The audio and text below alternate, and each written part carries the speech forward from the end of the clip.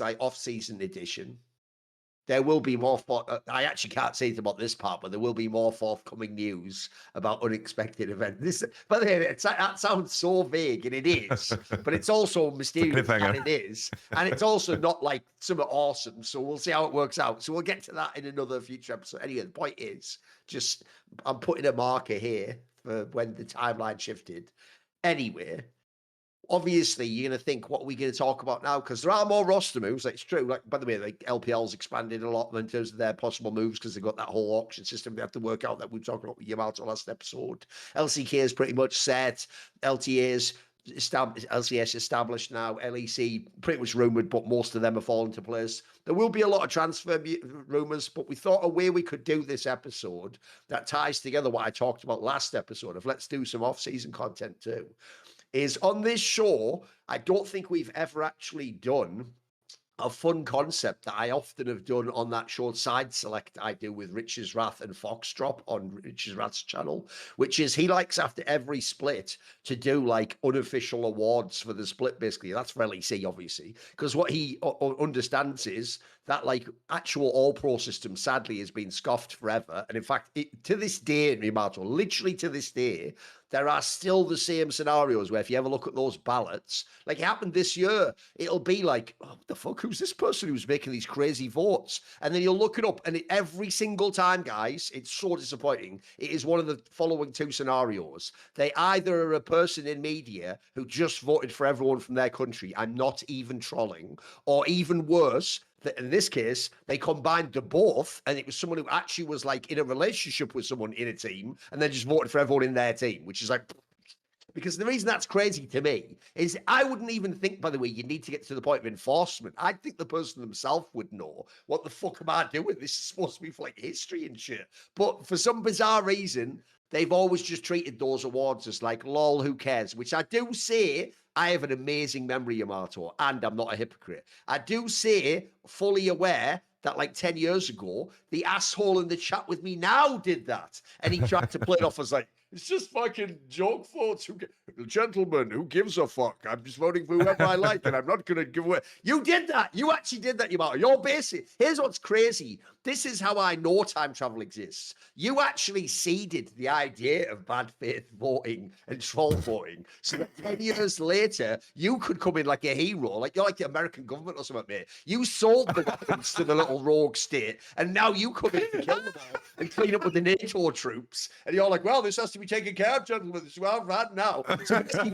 So thanks to what you and your like did for 10 years, we're going to do our own version of the awards. Obviously, they're not official. Obviously, we're not actually doing a cage roll and shocks. Like, well, there's going to be a big gala. This is it. This is the gala. It's us on our webcam still. And you just get one moment of credit if you were a player who didn't get acknowledged by LEC or LAPL. But I'll tell you what, if you're a fan of Summoning Insight, as I say, I actually think we should have done these in past years. My idea is for this episode, the way we'll talk about each region, and we'll still talk about some of the roster moves and some of the updates and stuff, is we'll actually do like an all-pro for each region, basically, but for the year, not for the one split or whatever. By the way, they also all had different formats this year, so it's trickier too. Like, I don't even know how you would do like a segmented one for the fucking LCK. Like, it was like a fucking cop into a half of a tournament into a longer tournament. Like, that doesn't even make sense. But whatever, we'll do it for all the regions. We'll do a collective one. And I even thought we should do some of the, basically, same thing, do some of the awards that we want for Worlds. Like, for Worlds, let's do like a Worlds MVP, like a Conn Smythe equivalent, etc. Let's just do all the ideas we had. And then if at the end, if there's any time left over,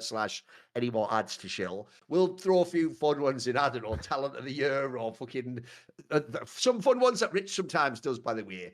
Is he has one, maybe I'll keep this on with the trigger discipline on it, and we'll use it if we need to. He has one I think is quite fun where for like a region, you do like wish you were here, and it's either like an old player you wish would like unretire or play one last year, or the classic one for LEC was we all used to pick inspired every like which player would you like to join in that region, you know, who should come back or who should come from another region. Obviously you can't just do like Chovy to whatever team in every region. Like it has to be like a one where there's some logic to it. It's not just insanity. It can't just be like Thorin, like Froggen unretires and plays with Flame and you know Forgiven. Like can't be some pure fantasy. It has to be vaguely plausible.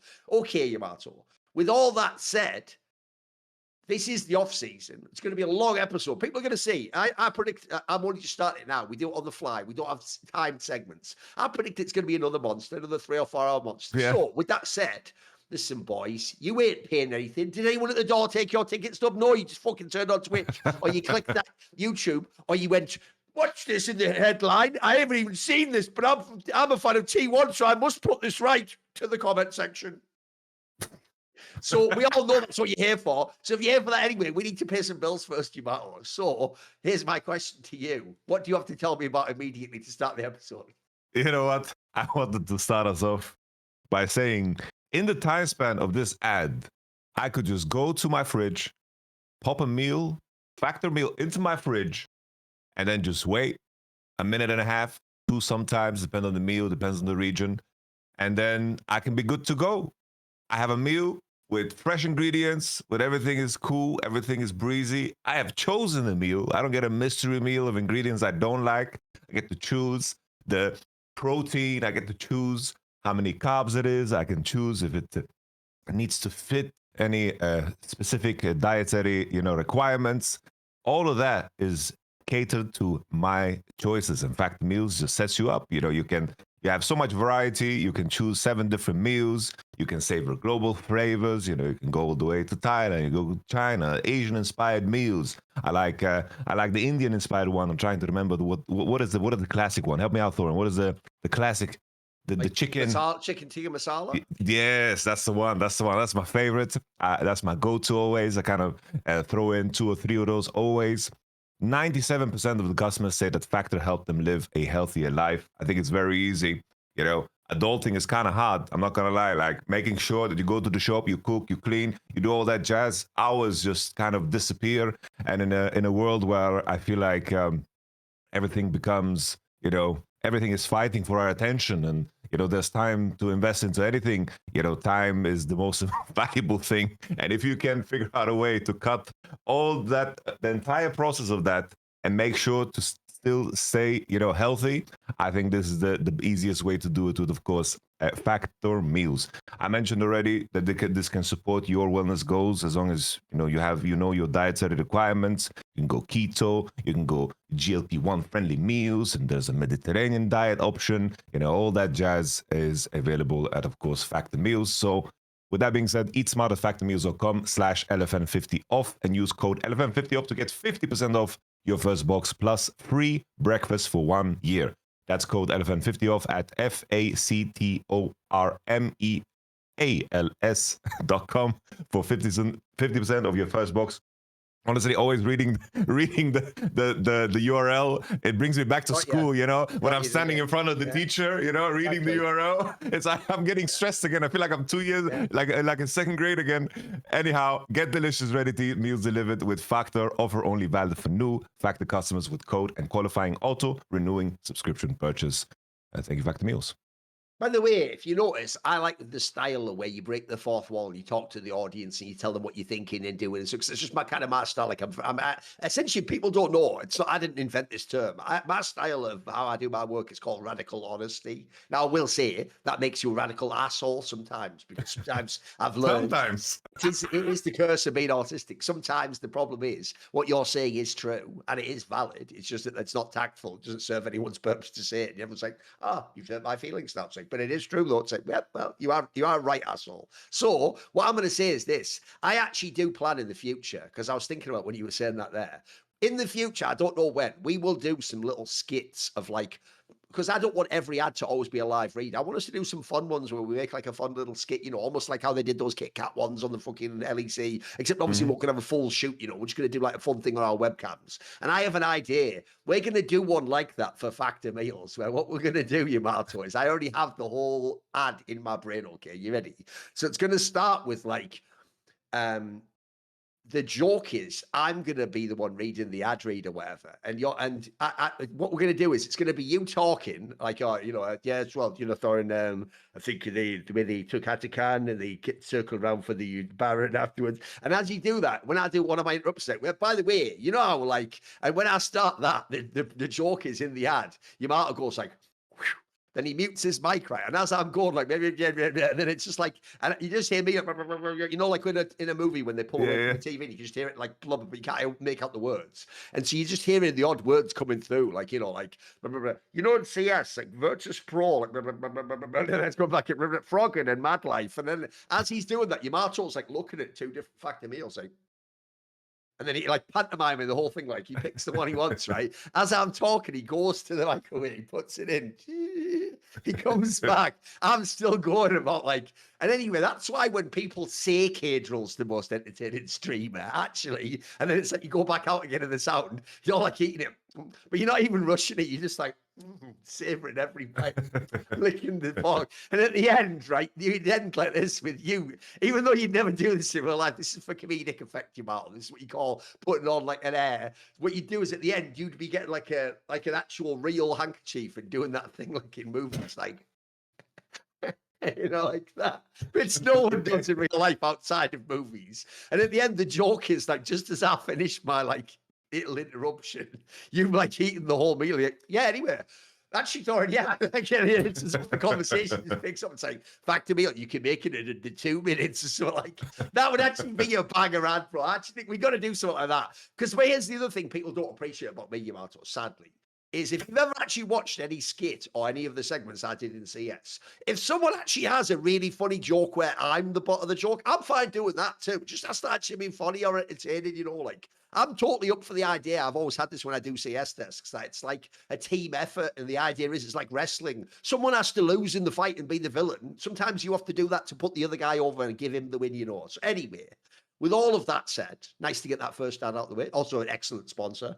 I think we should actually start with what has bizarrely become the drama region, which is the LCK. I don't know how you, Martin. This is the other thing about Faker that's crazy. Let's start here, actually.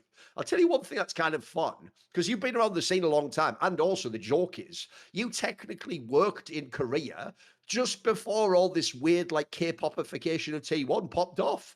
Like, when you went there with Sandbox Pro, this didn't exist. Like, I can tell you, if you ever went to a game, yes, T1 was one of the most popular teams, and they obviously have their own fan club, and obviously, yes, still having Faker Endurance, a big deal. But actually, not only online in the West was this not a case, but there wasn't some like crazy Korean fandom in the same way. Like, bro, I can still remember vividly that year where they were like subbing Faker out for Pyrian. Do you remember that one? Like in 2018. That was some dark times, bro. A lot of us wondered, like, is he gonna have to fucking retire soon or something? Like, even T1 subs him out. That was the one where they had that scuffed ass roster with all the bad players in, and it looked really, really bad. Then they went into all those years where they could domestically win and beat Griffin and GENG and BDD, but they never fucking did anything internationally. They used to get stopped in semis. Obviously, they lost all the MSIs, etc. Like, what's crazy is that this region wasn't considered the drama region. In fact, if you remember in sort of Monty and Papa Smithy's day of LCK, it was the nerd region. This is the region you watch if you're just so nerdy, you have to watch the highest level League of Legends. But actually, if anything, back then people would even say the reason why LCK is not that popular is it's like the StarCraft 2 problems, like they're all just faceless Koreans. There wasn't this like crazy drama. It's why on the one hand, Yamato, I do blame people like Joe Marsh and T1 for K-popifying the players, but I also see why they did it though, mate, because like think of these last few years, it's the best example ever. They actually can be the team who isn't the best in the year, but because of this crazy storyline and following, every discussion is hijacked about them. Like if you were a T1 org guy, aside from that moment with the play where you sort of fucked yourself up, in general, actually the media is working out for you, bro. Like even when GENG wins the storylines, like, yeah, they haven't won worlds like T1. Like it actually makes T1 like super important. What do you think about this drama angle? Like when you went there in Korea, did you have a sense that there was loads of T1 fans and stuff?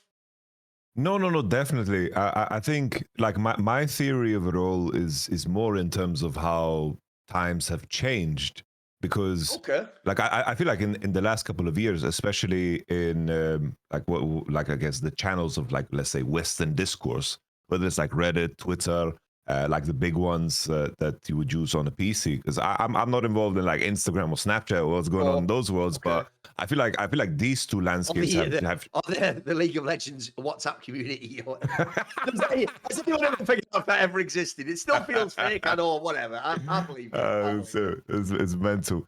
There's just like I feel like in regards to everything, the discourse has changed. Like everything is so reactionary, everything is so based on the most recent thing, and it's just about like dunking on someone and then just like getting internet points. Because looking at like Chovy is the easiest example of someone that is just getting like roasted while he has an insanely successful year. But even like we talked about Upset, it's like Upset was very good for Fnatic this entire year. But then at the World Championship, he underperformed. We can agree to that. But the whole team was just in shambles, so that's what it was. In regards to how they reacted to me or how people type about Hilly, like Hilly is one of the best Western players of all time, and they're talking about him so disrespectful. Like I can't imagine in like traditional sports or whatever, like when Zlatan Ibrahimovic was getting older and injured, no one was like, yeah, this guy is washed, he's so trash, what the fuck? Like the people weren't talking like that, you know. This is, You know, the famous thing in his career is if you were a hater, you'd say he didn't win the Champions League, right? Bro, that wasn't referenced that often. That was like an occasional thing. You know, I know what you mean, because, you know, in the modern day, all they did was say Ronaldo didn't win the World Cup and Zlatan didn't win the Champions. Nowadays, it's like they do the Chovy thing. I know what you mean. yeah, I guess yeah, it's yeah. not just league, it is everyone. That's kind of like all sports now, isn't it? I feel like it just seeped into everything, and I think also the tricky thing is, I think as language learning models like AI and so forth gets more nuance as well. Like the theory of how internet is just just bots, because it's so easy to get like I feel like Twitter is used by people that either use it for like their own job, like in terms of like you know spreading something or like giving opinions or whatever, or it's just people that are angry. I feel like there's no in between, and might be people out there that might read and might not comment, but in terms of what I see, it's like, bro, that internet theory just seems so much more true and true as things go. It's the same like on Reddit now. It's like all the posts are usually posted by the same like accounts that have like millions of karma, and then like they have gamified everything in terms of how to drive a narrative, because it's quite easy to manipulate. And I think that's a part of the process, because I remember as well, like an additional catalyst in my mind is just the translate button and the ease of access to translation. Because when I was in Korea, like I remember there were dramas on like FM Korea of like, but they were like a little bit more, let's say, serious in the sense it would be like, this player went to school with this player and this person is now revealing publicly that this person was a bully, and then that turns into like a big thing and it's a big deal, and like that spread like wildfire. Like I remember there was a different player that was like on a very very like the 4chan-esque whole of Korea, I and like remember we're this. making Yeah, yeah. like making jokes about the past, the president, the past, right?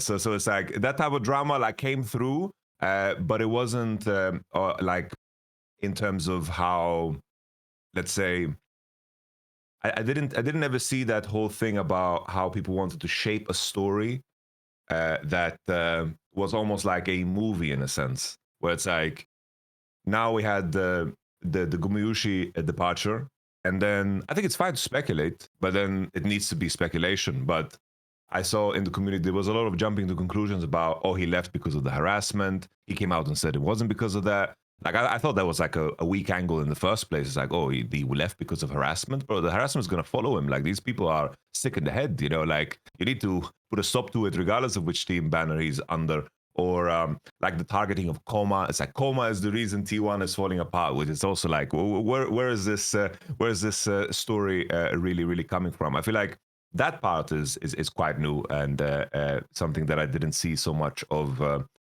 in the past. It's like in the past it was mostly focused on like interviews, moments from broadcast, games, and then like highlight games. I feel like that was the like 95% of just discourse in league. But now it has been very it's very very drama centric. But I think it's not only tied to T1. I think also like in Europe, I think about like the French fans, the Spanish fans. They also have like a very specific way of doing things, and they do dominate, I think, the discourse right now in League of Legends in general, at least in the Western side.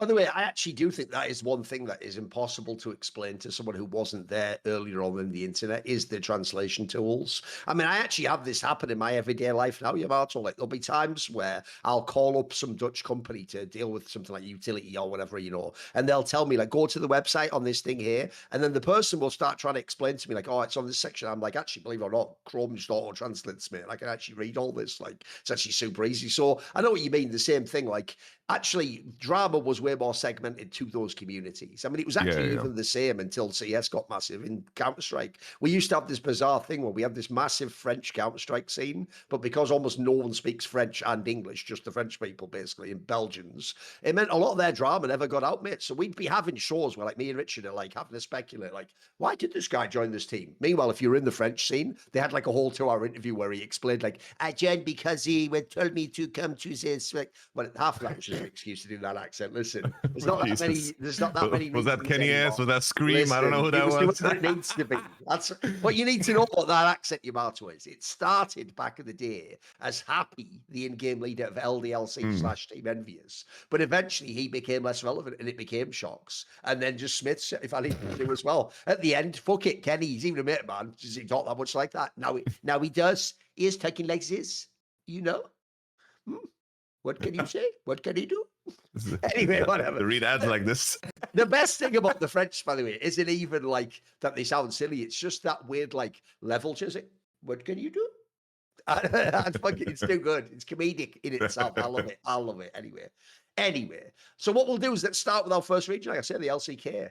Now, as I say it, because we're going to do it as like an all pro, we're going to do for the whole season, for the whole year. So I thought the reason that's the best move is, first of all, not only would it be way too time encapsulating to take all fucking splits, but I also want to do it as a way to sort of like show people that on some of them, we're not going to be overly like recency bias. Like, I'll give you an example. Spoiler. Chovy will be the mid of the year, even though, yes, BDD was insane for the last like 2 months of the year. Like, that's because you have to do the whole year, don't you? So if we, all right, I tell you what, we'll even try. We don't have to if it gets hard to do all 3 positions for every region. We'll see, but we'll start out and try and do it, Yamato. So we'll just do it like a map. We'll start at the top, right? I feel like I'm not stealing anyone's thunder by saying the top lane feels like it's just going to start with Keen, right? Isn't Keen going to win top laner of the year for LCK in this analogy? Yeah, I think even top laner of the whole year, like True. Like in my mind, I think it's like if I think of a player that was the most consistent throughout for Gen G, it was just Keen. Like Keen was just master of everything. I don't know if there was ever a game where he loaded up on a champion. You're like, oh, I don't like Keen on this. It was always like, oh, Keen is on this. Keen is on Ambessa. He never lost on this. He's the only guy who can pull up Gwen for some reason. He can play the tanks, Keen Sante, all of that jazz. I think he just he was always a force. Well, what a tremendous player for Gen G. For sure, number one. I also do think as well, by the way, he is one of those players. I think we vaguely addressed this on the last episode. Because of the rest of his career, this is why I hate when people essentially, my number one pissed off the angle with T1 fans in the modern day is they keep playing this game where because T1 won the 3 worlds, they take the logic of since each of the T1 lineups won a worlds, they must be like of the same level, and those players were just the same players in all 3 campaigns. Whereas it's like that's not really the way any sport works, as far as I know. Like, one of the most interesting things about sports, even sometimes, is sometimes you have a championship run where your best player isn't even your best player, or he's the one who carries the final, and sometimes vice versa. Sometimes you have your terrible season where the best player's fucking amazing. He's the best player in the whole world. So I think the problem you have is in Keen's career, until he joined this Gen G, he himself was in that category of like all-time great player, but the reason he hasn't won as many championships, it isn't just like was in bad teams. It's also he's a bit of a choker.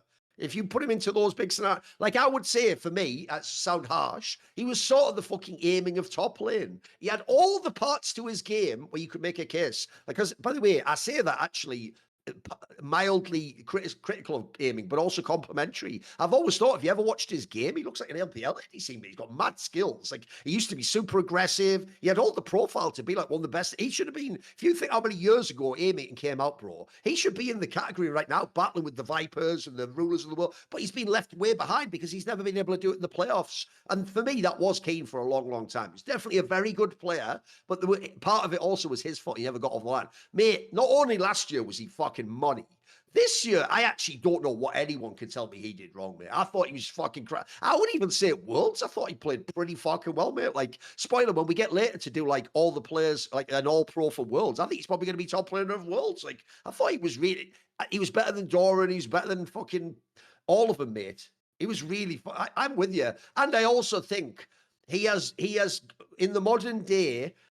As long as ADC champions are strong, you are always, as top laner, going to have some kind of a weak side game or some kind of a game where you don't get all the resources. And as you pointed out, mate, this guy plays everything. He just plays everything. He can play tanks and be the fucking team fight peel and be sick. He can also just play the odd carry and just slam the fucking top lane as well. So I've always thought he is for me, he is sort of like the Swiss Army knife for their team. He just does whatever they need. And then also, isn't it cool that he went from this like playoff choker, bro, he has to be one of the most clutch players in League of Legends now from any position. He's just fucking sick. Whenever you put him in those big series, like he has had some hero games where he's actually, I've seen games where he's saved the Chovies in the world, etc. When they were having like a bit of an off game or they were like fucking having a hard time getting into the match. Like I'm with you. I actually think this is one of the categories where this person wins first place by a decent margin, in my opinion. Like I think he's number one by a bit.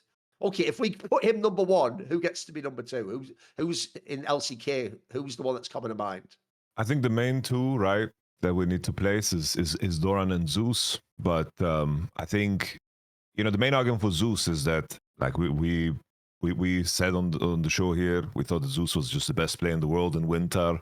The meta was basically perfect for Zeus in the sense that he just needed to play in isolation and then just make sure that he farms up and he has the counter picks ready. And then he just shows up to the Dragons in 1v9s. Like we saw that through the entire Winter Split playoff, where he got like these mean Olaf 5-pick games where he just dominated. And Zeus was just so damn good. But that was such a small part of the year, looking back at it now. And I think the fact that Thorin also beat him in the head-to-head, and Thorin did so in spring in such fashion where basically T1 just turned into a top-centric team where, Thorin is just carrying on Camille and Ambessa. It's like that already, I think, makes Thorin win out. Because I think Thorin's run from spring playoffs, MSI, and then some parts of summer, I think that Thorin was impressive. I just think that Zeus, even though still to this day, I think Zeus is the better player, I just think that the meta was in a spot where you needed to connect with your teammates more. You needed to manage your economy in a very scarce way. And that's why we saw like players like Flandre really, really play much better than, for example, a Bin, because Bin and Zeus are kind of in a similar category. So I would put Thorin second and then Zeus third. Where do you land, Thorin? I actually think this is, whereas Kane first is very easy, and I felt like there would be consensus there. I can go back and forth on this one, mate. I think the margins are really slim on this, because I do think, again, removing recency bias, it wasn't just like Hannibal Life. Like, Zeus was one of the reasons why they were cracked for that first split, mate. Like, when they won the LCK Cup and then won first stand, no one could touch this guy. He was too fucking good. And at the time, because he was coming off the T1 Worlds win, when they won all those game fives, he was one of the reasons why he was quite clutch, actually. There's another thing. He looked at it's actually, I'll tell you one thing that this makes me realize is how different that year ended up being for Hannibal Life by the end than I expected it to be. Like, the first part, maybe they were a little bit better than I expected, but I was always shocked for the last like half of the year that they would get into position over and over again to be like, right, we can actually properly maybe be number one now, and maybe we can even be better than T1. And then for me, they almost never did it. They always like were just like right there, but they couldn't quite take that last step, or they couldn't do something about the profile of their team to be more dangerous to Gen G. So I do think Zeus' level dropping off a bit. I know what you mean. Like, I actually think he's another player where this is why Fearless was also interesting to me, Yamato. It's actually way harder than you realize to predict who'll be good and who'll be bad at it. Because, for example, if you tell me Bin will be bad in Fearless, look, I definitely would have expected a drop-off because for me, he's someone who spammed a few champions over and over again and was just like unstoppable. In fact, he's one of the people who would even play like the bad side of the matchup because he wanted that champion, you know. Obviously, Jax is a classic example. But you would have thought Zeus actually should have thrived in Fearless, man. I remember thinking this guy always has like weird pocket picks. Remember, he would always have those like glass cannon fucking ADC top picks. Like this guy played a lot of things. But I have to say, I actually think it wasn't necessarily the champion pool. It's like you're talking about. I think over the year, think about what I just said about Kane. I don't think he actually ended up being as good a team top laner as Thorin, which is what you're basically making the case for. Because as much as people might laugh at Thorin, if anything, even those segments at Worlds where they're like coaching him to not int as hard, show that they actually had sort of a way to communicate with this guy and shape what he was doing in the game. He clearly did listen. And also, like, I get the sense if you see some of the ball, like, you know, that one that got nominated in the Esports one for Player of the Year, where he does that like fucking dive in or Renekton or whatever, and gets like hits the whole fucking Nongshim team, whatever. Like, I don't think Thorin just does that randomly, by the way. That implies to me within the team he's comfortable enough. He knows he can be like the engage or whatever, you know, or he can be the one who goes in first and everyone will follow up. So I know what you mean. If you want to ask like who played for their team better, it probably is Thorin. I know what you mean. I do think Zeus is a superior player, and I still think that should be the case going forwards. And he actually has a chance now, by the way, with no Viper to prove himself super sick in this new squad. Like, obviously, Gumayusi and Zeka aren't in theory considered supposed to be as towering presences as Viper. So, no, I don't hate it. Like, if you want for this one, we can say Thorin second. I don't mind it. I have similar position as you. I feel like it should have been Zeus, but I also look at some of the results. And I do think also he was part of why they had some of the like drop off later in the year as well. He just had some all right games. And by the way, at Worlds, I don't think he was even bad because Hannibal Life did get stopped by GENG. But I still also did. I sort of expected a little bit more and I didn't quite get it. I think he could have been better. Like, put it this way, there's obviously at the beginning of the year, he should have been competing with Kane for #1 here. If you looked at those rosters, you'd have thought, fuck, this is going to be amazing. But Hannibal Life in general, tiny bit underwhelming for me. We could give them an award already. Cucked by Fearless Award, Hannibal Life. There you go. True. True. That was such a GMing masterpiece. No, it was. No, principally, we discussed it many times, Yamato, but the two obvious positions I feel really bad for the Hannibal Life GM is, first of all, bro, you actually won an off-season against T1 and got one of their best players when he's a reigning world champion. But then the problem obviously is, right, if I don't know it's Fearless, Yamato, it's totally, it's not even just fine, it's actually good to have Peanut and Delight. They're excellent players. But it turns out if we're in Fearless, having both of them, just it sort of short circuits your team. You're never going to be able to be #1. It feels like, right? Yeah. I was like, people are going to look back and look at Winter, but I also think Winter, the nuance of Winter in my mind is that they had a very close series against T1, and this was during the whole Smash Gumayusi drama, and also GENG just didn't play as good as they did for the remainder of the year. Like, they were very slow starters. So it's easy to look at, it's like, oh, they won the first Fearless tournament, but I think that was just the team that made the easiest kind of change to the roster in my mind, where they added Zeus, who played Isolationary, and then Peanut Delight were always the engine of that team, and they figured out. But even then, I remember like Peanuts and Mumu in Game 5, like that shit was crazy, you know? Yeah. No, there's definitely some picks that will be infamous in the history of Hannibal Life, put it that way. Because I also do think if you look, it's bizarre because you won LCK Cup and first stand, but it feels like you didn't do enough. I'm sorry, you just didn't. Like, that could have been a Worlds or an MSI win. I think that also would have been way cooler storyline if like one team had won MSI, the other one had won Worlds, etc. Blah blah blah. But it isn't what happened. So okay. What about let's do Jungle? Right, I actually think Jungle. Bear in mind, by the way, guys, we are doing this region based. Like Kanavi and Tarzan don't get counted in this one. They are the LPL. It doesn't matter that they're because I actually think Jungle Bro's way more up in the air. It's one of the positions where I personally think there's a clear favourite. But this is where I actually wonder who has the recency bias, who's remember, right? Am I wrong? This one surely is Order. Isn't Order the winner for this one? Because like I say, if we're putting the other ones in the LPL, we're only counting LCK junglers. I feel like Order won this one. The whole year, mate, right? He's just been very consistent. I feel like this was like the most mature level of gameplay that he's had, where he understands the dynamics in game in terms of how he needs to defend his side laners, how he needs to play with support. Because for the longest time, I've said it so many times, so it's not like a one-string banjo. But for the longest time, like Keria and Owner just didn't play together, and now they are driving the game, and they kind of adopted similar characteristics to what Peanut and Delight did better than them, even though they might be worse individually. And I think Owner was a very crucial part of that. I think that he really put his foot forward and had like real carry performances outside of just fighting extremely well. Because Owner's highlight reel for the last couple of years was just him doing insane clutch shit at Drake fights, whether it was with Rel against JDG or like Lee Sin kicks or Drake steals, which was always super impressive. But he's maintained that and also become a complete jungler. So Owner for me, above and beyond for sure, number one. Spoiler, 2 and 3 will be way more interesting, as I predicted. But no, the other one's easy, I actually think. It's funny, even when T1, like, this is, by the way, a little interesting detail as an aside.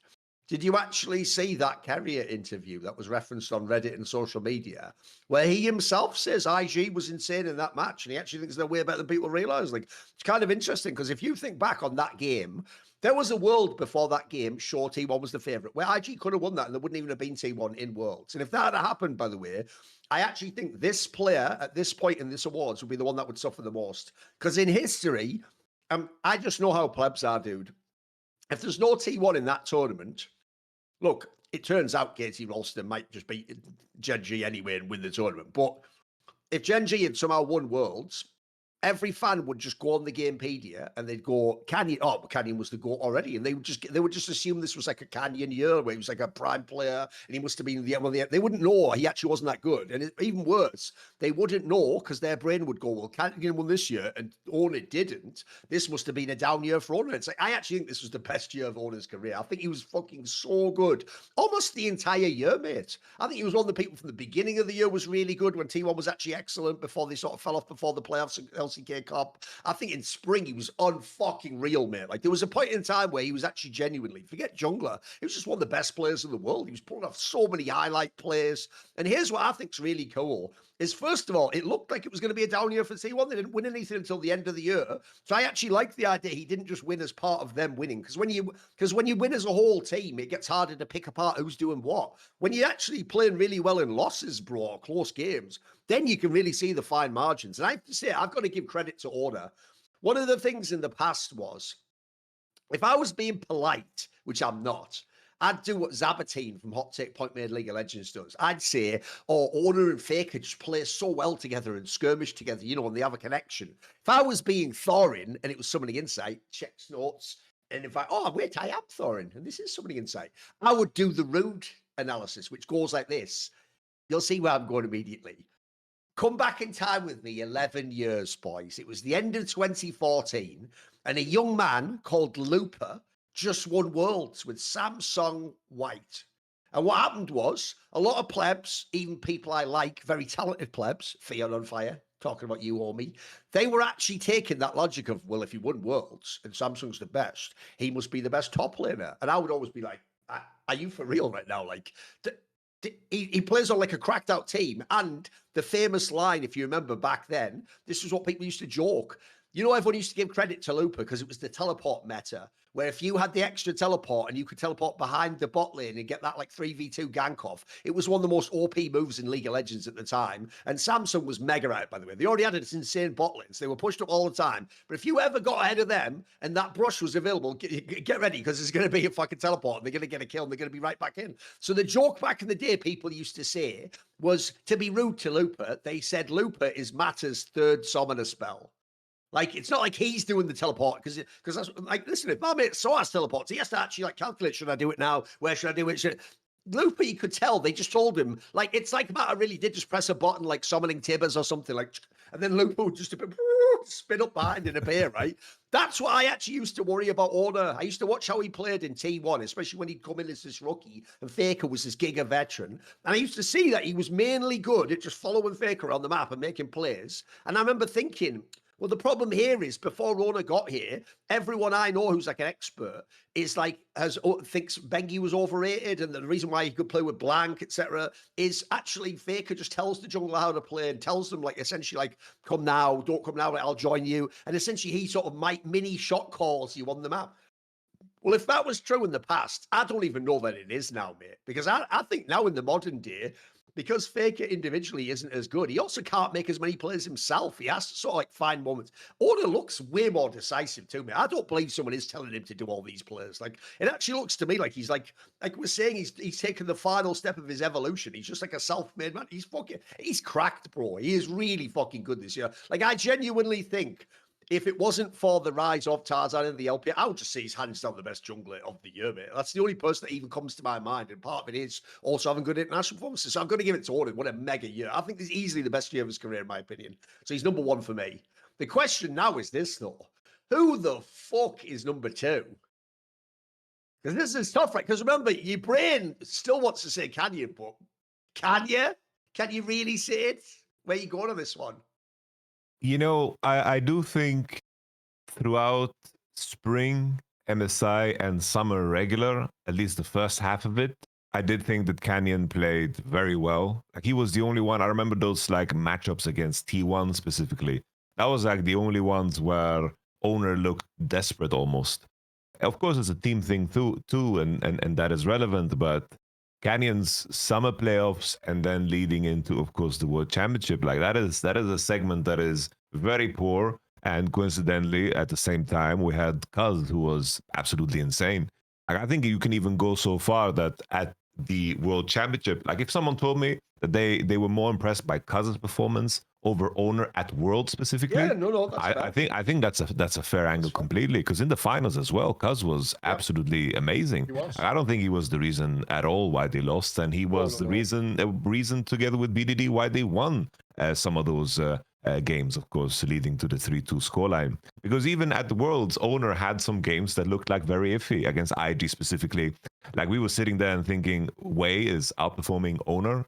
In game 3 and 4 against ID, he popped off completely and really, really smurfed it. But at the body of work, of course, of owner for the 150 games they played in the year is what is the big supporting factor. I think that, you know, I think it's just a question of flavors here. It's like, do you then favor the end part of the year? Because beating Canyon twice with like convincing margins is a really big deal to me here. It's like the fact that Cuz outperformed Canyon in the first best of 5 that they lost, and then also in the second one that they lost is crucial for me. Because I do think when GENG 3-0'd them, I did feel like that was just the lanes just completely dominating and Canyon having a very easy time.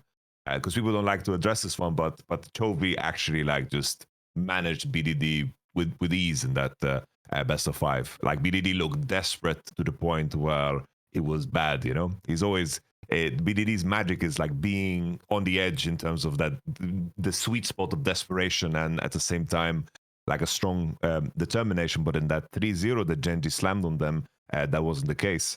I'm torn here. I do think that Canyon deserves props for the earlier parts of the year, but I'm fine to go either way, just because of the head-to-head. Well, here's the thing. I think on this one, maybe we'll do the opposite to the other one. I think on this one, Canyon probably can just edge it, you know? Because the thing is, I know what you mean. The problem is, it does feel like the Cos one's a little bit recency bias. Like, I imagine if we really did go back and rewatch the very beginning of the year, it wouldn't be very good, you know? It would probably be much worse than whatever Canyon's drop-off was. And sadly, it is actually something of a fucking... as if to make your point earlier about how Fearless killed certain teams, what's a bomber is, I actually think it's fair that these are the 3 junglers. Like, I'm sorry, I know that Hanwha Life won the LCK Cup, was in the final, but listen, Peanut just wasn't that good this year, I'm afraid. That's why it's actually there's another thing that's cruel. Is last year has to be a mad Fearless pull out of nowhere that no one ever experienced before in League of Legends history. Like, you can't just give the old timer one fucking last run on the 3 champions you have to play in jungle. Like, give me a break. You can't just play a Sensuani into a Maokai into a fucking... It's kind of poetic, no? I know. It's kind of poetic. Gross. It's like junglers, like Peanut played for so damn long, and he worked through all of these jungle changes, jungle patches, and then the biggest one ever is the one that just kneecaps him. It's poetic, you know? Kind of like you know, the last episode of Death Note, you know, in the end it's like can't outsmart this, just have to die in a... Well, the sad thing is, Peanut, his whole career, had this choking stigma of when he's in the big moment, he freezes up, the fear, the tension, the pressure gets to him. But in the end, he had the clarifying realization at the end of his career that we have nothing to fear but fearless itself. In the end, it wasn't even choking. It was just the format fucked him in the end. So enough said. No, by the way, I think that's fair, actually. What we'll do is we'll make order number 1, Ken number 2. We'll say Cos can sneak in and take number 3, and we'll say it's quite close to number 2. I agree with you. I also think just, like, let's be real, that's the most important part of LCK, and that was Worlds itself. That was the sort of meat of the fucking important part of the year that everyone. But it is weird. If everyone's going to diss Chovy, because that's exactly when he didn't always have the best run, then I have to give props to Cos, because I agree the globe was crazy, mate. And it reminded me of why this guy is still around in the scene. Like, people always do forget, one, that he came up with BDD like 8 years ago, whatever. But then also, bro, the one that everyone deletes from their brain, I swear no one ever talks about this, is Cos was fucking on T1. That happened.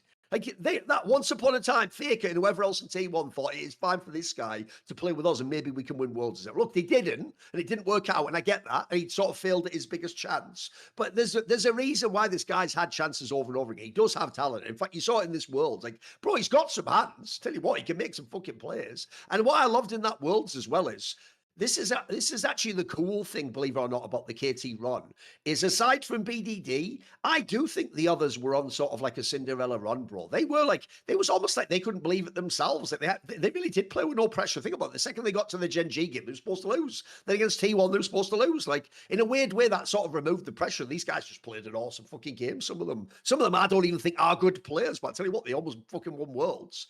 Right, before we go on though, Yamato, we still have to do one thing, which is, what about these awesome wallets? Any thoughts? I have a lot of thoughts, Thorin. I've used mine now for, what is it, 6 months. I'm very happy. I've talked about it. Ridge wallets. There's like a certain skill that you need to acquire in terms of like how you manage the cards, but now it's smooth, and now every time I'm at the grocery store. What you on about? There's a certain skill how you manage the cards. Okay. But now, when for example, on Mondays, I was at the store this morning. You know how the line is bigger because on Sundays everything is closed here, so everyone's doing their shopping on Mondays.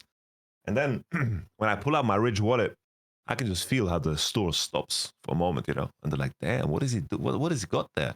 Is that?" What is that? What is that beautiful thing? And I'm like, yo, that's a Ridge wallet. Use our code, no problem. And then I just bust out my keychain too. For some reason, I feel the need to show it off. And they're like, wow, he has a keychain, but I didn't hear it rustle when he walks. I didn't hear it like bounce around and all that jazz. No, because this keeps it contact. I think in terms of quality, I think it speaks for itself that you have a lifetime warranty. I think that in itself, whenever a product like offers that, I'm like, well, what are we saying here? Like, people are gonna test that, put it to the limits, Yeah. It's like, whenever I hear that, I do think of someone in 70 years like, it's broken now, I'm sending it in. It's like, oh, come on, you got a good use out of it. I know what you mean. It's like a Nokia, freaking wallets, And then on top of that, you have 100,000 5-star reviews. Just proof once again that the Ridge wallet just works, and everybody loves it. Anyone that gets it, and on top of that, you have a return guarantee if you don't like it for some reason. But considering they have 100,000 star reviews, I think people just keep them after they buy them. You have, of course, this RFID blocking technology. If you're on the subway or something and someone runs by you, tries to scan your data and so forth. That's a thing.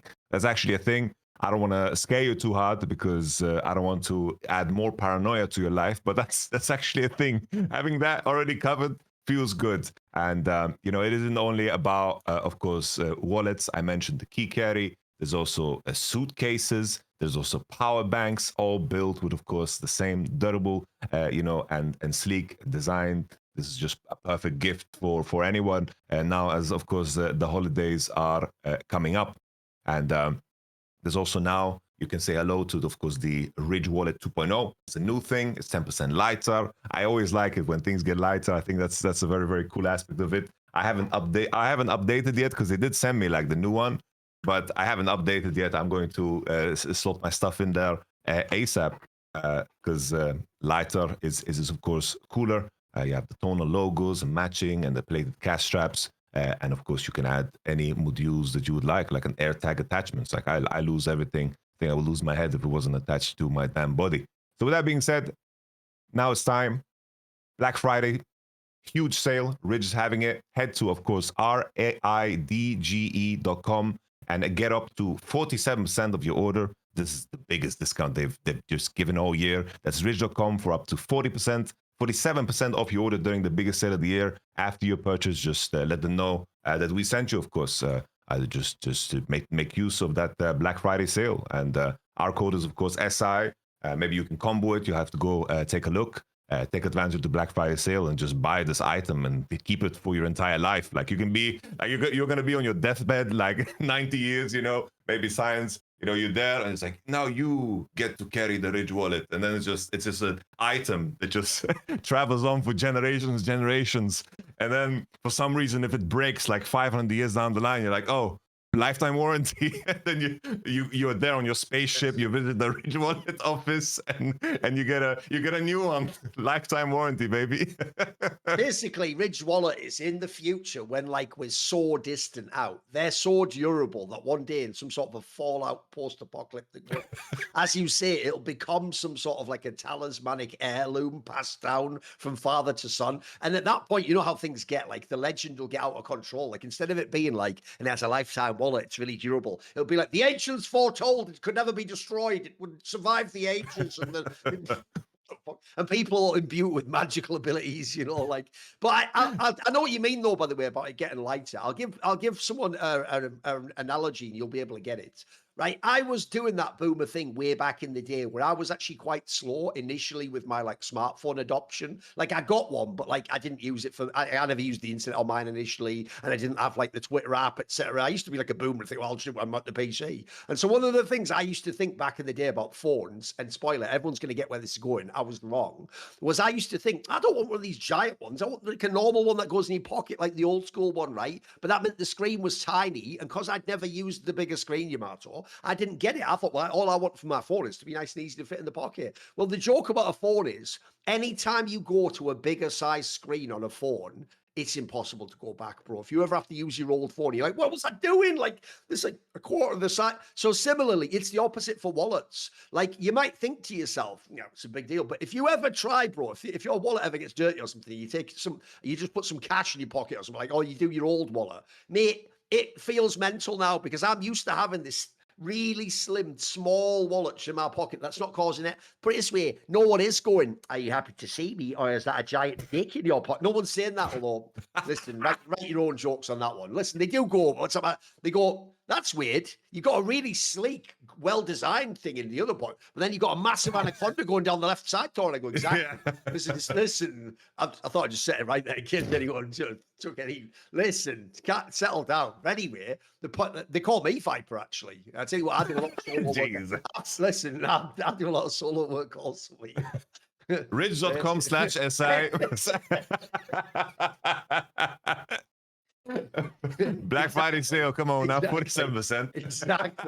Exactly. Listen, all you need to know is this, Yamato. So far, we actually don't get complaints about our rad reads. And the reason why is we actually make them interesting. Anyway, it's a miracle. Speaking of interesting, I actually think this one's going to shock people, Yamato, because when we do mid lane, right, we'll get the obvious one out the way. Obviously, we are still going to give Chovy mid laner of the year, right? He is the best mid laner in the LCK. That's if we think about it, remember, we are saying not only the LCK region, it counts worlds as well. But if you do go and look at the overall year, he was awesome at MSI. Most of the LCK were almost never lost. He was great. It was only basically worlds where he was underwhelming. That's about it. Aside from that, Chovy is number one for mid, right? Yeah, I think there was these posts that came out every 3 weeks, 4 weeks, where they just did these stat charts, and most of the time I don't give a damn about stats, but considering his bubble was just built It to was the OP. max. It's Yeah. something I've never seen in By the way, anything ever. The only analogy I can give you, because I know what you mean, Yamato. Yamato meant one of those ones where it's the quadrants of all the different areas of the game. And basically, if someone, again, follows CS, they'll know the analogy. They've done the same thing in Counter-Strike, Yamato. And the joke is, Donk also broke it. Like, he looked like he was like essentially, in Counter-Strike, it's slightly different because he couldn't be the clutch player because he goes in first. But like every other part, Yamato was like almost a 10 out of a 10. I know what you mean. At one point in the year, I think it was in like the when they were doing like the fucking equivalent of the Legends group or whatever they called it. I can't remember if they called it that in the LCK. Whatever the top, the Legend group, it was ascending the LPL. The top group where they had the hard one. When someone did that graphic, I think Chovy's just looked like basically if it was a champion, you'd be like, take this out of the fucking, you're gonna have to disable it, mate. It's totally OP. Like everything was like a 10 out of a 10, wasn't it? So basically everything was 10 out of 10 almost. Oh, it looked so stupid because it's like people use these graphics to like look at the characteristics and the nuance of each player, and it's like, yeah, Chovy is just the best at everything. And I think in terms of like, this was such a good year for Chovy outside of course Worlds, because he just expanded.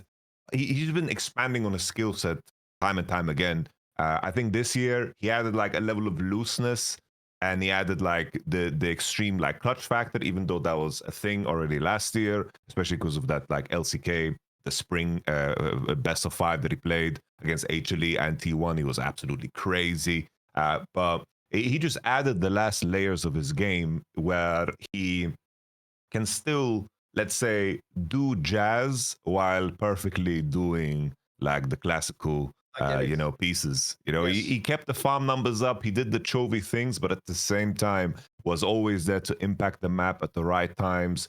Team fought super well, and at the same time like challenged people. I don't know how many times I saw Chovy this year specifically where he borderline taunted people. Like, that's a new layer to his game where he just like psychologically also tries to get in the head of the enemies. I remember like where he's just pushing forward with Azir against T1, and he's just like dodging every skill shot, and he's just doing this thing like Gus Fring when he was walking up against the cartel. It was a fantastic year for Chovy. Obviously, the end was trash, but yeah, I like, in the end, it's like, bro, that was what, let's call that best of 5, if you want to be generous, 5% of his year, which is crazy to say considering they played like 160 games or something.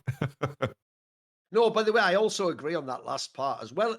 Here's the thing, the cool and the sad thing about Chovy's career is, aside from the Worlds result, it looked like he'd done every aspect of improvement you could ever hope for. And by the way, I don't even think it's that reasonable to expect that. Like, for me, Chovy in past years already was a contender for like the best player to ever play League of Legends. He was unbelievable. But every player gets to have a weakness in theory. It's just he didn't seem like he had one. And the saddest part as well is this. I will just remind people of what would happen when they would sometimes play those game 5s before Worlds. Like, think of the road to MSI, think of at MSI, EWC, back in the fucking LCK. Mate, Chovy was actually not only not the one choking, bro, he was the clutch guy in most of these games. Like, there's another thing. I also saw, like, for real, it looked like he was making the kinds of plays that Prime Faker used to make, where it's like, I'm the best player in the server and I know it and can feel it. And when I have the opportunity to be like decisive, I'm just going to step on your throat and fucking end the game. Like, he looked so fucking good. It's basically only this Worlds part at the very end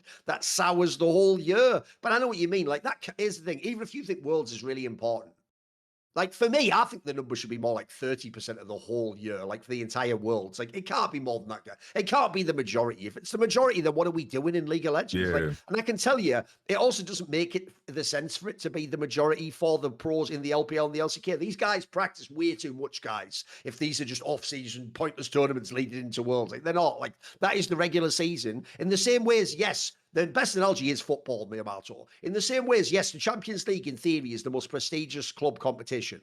But if you are in the Premier League, it's actually more important to win the Premier League, mate. That's actually like that, because that's your everyday job. That's what you're thinking about all the time. That's what you built the squad for. That's what you make the change. So I do think Chovy wins this one by a decent margin. But I'll tell you what, Yamato, this is another one where people haven't thought this through. Mate, second and third are well spicy on this one. Like, spoiler, first of all, because of BDD's run at the end, mate, there are 3 names, but there's only 2 spots. We've got Faker, BDD, and Zeka. So who gets number 2? I think this one, by the way, is way more open to... I want to see where you want to go with this. Who would be number 2 for you? I'll get to that in just one thing. I just wanted to add on the Oh, Chovy go for point it. Yeah, yeah. because Chovy played good up until that Oriana game. Like even at Worlds, he was playing super good. Like I remember that T1 game that they played. His Oriana game Oh, was yeah. like, insane. His Thalia game was really good before. Like they ran it down on the mid lane. It was just up until that Oriana game where everything just really fell apart. But back to 2 and 3, you know, watching, I think watching BDD throughout the year, there were a lot of games where he was like playing super well and they just didn't win. I think that BDD was always like extending, the most gracious olive branches to his teammates every damn game, and there was a resilience and a patience there that like BDD played incredibly well later on, but he had a lot of similar games throughout the entire year, and I think. In my mind, like I was already excited about BDD earlier on in the year, and I think when I try to think back of winter, that is the one that is kind of blank to me in terms of how KT played. But I remember like spring and summer, like he always there was two champions where you could win games against even like the better teams in HLE and so forth. Where it was like Yone and Azir. If you could play these champions, then you think to yourself, BDD can actually like carry this game with these teammates. I know people look at Peter and Perfect and Doktam differently now, but these guys were anchors, straight up anchors throughout the entire year. And Kaz was the guy who was known for pretty much like a very limited champion pool in Sejuani, Viego, and Nidalee. That he just kept to like that same core. The expansion of Kaz's pool and his improvement came later on. So for me, considering BDD's like run and his like his consistent performance that was like pretty damn good throughout the entire year, I need to put BDD second because like Zeka and Faker, I have like complaints during like specific segments where there was a very big drop off, and also BDD like walking away from that world championship just as the best performing mid laner on this roster is an incredible feat. Like I think BDD's performance might just be like one of the best individual performances at a tournament that didn't end up winning because it was like borderline like Zeka-esque in terms of how he did in comparison to, of course, 2022. No, this is where to pair on to the Chovy point. If we are saying Worlds is like 30%, then fucking hell did BDD make this interesting at the end of this year? Because I'm with you. Like, I even made the point, a hot take point made, because remember, just to explain to people, the whole point of where you're crafting a hot take is if it's really going to be hot, it has to have an element that's not totally like obvious and everyone agrees with. So to make it really spicy, I even did the take that I think BDD played as well as even people who've won Worlds, bro. Like, I said, I can't be, like, you'll find very few MVPs of Worlds that played as well as he did in a losing effort. Like if you ever go and watch in Game 5, he's even the one carrying still. Like he did almost everything you could do except have his teammates help him win the trophy. So no, I actually think the BDD angle is what throws the wrinkle in here because here's the thing. I personally think I'm going to pick between BDD and Faker. I'm going to put Zeka out of this conversation. I'm sorry. Listen, he was good in the LCK Cup. Like he had some clutch games and all the game fight, but even then, he actually wasn't the main guy. For me, at the beginning of the year, it was Zeus, and then the rest of the year it was Viper for me in that team. Like those are the studs who were carrying it. If anything, actually, Zeka was the player who, despite at this point in time, this is what's so crazy about how trophies warp people's brains, bro. If you think about it, right, when Zeka had only won the DRX Worlds, he was literally mocked for the next year and a half. But then suddenly he broke the Super Gen G was going to be the perfect season ever. And when he broke that, everyone had to be like, well, I guess we'd better give him some credit then. And then after they won LCK Cup and First Stand, I feel like people actually were totally ready to just delete that whole, like, is Zeka a problem? And make it like, you know what, welcome Zeka. You're truly one of the all-time great Koreans. You're going to be a Hall of Famer. It's your time. In fact, look at your roster. Maybe it's your year to win everything. And I have to say, at the end of the year, certainly Jungle and Support probably bear the biggest burden in terms of like, they were the problems in the draft and they had issues in the game. But I tell you what, from the carry positions, he's the obvious one that let his guys down. Like, if I'm Viper, I'm sorry, you're one of the reasons I did leave Hano Life, mate. I know if I'd have stuck around, Kanavi was coming, but maybe I don't want to play with you anymore. Maybe I want to go and play, I don't know, with Knight. Like, that sounds a lot more appealing if I'm some stud super carry who's sick of people letting me down. I'll go play with another guy that does the same shit and we'll both win Worlds together. But so to me, Zeka, I'm sorry, he actually, even though he won championships this year, gets pushed out this con for. But I actually think, Yamato, there is a way more interesting discussion. This is going to shock dickhead T1 fans because they assume I hate Faker. I think there's a case to be made for Faker to be second. I think Like I'm torn, so I want to make it, and then I want to see where we go on this one, and tell me which side you're coming down. I'm with you. If you go to listen, the real problem, like you said, is KT as a team was completely irrelevant at the beginning of the year. LCK Cup, they were totally irrelevant. They were never going to be one of the teams that went to MSI. That wasn't even a dream of anyone. Like, actually, if you remember, T1 just dusted them off completely in that fucking run. That was one of the teams they like powered up like Super Saiyan style against before they got to play against Hanwha Life and steal the spot. So you go and look. But if you ever go back, BDD is still fine. I'm with you. His teammates just look, it looks like it's him against the world at that point in time. He's just elo held. And then obviously, by the time you do get to the summer, though, holy fuck, he was the man, bro. His performance in general is the reason why they were even having a chance to. I mean, remember, they got to just directly qualify to Worlds. They didn't even have to play that IG match. That would have been super dangerous for them. They go to Worlds. Yeah, I think he smurfed the entire World Championship. It was unbelievable. Even like it wasn't even just that he was like the best performer. I also think BDD himself has taken so many, we talked about in the past episodes, but he's taken so many evolutions himself. Like, bro, he's a way more aggressive player now than he was before. He also just looks like he just does that thing where it's like, when you know the angle's there, win or lose, you've got to send it. He just sends it, bro. He doesn't think, he never does the thing that I don't like about the people where they're not always choking, but I agree, Upset and Chovy and some of the others, there are moments where from having a sense of who they are, I do get the sense that they're like, I'm just going to pull back on this one. This isn't working for me. BDD never did that, ball. But with that said, I think people actually are forgetting how Faker played most of the year, bro.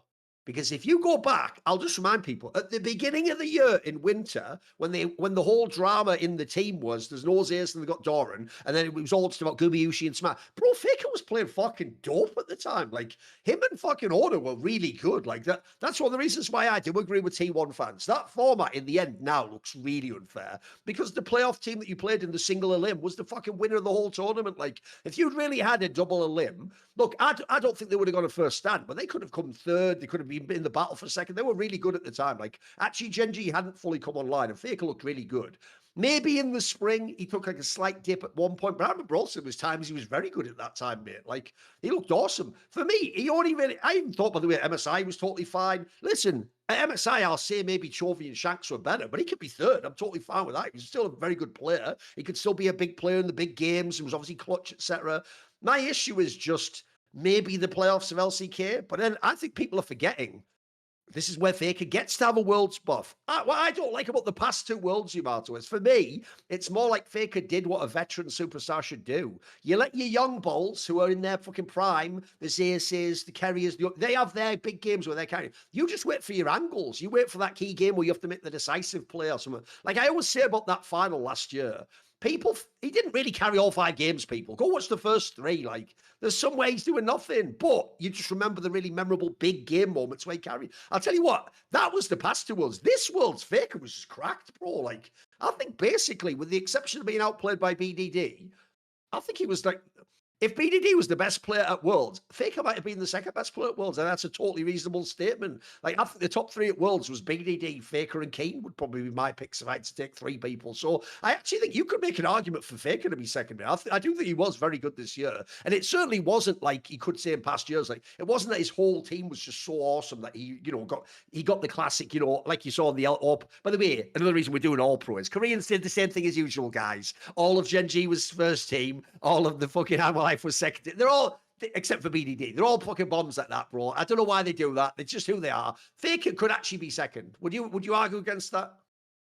I think just to like frame both sides, I agree fully. Like Winter Cup, I think it was really good. Spring Split, the regular split was like the roughest period of this T1 roster for sure. That was when Doran was getting solo killed. Yep. That's when like Owner and Gumayusi, like everyone just looked like off. Keria looked off too. Like Owner had good games. It was just against GENG, was very hard. And then eventually, like the big surprise was, of course, the fact that they 3-0'd Hanwha Life in the way they did. Like that was a massive like undertaking from the position they were in Spring Split. Obviously, they ramped up in the end, but that was like that ramp up was them beating like Bro and like Nongshim and Katie. That isn't like super exciting in itself. So I do think though, like the MSI. I remember the series against CFO. I thought that Honkyu played better. Shanks was also like doing super well. I did think that everyone else around him during MSI was performing better. I think when it comes to Worlds, everything looked like blended. I think that he was the one that was the most consistent out of everybody on this team. We talked about it so much on the show as well. Like that, this is like one of those worlds where Faker didn't need to do like the clutch things because he had like some like weaker games later on in playoffs. But that seemed that was like so fine at this point. He got them to that point so Owner and Keria could like ramp up because they really needed it in this tournament. Because on top of that, like that was something that Keria mentioned in that, which was interesting. The same point about IG, he said they were this good now, and if they got to play the tournament, they would have gotten better. So they really believe in this idea of course, ramping up and getting used to it, figuring out the meta, because that's what the tournament is. It's like you get so little actual practice, so you need to extract as much as possible from the games that you of course play on stage. But I can see that angle. I wouldn't mind it too much. For me, still, like I land on BDD just because of like the whole the playoff run and the fact that I think that BDD was like winning like single games in best of threes on his own in a lot of those cases. And I think just being surrounded by those players. If you go back to when KT was bad, he was the only reason they ever won a game, bro. Occasionally he would steal you just like a game 2. And I know what you mean. It would make it like a 2-1 where it should have just been a 2-0. But he couldn't just win the whole series. I mean, remember, people have to be fair. If you go and look at the Gen G and Hammer Life Frost, it's not so cracked as fuck. Like, look at the GMing. It's just, again, it really was him and Peter and fucking perfect against the world. Like, what do you want? That is just fucking Peter. How the world trials Peter. That was a nightmare we were talking about. We spoke into existence. No, it's the way I even made that whole joke about how welcome to the stage, world champion Peter. Like it almost happened, mate. It almost actually fucking happened. No, here's the thing. You know what? On this one, I can go both ways. I just thought that someone should make the case because I do think actually.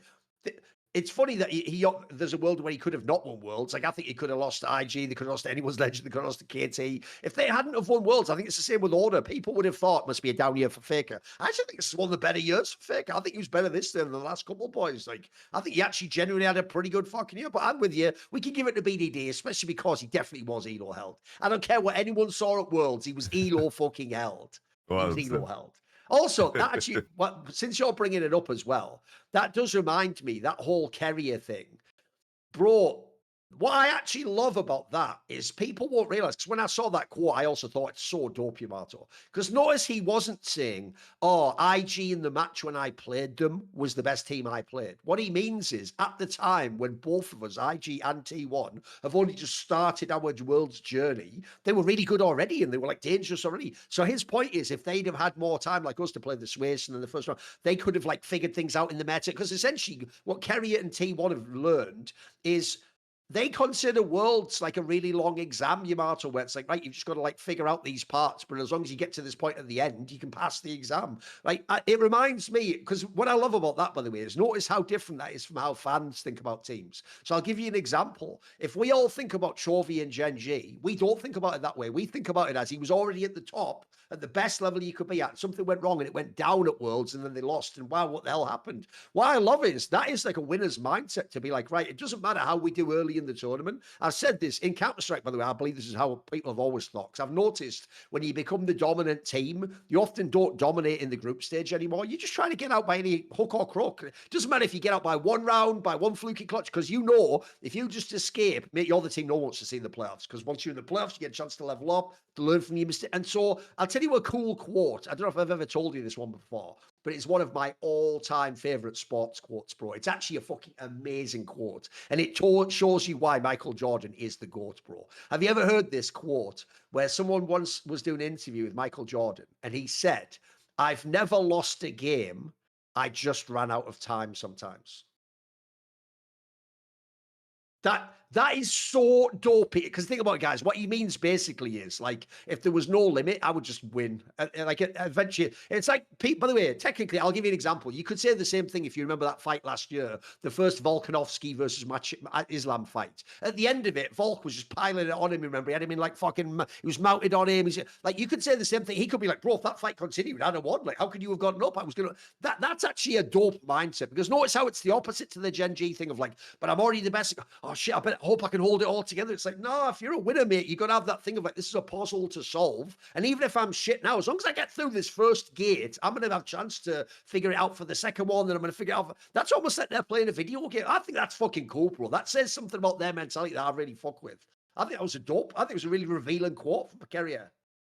No, I like the whole you know, it's like the uniqueness of T1, like the whole journey, considering for the longest there was like a long period there where they just lost every final. And Yeah. like a lot of teams don't allow themselves to go through that and to be put in a position where you're gonna run back the same roster and you're gonna have to figure this out.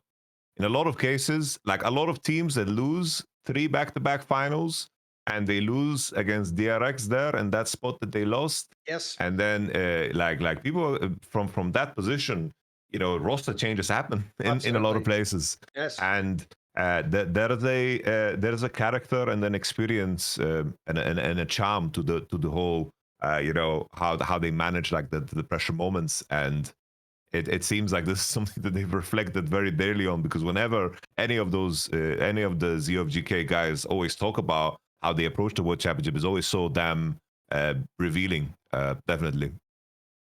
Okay, if we go to ADC, I actually think this, in theory, Yamato, is actually the one that's the most wide open for discussion. Because I don't think, to me, look, I have my own biases, but if I'm just thinking of general, all the people I know who are experts, I could see a lot of people having someone different for number one here. Look, I think personally 1 and 2 are obvious, but it's just which order you're going to go in. Like, I'd like to know what style of play people like. Again, do they do the BDD factor? Do they consider if your teammates held you back and gate kept you? Who is your number one? Who are you going for number one here? No, it's Ruler in my mind. Just it's unfair against Viper, because those are the 2 guys for me in the 1-2. Viper didn't get to go to MSI. You know, sometimes that's a part of the equation. It's like you just get a lot more volume. I have a plane outside my window. I don't know if you hear this.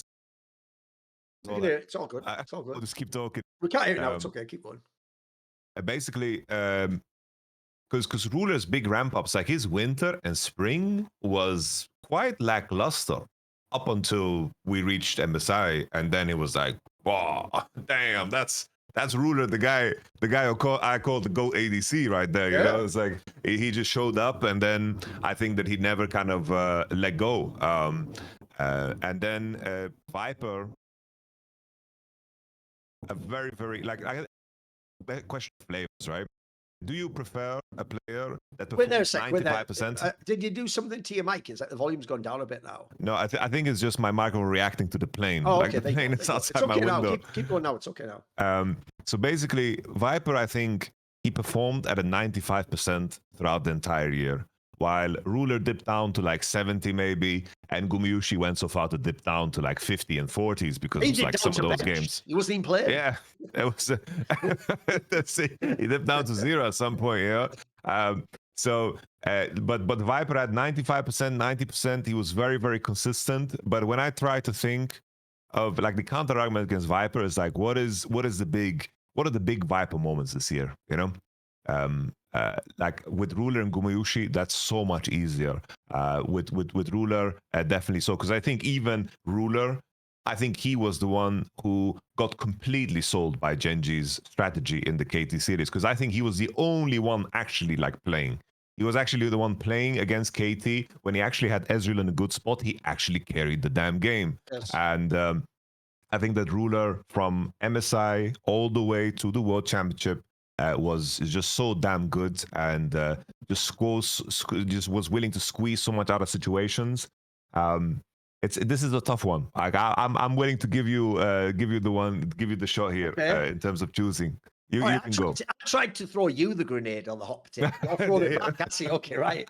Because I will say, I think this is the hardest first place of them all, bro. Because I know what you mean. Basically, if I think of when people underperformed and played badly, I actually can't think of it for Viper. But I do know what you mean. And by the way, I would definitely acknowledge that the problem is this. Ruler was very good at MSI. And yes, Viper didn't get to go. But that's not Ruler's fault, unfortunately. And so when I saw MSI, that was awesome. Again, if I'm giving Worlds 30%, then MSI has to get what, like 20 or something. Like, that's pretty good. Now, look, on the other hand, Viper definitely gets Worlds over Ruler. That's like, in fact, one of the points made, or hot take point made by one of the fans was actually, if anything, there's a discussion to be had that Ruler himself has gotten away with a few dodgy Worlds because Chovy was on the same team and everyone just pointed at Chovy instead, or Knight or something like that, you know, and everyone allowed Ruler to sometimes not be as good at Worlds, which I think is also true. I've seen a few Worlds where you look on paper and it's like, how are you losing these series? But the problem I have with this is, part of me feels like I want it to be Viper, and here's the reason why. Because I do remember the very beginning of the year, and you have to do this context. When this roster for Gen G was made on paper, the only question mark's meant to be Duro, because he's just like an inexperienced support player. He's playing with 4 future Hall of Famers. They're also players that on paper can all be the best. But that was like the Ruler that came from JDG that was a bit scuffed last year. The LCK Cup, I don't even think Ruler was that good, man. I think he was a bit fucking whatever. And in fact, I agree with you. Most of the first part of what we would have called spring, the first part of LCK before Road Temps, basically, I actually did an article on this, if people don't know. On my Substack, I did a piece where I picked out players who were underperforming at the time. So I picked people like Bin, Ruler. And my point was a bit like that point about Keria early on. Like, these people haven't played great so far, but if you give them time to figure it out at like an international competition, watch out, because like maybe a bunch of them will still be bad. But if even one of them wakes up, bro, that's been in Ruler. Like, they can fucking wake up and suddenly carry this. And he did, mate. That MSI was really good. Like, I thought that did look like like, again, the joke is, if you were to pick out tournaments in Ruler's career to make the case he is the GOAT, that'd be one of them. I mean, remember, we're in Fearless, where you can't just play 3 champions as ADC. You have to play different weird lanes sometimes. I thought he was excellent in all the team fights. He was super aggressive and decisive. He played great. The problem then is, though, he'd had such a scuffed year to that point, though. That's like a solid third, at least, of the year had already gone, and he hadn't done much. Then you go back to LCK, he was very good for most of it. But as you say in the playoffs, I do think in those moments, look, I don't think he actually choked like Chovy, because I think BDD just outplayed Chovy, basically. And I also think there was like some problems with draft. I thought he was all right overall. At Worlds, though, I think he was a bit mid, mate. I think it's only that people did focus on Chovy, that people allowed Ruler to just be like, whatever. He was just all right at Worlds. He wasn't bad, but he wasn't awesome. So I have a hard one with this one, because here's the problem, essentially, Yamato. Does like things like playing at MSI tip the scales? Because if you put a gun to my head and said, right, we're going to replay this year and you get 1 ADC, I would take Viper. Like, I think if you put him into the best team, you'd win everything, mate. But Ruler had like bad lows and then some really nice highs, and he was part of winning a lot, and he got to play MSI. I don't know. This is a hard one for me. I could go either way on this one. I don't mind it being Ruler. We can maybe just make it Ruler and then say Viper was a close second. Maybe we'll do that. From how you were talking, though, it seemed like you lean Viper, though. I feel like your soul is saying Viper. Let's go Viper, man. Yeah, because the problem is, I also do think as well, if you look on paper, his team looks cracked too, but I don't think his team turned out to be as good as hoped for. As I said, like, Fearless kind of took care of some of the players. Then you had people like Zeka just whatever after the first split. So the difference is, not, but it's where you matter. The reason why I lean towards Viper is because for most other positions where I think someone was in an unfair spot, upsetting Fnatic, Pays in JDG, right? I get why a fan goes, oh, you're overhyping these guys. Look, they didn't win this playoff series. I always tell people, yeah, they play ADC. Like, it's not season 3. ADC can't solo carry the game from like minute 9.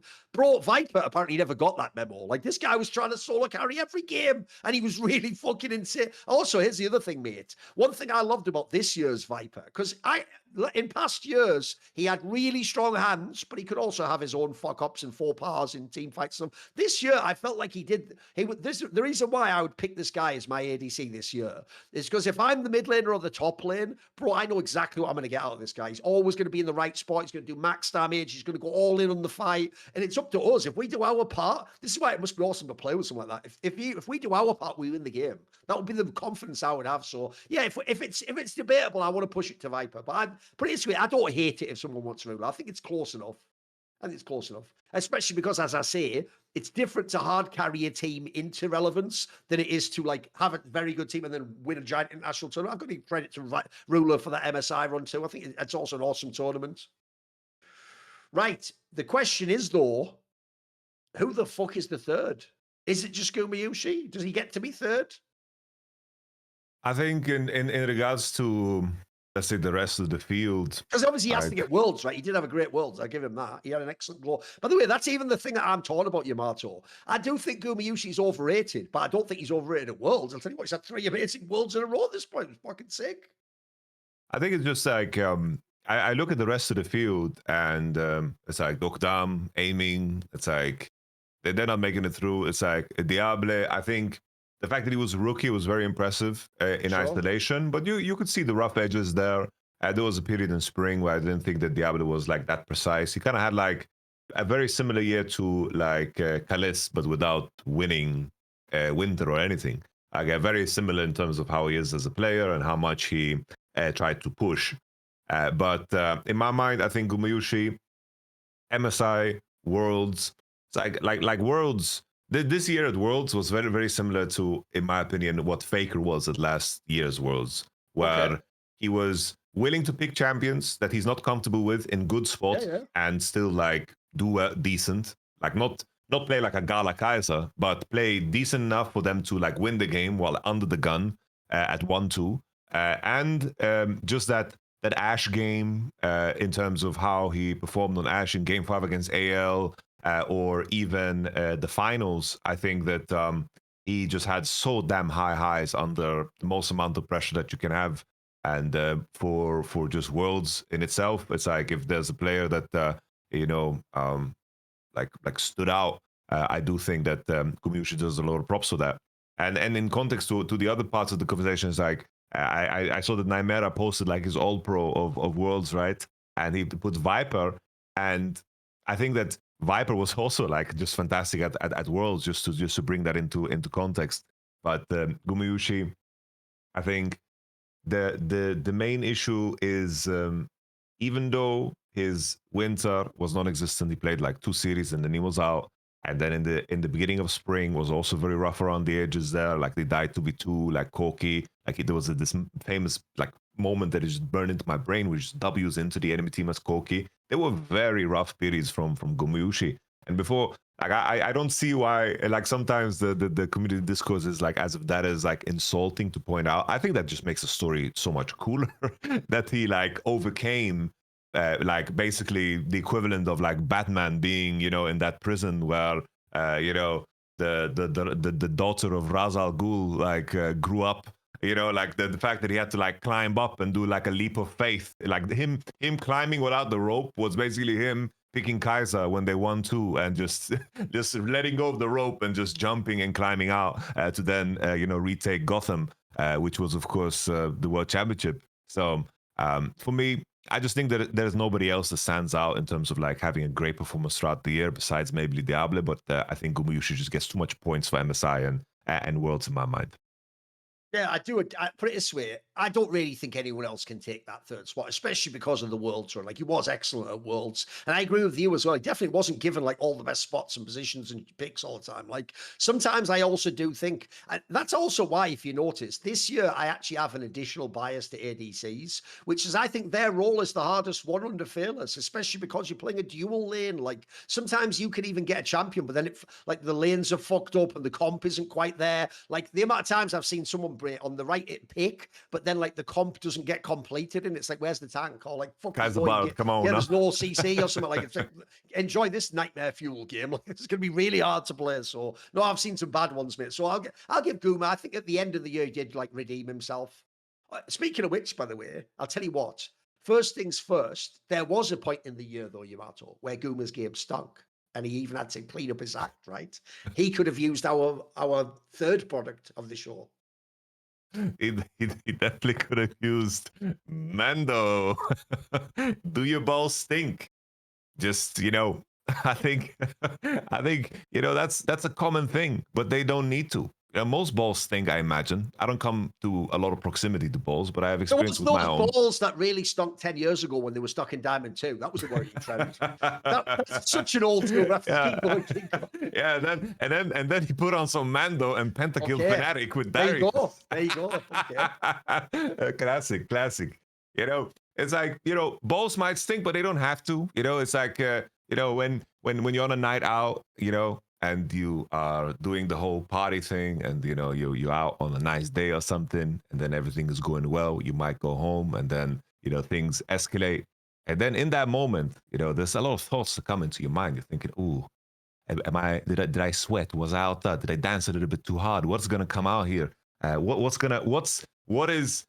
is the like the first line of defense, like a Indiana Jones tomb that is being opened as as you remove your belt? You know, with Mando, you don't need to be worrying about all of that. You know that it's going to be like a pleasant temple that has been well kept and taken care of, because Mando blocks Odor all day and just controls it up to 72 hours. So even if you have like some crazy party where you're just going rock and roll, and you just, you know, out for 72 hours for reason. I'm way too old. I'm almost 30. Like if I go to sleep at like 4 a.m., then my week is ruined. You know, like I need to take care of myself more. But if you are doing some crazy party, you will know that you will always, of course, smell well. Baking soda free, paraben free. You know, we need to know what we're putting on our body. You know, it's like our skin absorbs a lot of things, so it can of course affect you. So making sure it's baking soda free and paraben free is of course clutch. You can choose from variety scents like bourbon leather, clover woods, Mount Fuji, or even Pro Sport. I don't know, these names, they just sound like success, and they also smell like success. Clinically proven to control odor better than a shower with a soap alone. 12 hours after it has been proven that just the average man's grundle odor level was just, you know, easy peasy, no problem. Mando actually educated me on the fact that you can put products on your sack, because I know that everyone's had that thought at some point in mind in their life. It's like, should I put this product that is designed for other places here? Should I take that risk, or will I just, you know, will I burn myself? Because that's very sensitive skin, you know. Of course, But Mando, you can just put anywhere, no problem, you know. And I also learned that what a grundle was. It was just basically just the taint. Nevertheless, Mando Starter Pack is perfect for new customers. Comes with a solid stick deodorant, cream tube deodorant, and 2 free products of your choice, like the deodorant wipes that you can just put in your bag or something. And of course, free shipping. As a special offer for listeners, new customers get 20% off site-wide with our exclusive code. Use code, of course, drum roll as I'm scrolling in our Discord channel, summoning. Easy. Code summoning. So that's SHOPMANDO.com. Please support our show and tell them we sent you. Man's got you covered with deodorant plus sweat control. Say goodbye to sweat stains and hello to long-lasting freshness. Use code, of course, summoning. Thank you very much. Also, I'm not even being funny when I say this. Genuinely, if you are a young guy and a gamer and someone who's a bachelor, actually improving your hygiene is probably an area that could level your life up big time. Like, that is one of those ones where you just won't be aware if there's an issue. And unfortunately, it could be one of the things gatekeeping you from further success, and even small things, by the way, like being respected. Like, I've told the story in the past, I've just never said who it is for obvious reasons, that I once met a pro player and it just had really bad breath, bro. And here's the sad thing. That didn't like ruin my whole image of him, and I thought, but it did make me sort of like, I couldn't stop thinking about it in the moment though. It did sort of like, it would make me think twice about wanting to talk to him again, etc. Also, then it's awkward. Like, do you mention it? Do you not? So this is one of those things that taking care of is important. And also, I know what you mean. I had no idea what fucking the term grundle. Grundle sounds like some sort of fucking Tolkien term for a T1 fan. Like, oh no, the grundle's coming. Like, thank you, it's the world's sobbing. Chovy, it's the grundle. Get him away. Get him away. Oh, I've confused for 72 hours. The grundle's away from me. It's levels at 0 now. Anyway, there is actually some more we can talk about. Before we do the support position, I do have one topic, which is Gumayusi himself spoke out about this move that's now official, that he's gone to Hanwha Life. Now, here's one thing, Yamato. This is where my brain works differently to other people's, right? If someone did a press conference where this topic's never come up, you know, they've just been living their life, they've been playing their career. If he did a press conference and he sits down and goes, first things first, I would just like to categorically state I was never involved in secret gay trysts and going to bathhouses. You'd be like, what? Like, that'd be a bit weird to lead with that. So when Guma comes out and he goes, guys, the reason I left isn't because T1 fans were really mean to me and all shitty to me. It's like, Guma, why are you mentioning it then, bro? Like, if it wasn't, you know, if it was no big deal, why even bring it up? Because one thing I was thinking about earlier this month, Yamato, when I found out he was leaving and going to Hanwha, is this is one area where T1 fans just take a quick moment, look in the mirror, and realize you do cause your own problems sometimes, which is, guys, you literally doxed his fucking family's church. Like, I don't know about you, Yamato, but family is one of the lines you never cross. It's one, you can say things about me or things about my reputation, or you could, I don't know, leak something about me. That's one ballpark. But if you ever then go after my family, I don't care. Like, if I was Gumayusi, it's like, mate, I'm gone. The second that happens, I'm gone. I'm never going to be in this team again. Like, fuck those. I'm actually low-key shocked he's just so, because Gumayusi, by the way, does seem like one of the most amiable pro players. It doesn't seem like, at least in interviews, he's done a fabulous job never expressing frustration about the coaching staff or getting bench. He's actually been pretty professional, I think, in his public statements. Also, when I see him, bro, I don't get the vibe, actually. He's someone who's like, you know, fucking some mastermind social manipulator. He just seems like a really chill guy who just does like to just play the game. He does his hardest. He tries it. But he's got a unique charm. He's leveled up and won all these worlds. But like, I do wonder about that. If that, even though he says it wasn't a factor, I wonder if that wasn't a little bit in the back of your mind. Because I do get the sense, mate, as much as people think like Zeus got wrecked by T1 fans going to Ham this year, bro, if I was Zeus, this year was chill, bro. I was out of that old tempers. Like, it's only basically when I lost to T1 and they placed ahead and no one mocked me. Aside from that,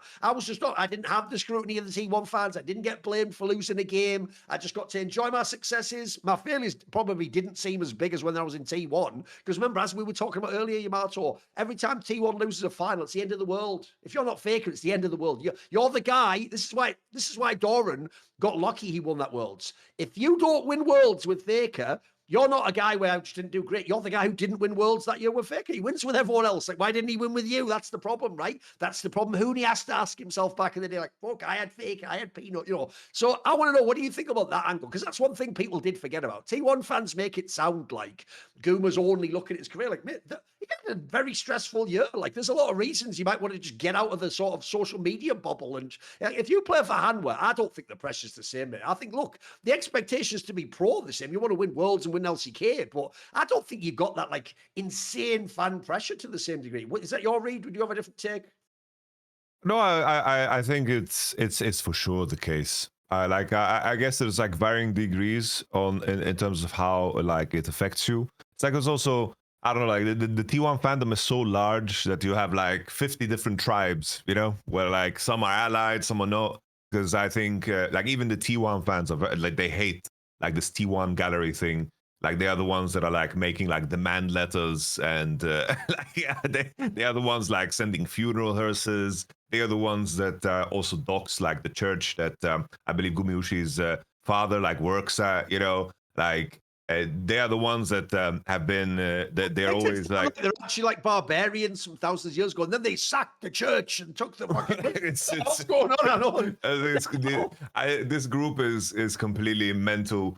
Like their statements like read, I don't know, like whenever we translate those statements throughout the year, it's like, we demand that Joe Marsh departs, and it's like, this is our number one demand, and if you don't follow through on this demand, we will send trucks. Like we have no way, because we have no power here, but we're gonna be, you know, harsh and rough. Like these guys, regardless, they are complete psychopaths. And I see also like the T1 fandom, like the more rational side to it, they also hate these guys. And I do think like Gumayusi addressed the point, because that was also like a narrative that I saw often, where people were like, oh, T1 gallery won, they got what they wanted. And that to me is crazy in itself. Like I can't imagine like Joe Marsh and the CEO and all of them say, guys, T1 gallery, they might send out another horrible statement, you know, like they might harass us and do illegal shit. What are we supposed to do? I guess we just fulfill their demand. Like I can't imagine. Sometimes I don't know. Like the logical line of thinking is like, where did it end? It just seems like it never starts. So I guess the seventh world's title is for the T1 gallery. That's the joke. Ain't no way. Bro, that's gonna be one of their demands. If you I don't know, do this, I know. the next trophy will be ours. What a Oh. world! What a world!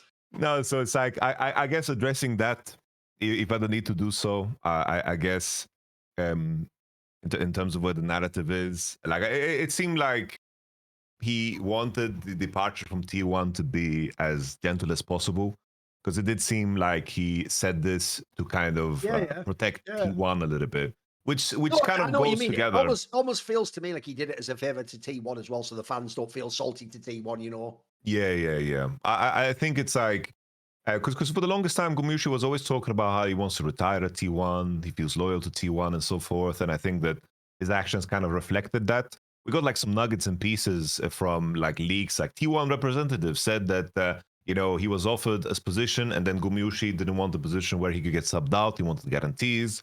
And then it's like I had the theory that maybe Pace was already signed, that he wanted to run a 6-man because that's a way of like working around the salary cap rules, of course.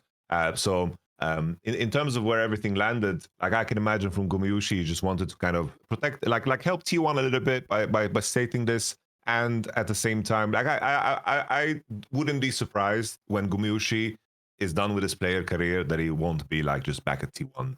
Like being like a Oh, streamer I like see what you mean. Wolf Right, or anyone right. else. Like I think that relationship Sure. still like remains strong. Like the ending, I think making the ending smooth, learning from the whole Zeus process, I think looking at that, I don't know if there's a world where Zeus goes back to T1. Like that seems so more far-fetched than Gumayusi going back to T1 at some point. And I think just keeping open doors and honoring like a past relationship seems to be, of course, the case. But I think the one thing that often like doesn't get mentioned is like everyone's very sad about the fact that Gumayusi left T1, but the fact that they stayed together for this long is a miracle in Epic. itself. Yeah, Like, it's crazy that absolutely. they stayed together for this long, because Yeah. like it's a very different dynamic when you have to spend 12 hours a day together. You scrim, you practice, you get to see like all the best sides and the worst sides of everybody. The dynamic runs its course. It's like imagine like if you are in it's basically like a work relationship with such close proximity. So you get to be affected by everything that goes through everyone's life. Like if someone's having a bad day, that's going to be there. There's no like, oh, I'm sick today. You get Billy Bob in and he's gonna play. Like that doesn't exist in League of Legends. It's like you are 5 people and you get to, of course, you get to take ownership out of all of everyone's problems, because that shines through, because you want to have an environment where people can be vulnerable and honest, and give 100% of themselves. And that comes with a lot of stress. That comes with a lot of situations where maybe it's hard to grow because people see you in a certain light and so forth. And the stresses of that, like I can imagine from T1 side, it's like when they are losing those LCKs and they're losing in the regular split, that's tough times. I guess that's not easy to deal with. It's very tough to go through those times and then to ramp up again. Like that is a very unique skill set. And on top of the fact that T1 just comes with so many additional obligations and the pressure of the fandom. I do think though, the angle, well, because I mentioned this surrounding Pace, it's like I do think the mentality for a lot of Korean players is that they want to be in that position where they have the pressure on themselves to either win or lose the championship. Like when I hear Korean players, like when I hear a Korean player that might not be the best say that I want to be the best, I'm far more likely to believe it. And this is like one of those shots where that pressure is what people seek. But at the same time, I think from Gumayusi's side, it's like sometimes you need to also balance out the fact that in terms of how the salary cap works, winning LCKs is kind of important for T1 in the sense that currently the only players that are like salary cap exempt is like the pool is very small. It's like Peanut, Chovy, it's like Faker, and I believe Canyon. It's a very small pool because you need to score a certain amount of points from internationals and of course regional trophies. And the issue for T1 is that owner Gumayusi, like they don't like Keria, they don't have enough regional titles. They only have just the one. You need more in order to be exempt from the rule, because Faker is implication and a pressure on, of course, the salary cap of T1 is reduced by 65% just because he's been on the roster for more than 3 years. And at the same time, he has, of course, all the worlds and the LCK accolades, which like basically the rule was basically put in place to protect Chovy and Faker, if anything. And I think that in terms of money, it kind of brings me back to the whole Zeus topic, because it was weird that they weren't willing to pay more for Zeus. But there's a cap where if you breach it to 200%, you have to pay a flat fine of 800,000 euro straight up. And maybe I'm doing a lot of defending of T1 here, but maybe that was like the line that they would have to cross to then sign Zeus with the additional money that was lacking, which got me thinking again, because I looked into the salary cap rules. And now to tie this all back, maybe this was the same case for Gumayusi. I don't understand why people think it's offensive where someone makes a decision for money. Like if Gumayusi is getting paid double or triple in our life, fair play. Like that's just money is very important in our world. Like I know we like to live in a fair tier world, and it's like all the pro players are all like, you know, giga chads and they don't care about money and it's all about the sport and so forth. But it's like you need to think about yourself, because let's say in 5 years Gumayusi doesn't play anymore, like, you know, he still has, you know, 80 or like 70 more years to live, you know, like it's you know, you need to think about other things too, and this is also important. And I think no one should feel bad about saying it's like he did this decision maybe for the money, you know. No, I'll also add in as well. I actually think if you're a Korean pro gamer, it is incredibly important to think about how much you earn at your peak. For example, as we talked about with Zeus, in the years where you're a world champion. By the way, Gumayusi is the finals MVP, if people don't know. Like, that is the best possible negotiating position you will ever get in your career, because that's the moment where, in theory, you're at the peak of your performance, where the person signing you could argue they can treat you like the best player in the world. You're not actually, but you were the best at the most important tournament. And so, yes, that is where you will get your max possible bid. And the reason why, if you're a Korean pro, I do think that should be really important, is I think Korean pro is a bit like the equivalent to in American sports when someone is a massive sports star, but they never did anything academically. Like they, even when they went to, you know, the uni, you know, they had the one where the coach has the relationship with the teacher and goes, look, give him just the 3.0 GPA to just say he passed. But, you know, I know listen, I'll make sure he does the extra homework. You know, they're like the rigged shit where they get you through just so you can get the degree or whatever. But in that scenario, you know, the second you finish playing the NBA or the NFL, you didn't do all the extra like training. Like, you're not going to be going to work in an office. And by the way, if you did, it'd be a massive cultural step down. So you better have, when you retire, if you're a pro player in NFL, like you better have like $10 million at the bank, or a bunch of properties you bought or sponsorships and stuff, or you better have a gig like on the broadcast or something. So Gumayusi can't just take it for granted. Like, I'll just be a coach in League of Legends. No one even knows if League of Legends will be there in 10 years. No one knows if you'll be the one that they'll hire to a team. Yeah, they've hired a lot of people, but I will say this, Guma, I noticed they're nearly all junglers and supports, bro. They're not really like fucking ADCs typically. Like, remember, Score swapped to jungle. Like, it's mostly like the brain rolls. So I actually do think if you're someone like Gumayusi, I doubt this guy was doing loads of fucking schoolwork. I imagine he was grinding League of Legends 14 hours a day. So you better get your millions now, so you're in a good position, so you can choose what you want the next portion of your career to be. Then also, there is that whole thing. I know what you mean earlier. I actually think if you're a T1 fan, just take up stock for a moment. Not only did you get to see Guma win all these world championships, he won 3 world championships. By the way, he literally could have won 4 world championships in a row. Like, how greedy are you? How much more do you want that that's not enough? I'm with you. There should have been way more LCKs. Maybe there should have been an MSI or 2 in there. Yeah, he could have had more, but you got to see a lot, because I agree with you, Yamato.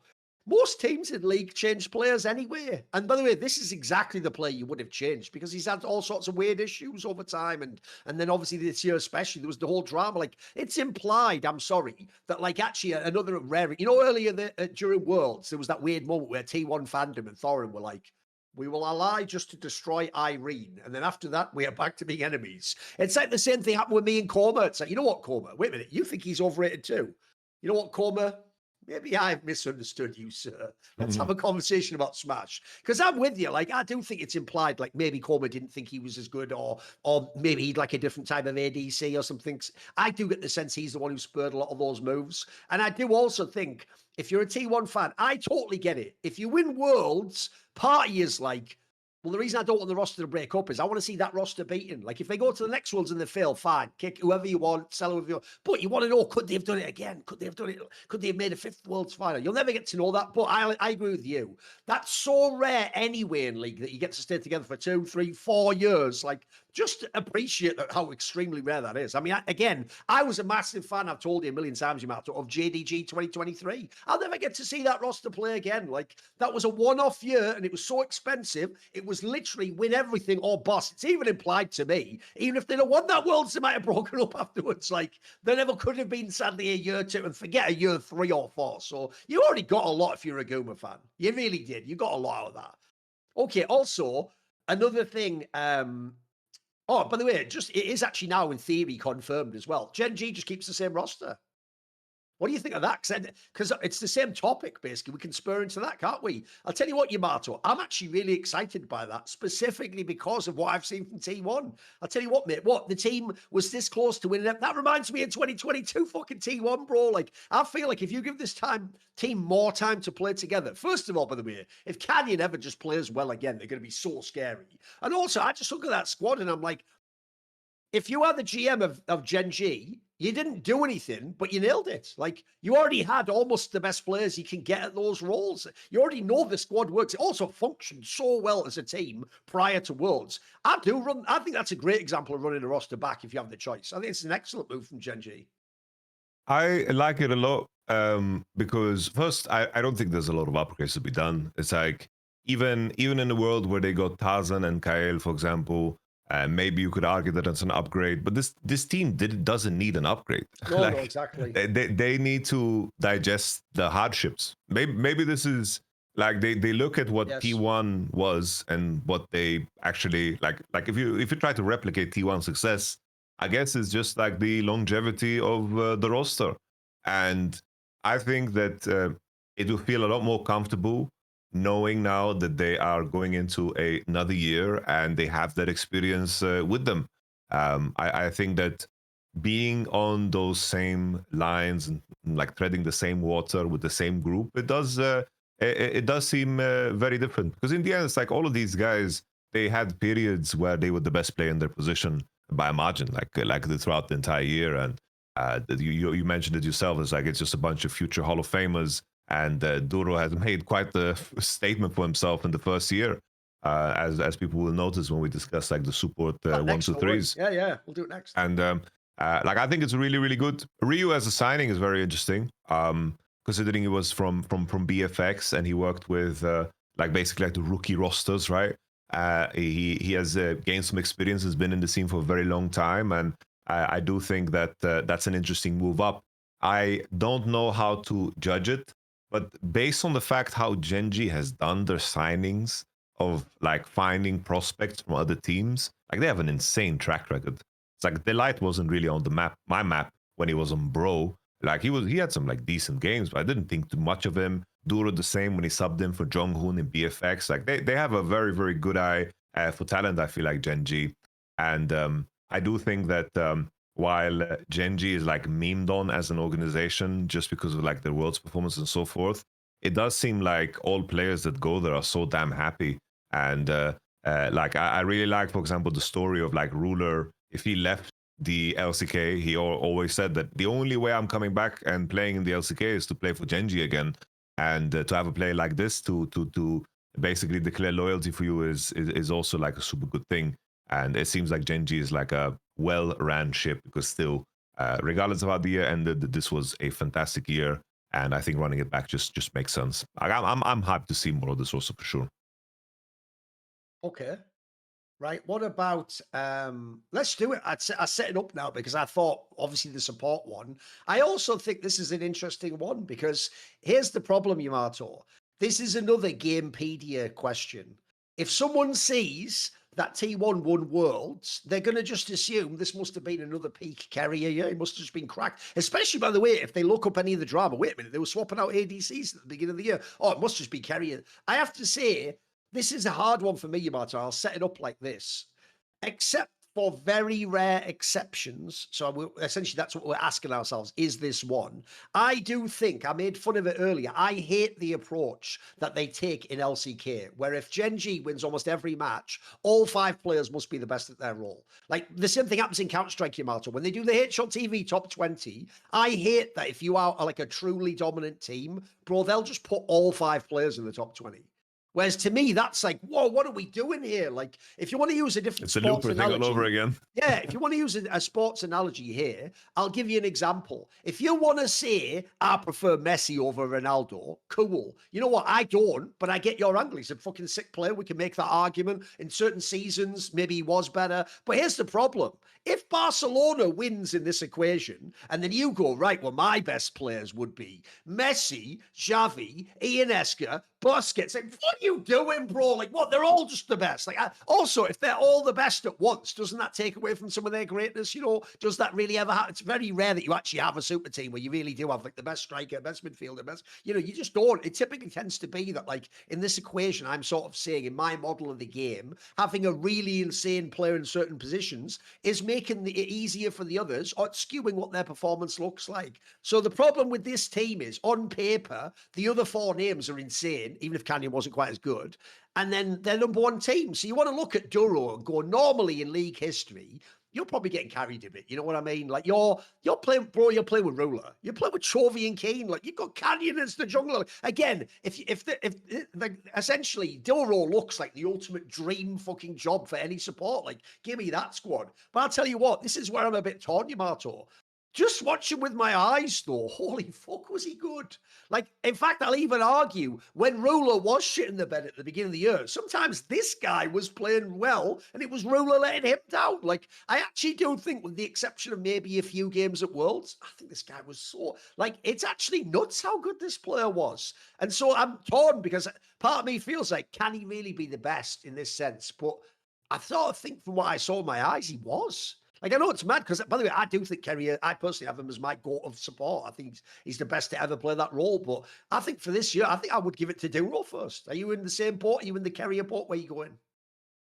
I think when it comes to Keria, I do think that in terms of like the winter split, both these supports had a slow start. That was still like when Delight was like looking really good. I do think that Duro started off slow, but it seemed true for all of Gen G. So I don't know how much I can blame him. Same way, like when T1 was underperforming as a whole, everyone kind of looked scuffed. And in terms of how like the game is just designed, it's like you're very, very, you rely on other people, like in terms of how much you can and cannot do. I think Keria definitely had higher highs. It's kind of like the Ruler versus Viper conversation in some sense, where I think Keria's like super high highs in terms of like how clutch he was on like some of the Poppy games, some of the Nico games was extremely impressive. But at the same time, Duro had like some of these game fives against T1 where he was insane. Like I want to take you guys down a trip down memory lane of this year. He had like that Pike game in a game five. Like that was one of the one of the most chat things I've seen, you know, from a rookie, theoretical rookie, right? Same thing with the Blitzcrank games. Like he had some performances that were just like mind-bogglingly good. There was also a Blitzcrank game five, I believe, maybe game four it was. Like he had some tremendous performances in the same series against Keria, and I think that is what is going to push me kind of over the edge here for Duro specifically. I think that Duro, he had many head-to-head matchups against Keria, and I think that he came out ahead in a lot of those best of fives. Well, 3 of those best of fives that they played.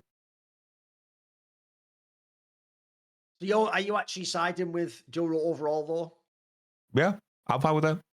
Because I also think the same thing. I think Keria's height, look, I do think at his height he is the best, but if I had to do base level of play for the, I think Duro wins it actually. Like if anything, like I said, it's actually people like Canyon and Ruler were the ones on Gen G that maybe were living off their name a little bit. Whereas I think if you just look, if you took the nameplates off, Duro was really fucking excellent this year. And also, this is not like this is still a really good world for support players, man. Again, we're talking about Keria and Kale and some of these names. Like, these are demons, but I'm with you. And he definitely wasn't carried either. Like you say, he was on like fucking playmaking picks and he made some massive plays. And here's another thing. As much as people can get carried, a lot of people also crumble under the weight of having that happen, of like superstar teammates and you're supposed to win and you're at the point of your career where maybe just making the finals is good. No, this guy lived up to it. I mean, this guy's an MSI and fucking LCK champion already, and deservedly so. So no, I think it's actually fair. It's one of the rare times I think he can get to be it. Now, here's the problem. The third one's hard. Who the fuck is the third one, bro?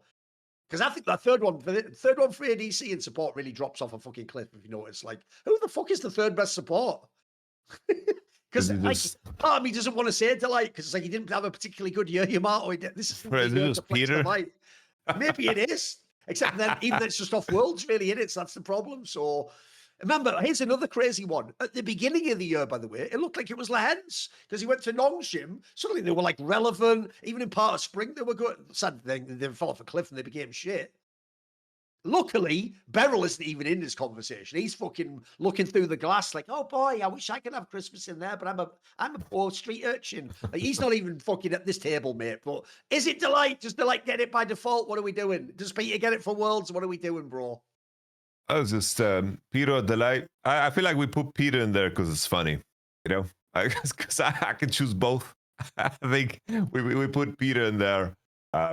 Because I think it's just a question of flavors, and I think what was cool about Peter is something that I care about a lot when it comes to supports is how big is your range of play in terms of what you can play, and the fact that he pulled off like good Renata and Lulu games really means a lot to me. You know, I think that being one-dimensional is something that I frown upon, especially in this year. Previous years it was fine, but there were so many moments where I'm like, Delight, you're playing your classics and this is what you're offering, and maybe it's just a question of like me judging Delight too harshly based on what I expect from him, but those moments just stick out in my mind, like you remove nameplates and you think it's Kellen at Worlds, you know, the way Delight played in a lot of those games. I just think that the way Delight played and Peanut in some cases just made sure that HLE could never even have like a fight against some of the better teams. And I do think that Peter found like good engage angles, and I have like fond memories, but it could be my recency bias. So I tread carefully, but I want to put Peter on 3. I don't hate it because, like I say, this is where people will never get this detail about my personality, Yamato. I don't do that thing when I like a pro player where I like personally identify and then I like blur my identity into theirs. Because I'll give you an example. I'm a massive Delight fan. I think he's really fucking good. I actually did think he got done dirty by Genji. I think the only reason they removed him is they wanted that whole storyline of like, we don't have peanuts, we need Lens to shot corner. I think Delight was fine, but he was the better player at the time. He'd had a really good Worlds at that one as well in 2020. I thought he was cracked in that Worlds, mate. He was actually good. Him and Chovy were fine. They weren't the ones that blew it in that one.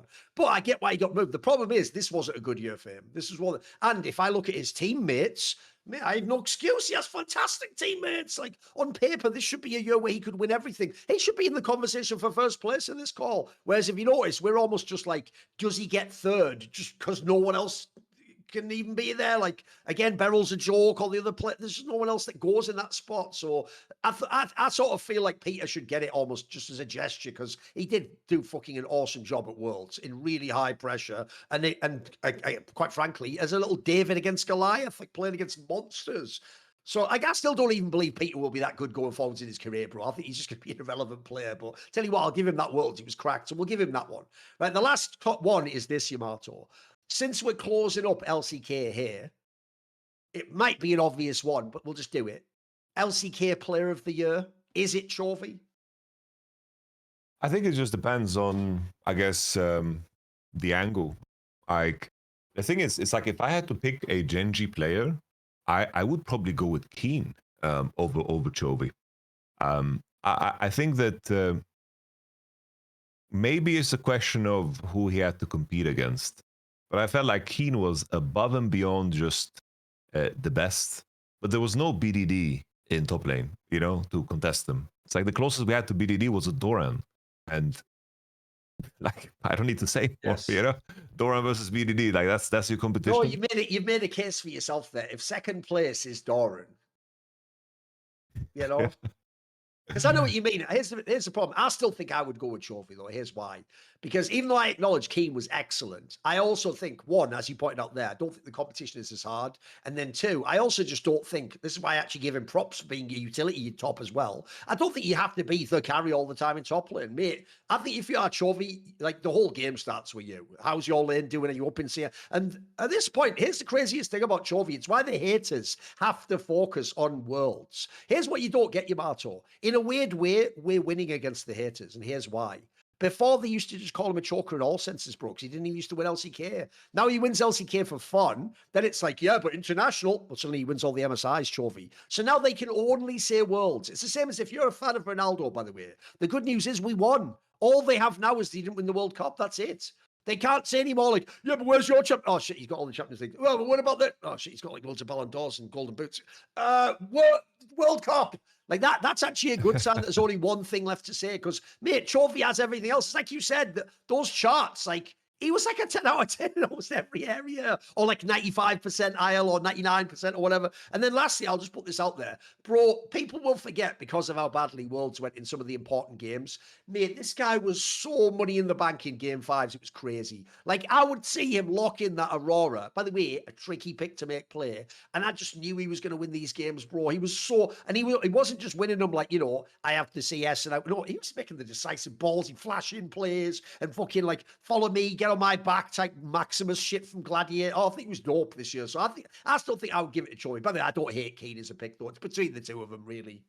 It's between the two. How about this one? We just choose each our own, you know? Like, yeah, I think. Good. Yeah, well, I understand and I agree with the angle fully. Like with just mid lane by the being a mid lane in the LCK, considering the names you have to beat. Already that in itself is like insanely impressive because like people like to shit on Zeka, but only because he's not faker, like he's not faker Chovy BDD. Like it's like Zeka could go over to maybe like LPL now, and if he has like a good roster, and he could be like be top 3, you know, easily. Like Zeka is still like a solid player and sets a bar because he just, you know, makes fun of people below him. And then on top of that, you have like a player like Showmaker that on occasion can be really good too. And I understand that angle fully, that like mid lane by virtue is just like a more demanding role. For me, just the fact that Keen was just so complete, and he was just the best carry top laner, and at the same time like the best like weak side top laner at the same time. That is like so rare. Because that to me is just so damn rare, and for me, I want to celebrate that.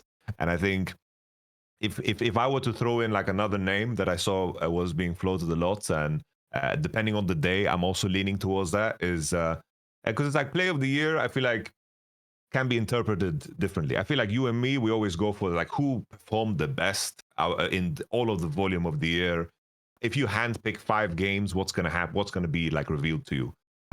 BDD is still for me like a really good shout because he just he just was so clearly the main like catalyst for KT's success, and they managed to achieve so much. Like I compared it to, for example, like people compared it to the DRX run, but DRX still had like, you know, Barrel still early on. They had Deft. Like they had some names here. They had some actual names here. It wasn't really Zeka 1v9. People exaggerate that. Yeah, it's like Zeka was insane at the World Championship. 100% one of the best like individual performances of all time in my mind. But it's like I feel like Deft's performance of that was like extremely underrated. Because like Beryl was a goofball, I think. He just did whatever the fuck he wanted. It's real. In the final, King and actually outplayed Zeus. That happened. I know it sounds mad now, but it really did happen. I know what you mean. It definitely had help. But it's I know what you're getting at, Yamato. Basically, if you were to look at which player had the most to do with each win of his team, BDD probably wins this by a landslide. Like, I feel like almost every single game they ever I don't think I ever saw him get carried for a single game, bro. It was mental. I just never saw it. It never happened. Yeah. And Zach, if we like, if there's like a certain amount of effort you need to do in order to win, it's like in terms of value. It's like Chovy and Keen could get away with playing a bad game. BDD would never get away with that. Never ever. And that's why I wanted to throw BDD in the race too, because for me, I do think that depending on the day, like I feel differently. It's like I did the League Awards. I did like my first nomination was Keen, and then when I did my voting, I put BDD because it's like I'm so like torn. But I can also see like the Chovy angle easily. Right, let us move to the LPL the region which, if you don't care about the LPL, we just glaze and overrate and blah blah and get wrong every world because they lose to T1 or whatever. Whatever. We all know the classic line. So anyway, as we go into this section, though, I want everyone out there to know that this section is sponsored by Raycon. Wonderful Raycon everyday classic earbuds. Did you know among their features, they have an open ear design, which is a breathable fit, has comfort, safety, immersive audio, but crucially, the reason it's breathable, it lets air. You can also hear what's going on around you. You won't just like walk in front of a car or a fucking steamroller and get wrecked like back in, terrible reference, it's so dated. I don't care who framed Roger Rabbit when that steamroller ran over there, Christopher Lloyd, whatever. That was from about 40 years ago at this point in time. I liked it. I liked it when I was a boy. Anyway, you check it out. That won't happen to you, though, crucially, so don't worry about whether you know what that means or not. It's also got the multi-angular hook. Basically, when you can rotate it in a way that it fits like for the right activity that you're using it for. It's super lightweight, has the multi-point connection where you can connect multiple devices and seamlessly switch between them. It has the 36 hours of battery life, 8 hours on the earbuds, 36 hours in the case. That's just days and days you can be listening without an additional charge. Obviously, it has the really quick charge too. And also, you can obviously get a saving, can't you? Because Black Friday is around the corner. Raycon audio products are up to 30% off site-wide, from everyday essentials to the latest releases. It's the perfect time to upgrade your sound or get ahead on gifting. Obviously, you've got Thanksgiving, Christmas, all that jazz coming up. These early deals won't last long. Shop now before they're gone. Go to buyraycon.com/LFN open to save on Raycon audio products site-wide. LFN open is the code there, up to 30% off site-wide. Now, this is going to be a Raycon segment that we're going to do. This is the Raycon Listen Up segment. So if you've got your Raycons or you're buying some, this is a segment you're going to really want to listen to, because Yamato, if you think of some of the biases we have on this show, some of the people where, you know, I just can't quit you, man. Tell you what, BLG is one of them for me, bro. Because this whole year, this is one of the teams that if someone didn't watch the LPL, I've been so tortured by. Because they would see, like, for MSI, like, oh, BLG is coming. And I'd be like, no, whoa. This is Beichan BLG, homie. Like, do you know what this is about? Then when they went to Worlds, it was like, mate, I'm not betting on this team to do shit. You are aware they upgraded Beitwa to Shadow. Like, none of these players should be on BLG. I don't know how. This is like some fucking South Park doing a skit where two people who are ill have to battle each other to do a Make-A-Wish Foundation thing. Like, you have the kid dying of cancer with the kid who's got like fucking some sort of genital disease. Like, oh, my kid, if you, I know, it's mad. So I don't think, but here's the thing, Yamato. If you like BLG, though, buckle up, because you're going to want to listen to this roster. So we got Bin. We'll get to that in a second. We just listen, think of the good times, big picture. Stop thinking of this year. Just think of the good times. Bin, one of the all-time greats. By the way, he's also, whatever, I made the point last episode. He's upgraded. He's got the new Bin skin for 2026 with the functional eye design or whatever the fuck. Anyway, he's got more nuances to his game, you know, more wrinkles, as it were. Whatever. And he got Bin. Jun's back. I told you all we ever wanted was Jun back, baby. Just give me my Jun back, baby. All I need is that Jun. Get him the fuck out of the way and get Jun back in here. He's back.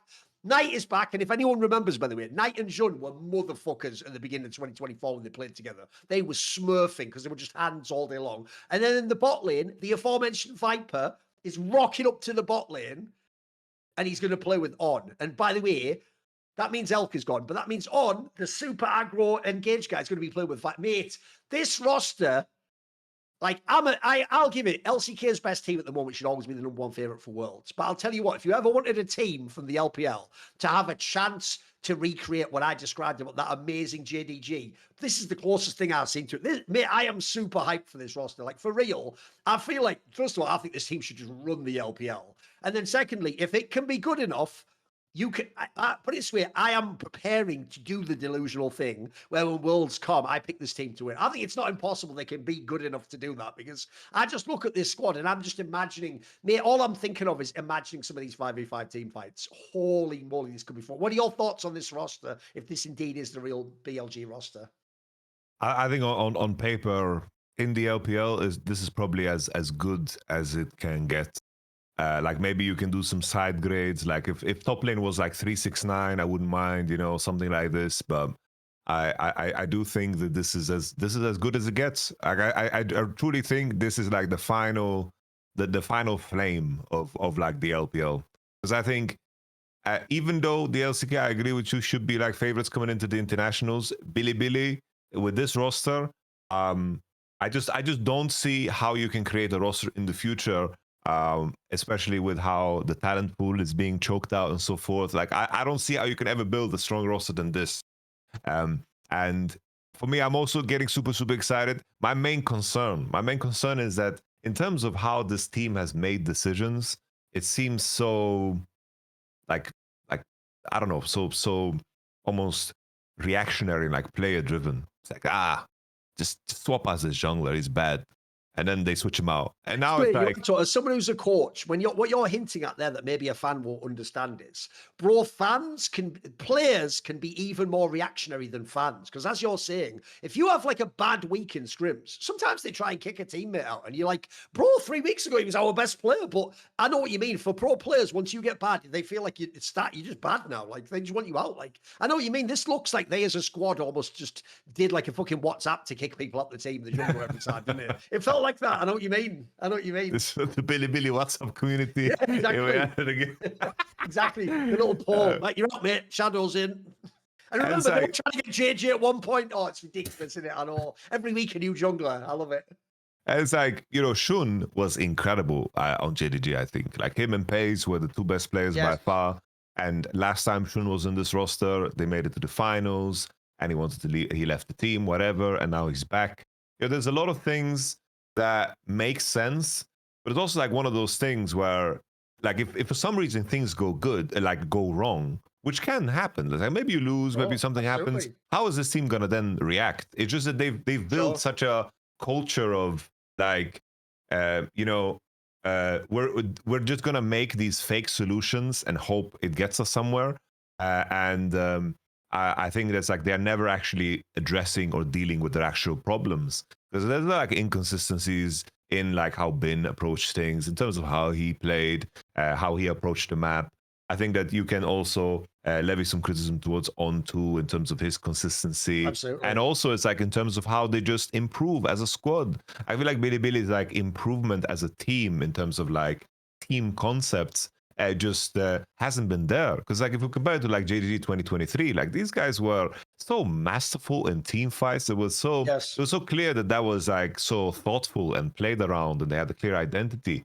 Billy just seems to be like a collection of like really strong players, and then you just kind of hope that they figure it out. So I just I wonder what it's like on paper. Individually they're amazing, they should be able to compete with anybody, absolutely anybody. But how will they be able to improve? Because that has been an issue in the LPL. Considering AO stays together, I think that is going to be like the best benchmark for them to like address things. Because I do think if AL kind of split apart and you'd only have these teams that are really like strong early game wise, and if you like conquer that, then you'll be fine. Kind of how they approach like top esports. I just think that resistance of how to challenge yourself macro-wise later on in the game is going to be like the most important detail about how this team grows. I'm wondering how they will deal with hardships. But this is the type of roster that might just have no hardships. And that's what they're banking on, I think. It's like, individually, this is insane. Viper back in the LPL. I just wonder who's going to be coaching this and how they're going to piece it together, because that's going to be a big question mark. When the rumor was floated that Tabe might be joining this team, that was kind of cool.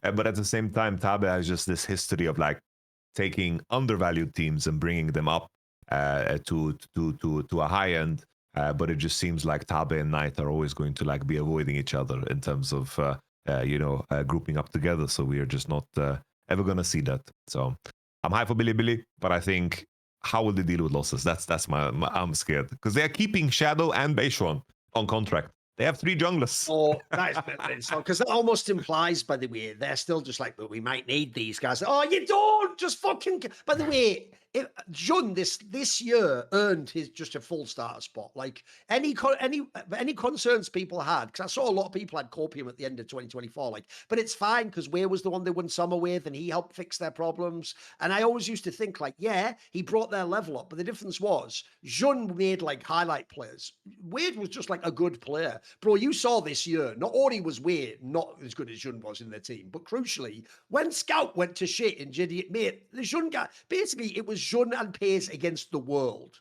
It was just those two players, and they both actually smurfed loads of the games. I was very impressed with how strong he was as a jungler this year, Yamato. He definitely wasn't just some brainless hands guy who all he can do is press buttons. But I'll tell you what, I know what you mean, because the JDG 2023, people, you can't just look at that and go, look, they had 5 great players and their team fought well. I know what you mean, Yamato. Like, the way they used to team fight to me was so obviously well coached. Like, you could tell they'd sat in reviews. I always point this out with the Ruler and Knight angle. You could tell it was almost like they sat down and were like, right, Ruler, you're going to be the main focus of the team fight. So Knight's going to like be the distraction or the red herring, and he's going to like bait people out and zone them off. And then like you could almost tell they like knew how they were going to play it out. It wasn't just like a random scenario. I know what you mean. It's hard to recreate that, but I'll tell you what though, if you were ever to make a roster that would, Yamato, if you look at these 5 names on paper, look, with Bin, you've got to go back a year or two. But the hands of this roster, oh, this might be one of the only roster where every single player, in theory, has like comparable to the best hands in the world at their role. Like, I'm just thinking of some of the skirmishes and team fights this team could bear into. Because this year, when BLG got in those fights, bro, the bot lane was sometimes scuffed. Bin could just be a shitter. Jungle was it was just like Knight against the world. Sometimes he would just have that. In fact, it would be Knight, and then what happened is if in a BO5, he just needs Bin to turn up for 2 games, then he might be able to win. Like this year, they actually could just be the dominant team. This looks actually awesome to me. I actually love this GMing. Whoever, I was worried that this year would be a bad one for LPL because I saw some of the moves, people coming back to Korea. If you want to make, and also here's another detail, all Chinese roster. You're not mixing any Koreans in this one, mate. Like this, oh, sorry, Viper, it's obviously, but that's it. You've only got Viper. And by the way, I have always thought the history of the LPL shows that the easiest role to integrate the Korean is ADC. Because you just tell them basically like, mate, you don't talk anyway. Just click the buttons. We'll peel all. By the way, if you play any other role in China, your job always was peel for the ADC. It always has been the ADC region. So I love this. I also love it for Viper, by the way. Like I say, in theory, he was on a roster that should have been able to do everything. I think him and Knight have a very real chance to win any tournament they go into this year, mate. Absolutely, Worlds is back on the table for the LPL. Maybe not as #1 favourite, but like I say, if they come out really strong out of MSI and out of Summer, maybe they can even be the #1 favourite for Worlds. It's possible. And I'd never thought we'd say that again, Matt. I thought that had gone, unfortunately, since the days of JDG, you know. I think they can be the legit #1 team. Yep. Agreed. So there you go. Shout out to Raycon for that segment. That was the listen up segment. Now we will do the all pro for the LPL. So let's start. Look, we already seeded it earlier. Anyone listening to this episode will know that I've taken Bin, who, by the way, after last year, I was low-key ready to just make Bin the GOAT top laner. Like, he looked like he just earned it, mate. Like, how many years in a row? He was mega. Oh, he always was mega at the carries, but he even got to the point where he could be like a decent, like, obviously in BLG, they've often played to the bot side. He could let the resources go there, and he could survive. He even actually had, like I say, he could play the wrong side of matchups, but oh my Lord, did Phillips make Bin's level just drop. So I have to say, who is the best top laner? This feels like it's going to be an interesting one, Yamato. Who was the best LPL top laner for you? My guy is going to be 369. I think that I'm in my head, I'm battling between Flandre and him because of things that we mentioned before in regards to like Zeus versus Thorin, the top lane dynamic and the situation. I feel like during eras where Top East was really good, and also the eras that were bad this year, I felt like 369 was always playing good. He was the equivalent of like 1000 on this team in my mind, where I don't think it's very, very hard to find games where he played bad. I think that he was really damn solid. I think he had like some champions when he locked them in, you just knew that he would be like insanely impactful, whether it was a K'Sante, an Aatrox, or a Nectar. Very, very classic in that sense. And I think that 369 did a tremendous job. I think that 369, I don't know. I feel bad because I don't know where the offseason is for him now, because Kanavi like left him. Like those two, were the duo, for the longest time in the LPL. But now with 369, like I just think this year was so damn impressive. I think Flandre, in the period where Ale was underperforming, I think that he was right there also underperforming. He didn't know like engage instances so well. But at the same time, I do think Flandre, what was so cool about Flandre's journey this year is that for winter, like he was the one that brought out all the new picks that everybody was playing. Yes. He brought out the Scion Prio, he brought out the Yorick, he brought out the tank Jace that everybody, of course, adopted. And I think that that gave him an edge in the world of still carry top lane, because that's what winter was. That's why Zeus was still performing so well. But then later on, Flandre, especially at the World Championship, really shaped up and showed how important it is to be very strong on, the weak side. But I think that was a little bit too late. So that's why I'm leaning 369 as my number one guy out of LPL for top. I've got to say, I'm going to go with the same one. Like the problem I have with the Flandre angle is a lot of Flandre's game in the modern day. This is why it's mastered. I do think of him almost as like the Chinese Impact bro, because what he's mastered is how to raise the floor of your top lane game without demanding all the resources. And then essentially, it's like what Zeus did to Bin. You don't even have to be better. You just have to neutralize the other guy. If you just take, say, basically, both of us are on an island, but we're just on an island that's not going to impact the game. And it doesn't matter. I can withstand him having a carry pick. Remember, this is the LPL bro. Motherfuckers lock in a Jace or a Gwen. You're in danger, mate. Like, they could fucking carry the whole, get Nidalee. Like, these are the carry picks that, like, you see go crazy and get, like, 11 kills. That doesn't happen against Flandre. Like, this guy is a fucking master at what he does in his job now. Partly probably because he himself was once the god carry. He knows what to do against that and how to stifle it. But I'm with you. If I'm going to give it overall, I think that the difference is relative to their team and like peak ceiling level of play, not floor, 369 wins. Again, sadly, because he's a top esports player and everyone saw the international players, everyone thinks top esports is a joke and they almost suck. Sadly, they're not. They're actually excellent players in the LPL. Just something goes wrong internationally. But if you watch the LPL, there was a lot of matches in the LPL. And we obviously have that amazing format once you get to the Ascend group or whatever. Yeah, that's what it's called. I think this guy's a stud. Again, his baseline level's mega. His peak is very, very high. Maybe he does have issues internationally. They all do, I feel like, in top esports. But I think he gets to be number one. And I'm with you. Flandre is number two. Like, that's the obvious angle there. Like, you look over the whole year, like, it can't only be Tarzan and Kale, guys. And Shaq's had his moments, by the way, in summer where he was dodgy. I think Flandre is one of the people also who, like, plugs the holes, mate. He keeps the ship going. I'll tell you what's interesting, though, Yamato. I teased people who don't watch the LPL by going on and on about Bin. Do you want to know something, Yamato? Bin doesn't even get third. And you know why, don't you? Because the third, you're going to think I'm trolling if you don't watch the LPL.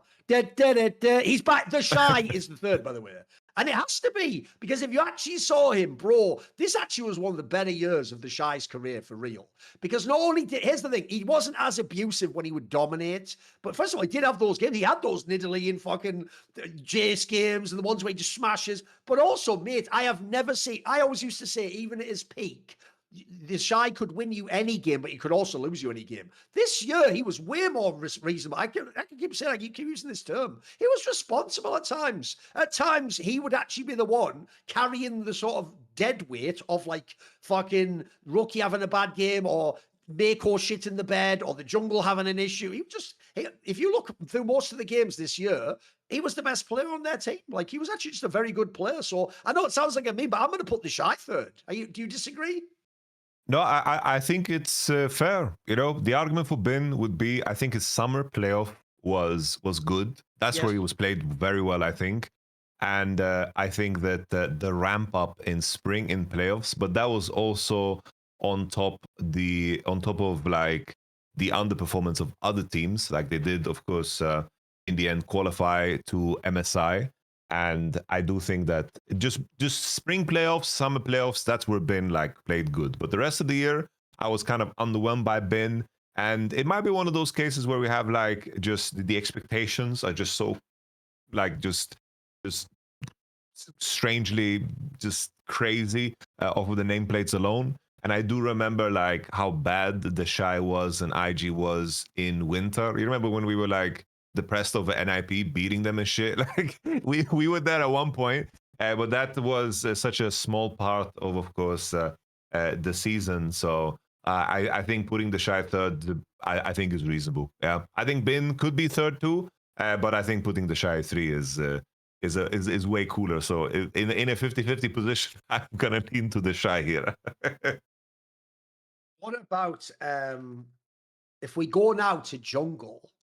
Right, I've got to say, I have an obvious bias. I referenced it on the LCK one. For me, it is Tarzan. I think Tarzan Yeah, has to be my number one. Listen, 100%. if you're actually an LPL fan, Canavi also has the times. He always does, by the way. Canavi will always have splits where he looks like the best jungler because his style of play. I always say this: like Canavi is like the Chinese blabber. If you give him winning lanes, mate, he will just shit all over the other jungler. He'll play like it's a solo queue game and just invade, dominate them, fuck them up. Like you can't. He's like if I had to pick a jungler to get to 10 kills in a game, Canavi be one of my top picks, mate. But this year from Tarzan was fucking masterful, bro. And I even think he's another one of the players where when you go and look at the dip for summer, because remember, in winter and spring, they're awesome. They're like top 2 team at least. They could have won all the splits. Spring, they're excellent. The whole team go up. But you go to summer, Shanks falls up. There's a whole bunch of the players have real issues in the summer. Tarzan never stopped cooking, bro. He never stopped cooking the whole time. I even think he was excellent at Worlds and International, remember? The other thing was not only had this guy never won a split, he was supposed to be an international choker. He looked dope.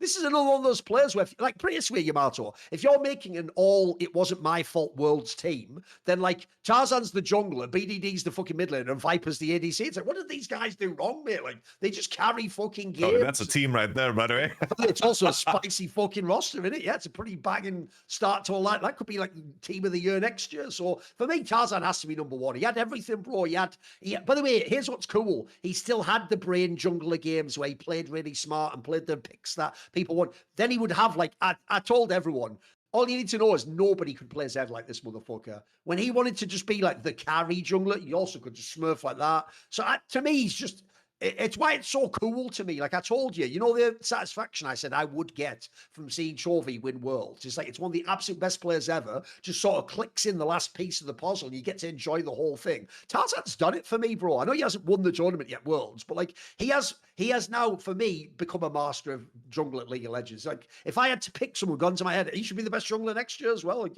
he's that good. He could just run the table for a while now. Yeah, I'm with you. Like I can even go so far to spoil a little bit, but like for me, Tarzan is like just the LPL player of the year.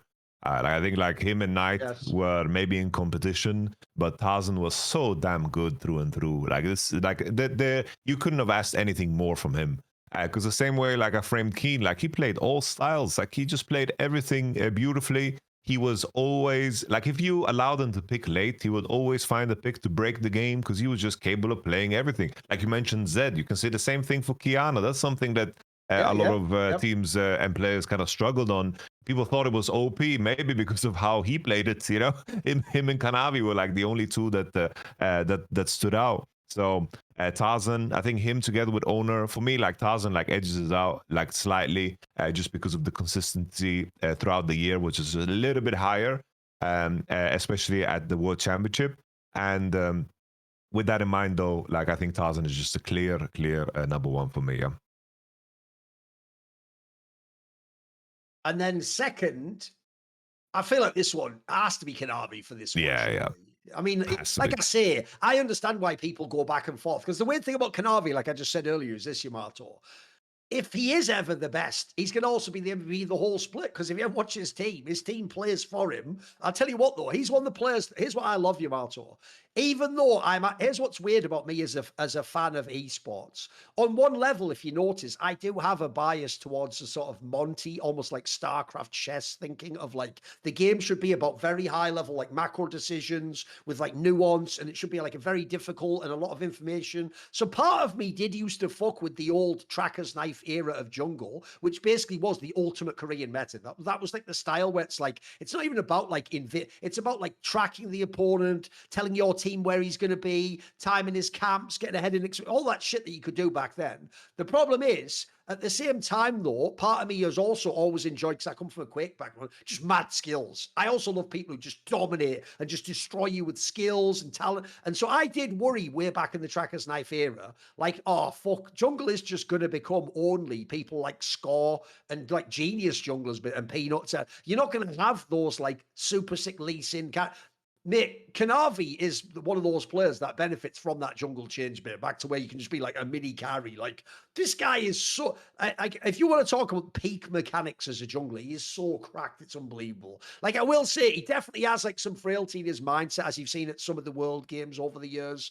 But if this is the ultimate front runner player for me. If you ever give this guy a lead, he will just shove it so far down your throat. Like, he does just look like the best. So to me, second half it's totally reasonable. I have him as my say. Also, in TS the whole year, as much as they might have been up and down, he's one of the reasons why in the regular splits you'd every time have to go, yeah, we're going to do that same thing again, guys. We know they choke and we know they're bad internationally, but they might win this split, and he's one of the reasons why for me. Agreed. Number 3 gets interesting. But there's two names I would throw in the race, leaning towards one. That would be JDG's Shun. I think that he just played like insanely high level League of Legends. For those who didn't watch LPL, it's like JDG was a complete mess. They had their own CV Max tragedy. They replaced the support 82 times. Like, they replaced their support more times than Peter got benched, you know? Like, it's just, they made so many damn changes, revamped the whole roster so many times. And on top of that, Scout had the worst year of his career by a wide margin. Like, it was very, very, painful to watch Scout play at times. So Shun to me was really good. This team was competitive because of Shun and Pace. The other one that I would throw in the race, just because he had he had really good games and carried games against like the best teams in the league, which is Monkey. Like, Monkey on WE. Oh, yeah, true. Yes, that's true. Monkey on WE. It's like that team was not supposed to do anything. No, and they remember did. In spring, there was a world people thought they might beat IG, and this is one of the reasons why this guy was carrying fucking games. I'm with you, yeah. He had like very good pocket picks. He had like Olaf angles. He would take games of like Billy and so forth with teammates that had no business doing so. Like, they did a good job of like figuring out an identity and rally around like the Monkey playstyle, which was really good. Like, that's like they had the best underdog mentality of the year of any team in my mind, in terms of like, what do we need to achieve in order to win? And everyone kind of just bought into that. They like picked like Renata in bad matchups just to make sure that they have Renata spells for the Olaf that said, in this spot I can carry the game, and he did. Like, they were very clever with how they approached things, and I think they had the capacity to add some depth to their play because of how good Monkey was. So shout out to Monkey, but Shun is still my third guy. Yeah, I'm with you. Actually, I'm going to go with Jun as my third pick as well. As referenced earlier, I actually think this year... What's funny is him and Piers did the same thing on that team. They both came from teams where people said, you're one-dimensional and you need the other players to sort of be awesome for you to do well. And they proved that's not true. They actually went to a team. Also, by the way, if you were going to pick a team and say, right, this team's going to be underpowered, Yamato, and have players underperform, the only good positions are going to be jungle and ADC. It's really hard to win fucking games with those. Of all the positions in the game, that might be the worst pairing you can fucking make. Like, that's a nightmare right there. So I think this guy smurfed this year. He was excellent. And again, you go and look at, like, once Scout got bad, put it this way, I know everyone can lie and say they can. Without touching the keyboard, can some of you even tell me the name of the top laner of JDG? Can you? Shut the fuck up. You could when it was fucking Ali, but it wasn't at the end. Some of you can't even name the top laner, but I'll tell you what, you remember fucking Jun, don't you? Exactly. So I think he deserves the third spot, mate. It's a bit of a scoffed one, but I think you just look at what he was working with, mate. This guy had so many individual games where I would just be like, well, that's why you have a chance. If you get him on that pick, you can do it. Also, I think what's cool about the story with BLG is he earned his way back. Like, by the way, if I was Knight and being invited, I'd go, yeah, give me that guy. Like, if we can't have literally Canavi or Tarzan, give me this guy. Like, that's enough for us. That's enough to win. Yeah. It's funny how, like, JDG, like, bro, the DG stands for Dagestan, you know? Like, he was like, 1 year, forget Pace and Shun. Like, they added wrestling, you know? They added layer to the By the way, that is actually, as a more serious point, though, that is one thing I think has been a mistake of some of the Korean players. In my opinion, what you should always have done if you were a top Korean talent is that's how you use the LPL. You don't, listen, what you do is you try and see, do I get an offer for a roster that's really good in Korea? If you do, ideally LCK is the best place to be. It even shows historically, because you're all Korean, you can all speak Korean. It's actually a detail people are underestimating about Chovy going back to HLE. It's going to get to speak pure Korean with everyone, right? That's the best place you could be. But what I do hate is when people do actually do the Showmaker or the BDD, and you stay, even though it's a scoffed roster, it's like, no, bro, that's the year to go to the LPL, and then make a big stink over the LPL, be like the MVP of the league and Smurf and just look individually sick. That's how you get your offer to come back wherever you want, man. That, like, you do that. That's when they offer you to come back to like a Genji or an HLE super team when you come back to Korea. So I do think that's a mistake, because this guy looked fucking sick in this regard. Okay, let us go on then to mid lane. Now, I will say mid lane's also quite an interesting role for this one, Yamato. It's not actually as the 3 picks aren't maybe as obvious as people think. So my question here is this: is the first pick Knight or Shanks? Because I think there's a discussion here. People are going to forget Yamato. Recency bias says it has to be Knight, but bro, the first, like, what, 2 splits, Shanks was better, I think. Like, he actually was really good. I also think, sadly, because his world was a bit whatever, mate, his fucking MSI was a chef's kiss. I actually think he was better than Faker. Like, I actually think Shanks gave an excellent showing of himself this year. And crucially, as everyone knows the storyline earlier, everyone was scared he would be the next Cream. Bro, this is what Cream wishes he could have done those first years internationally. I think that the main thing for me with Knight is that I think that he was the victim of like all of these issues that we saw with Billy Billy the most. Sure. I did think, like, it's crazy to think it's like how bad Billy Billy was at certain periods in the year that they still made the finals in spring, and then of course they they won summer, and at the same time in winter it was like they lost against the winner, which was Top Esports side, the winner in winter. They lost at 3-1 where they like threw a 10k gold lead. I feel like Knight was literally like Elo held on this roster for the longest time. And I think that Shanks had a very premium position where like Kyle and Tarzan were the only ones playing like an LCK game within the LPL. And I think you benefit of that so much. Like Knight was so isolated the entire year, and it seemed like he played he kind of had like almost in a strange way like a BDD-esque environment, but still with like really good nameplates.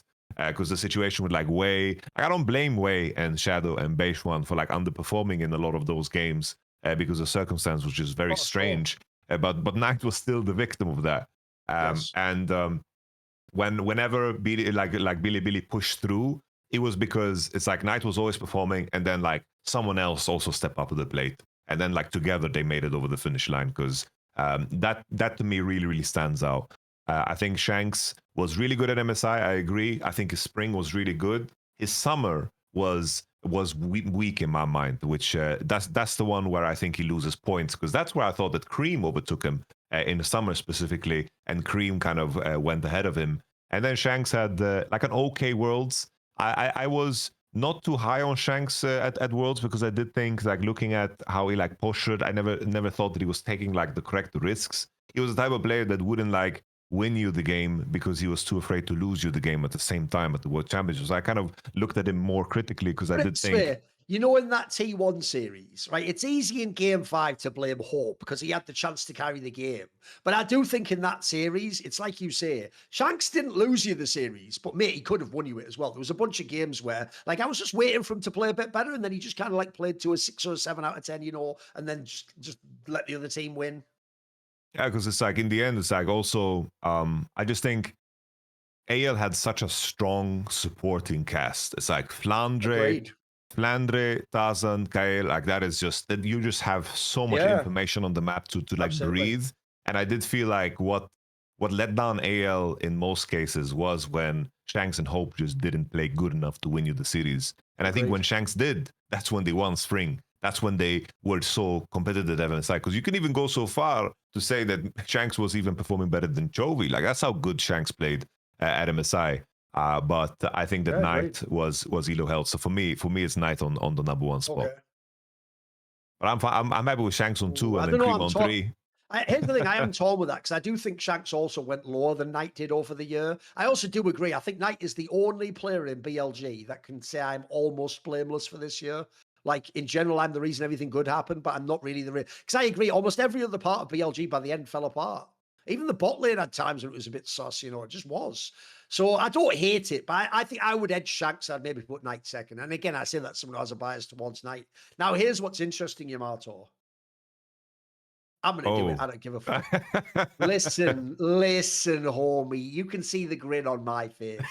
You're all thinking, well, now he has to do it. Now he has to say Cream because Cream actually, you know, had to go. Or maybe he's going to make the case that, you know, because at the beginning of the year, like Scout was all team second and then all team third, and then it's only in summary. No, the third place. I'm not even being rude by saying this is Rookie. And the reason why is this. Listen, I will give you immediately. He didn't play that great in the playoffs. And at Worlds, look, it turned out T1 was very good, as we all expected, but he didn't win the series. So I get why if you only saw that, if someone hyped you, you watch the LPL Summer Playoffs, you're like, what the fuck is this? You watched even the regional, you had some scuffed games, and then you only watch Worlds, you'd go, you've just overrated Rookie. No, bro, first of all, in the actual regular season of Summer, I think you could argue he was actually the best mid laner, mate. He had some really good series against some of the best players in the world. You also look at the other ones in the year. I think actually each split he got better. He started off like a little bit touch and go. It was other players that were better in winter. Spring, he was good, but he just wasn't the best. Summer, he actually looked really good. He just didn't get together. If I'm going at the end, the problem with Cream is this. TS was often other players carrying. Like, you think about it, I've just listed off most of their. I think that 369, Chovy, and Jakob are all contenders for the best in their role. But I'm sorry, that means two people get left out, which is Hong and fucking Cream. Like, Cream got there in the end and had some decent, he had some all right games at Worlds, at least before that fucking T1 series. But I'll tell you what, he wasn't some superlative player for me. Like, if I'm thinking of LPL players specifically, I don't think Cream was that relevant, mate. I think he had games where he was good, but I'm pretty sure if he had been as good as people hope, they would have been number one. The chance was there. It was actually the most wide open LPL year ever. So for me, the reason IG was relevant, and they got more relevant every split, was Rookie. And by the end, he actually was pretty good. He just can't get into the second part of this convo because he didn't do anything beyond that. Like, he didn't make the big playoff run. But listen, you tell me. Would you put someone else there? Are you going to disagree? I'm going to put Rookie there by a little margin. I think these are the three. These are the two homies for sure. Like, I think Cream's winter was really good. I think in winter he was really good. Like the Billy series was a standout. Like that was like I definitely had some good playoff series for sure. Yeah, because I thought Top Esports would like come into like the first stand and actually look good. You know, like of course. They like did the whole like lower bracket run. I thought they had conquered the demons. Cream was looking really good. But of course, first stand happened and that was trash. Spring split was just beyond the regular split. I still can't believe that you just lost the WE the way they did. And then I think like the winter segment and the summer playoff segment was very, very good for Cream. I think for Rookie, I'm with you. Like, winter was quite bad because we can go so far to say Dombey played better than Rookie, which hurts to say. But they almost got first place in the regular split in summer. And I think that was largely in part like everyone was doing their part for sure. Like, Gala was playing better. The Shy was playing good. We praised him before as well. But Rookie, there were so many games where he just clutched it out completely, whether it was like on Annie, on Ari. They beat every single team in the league.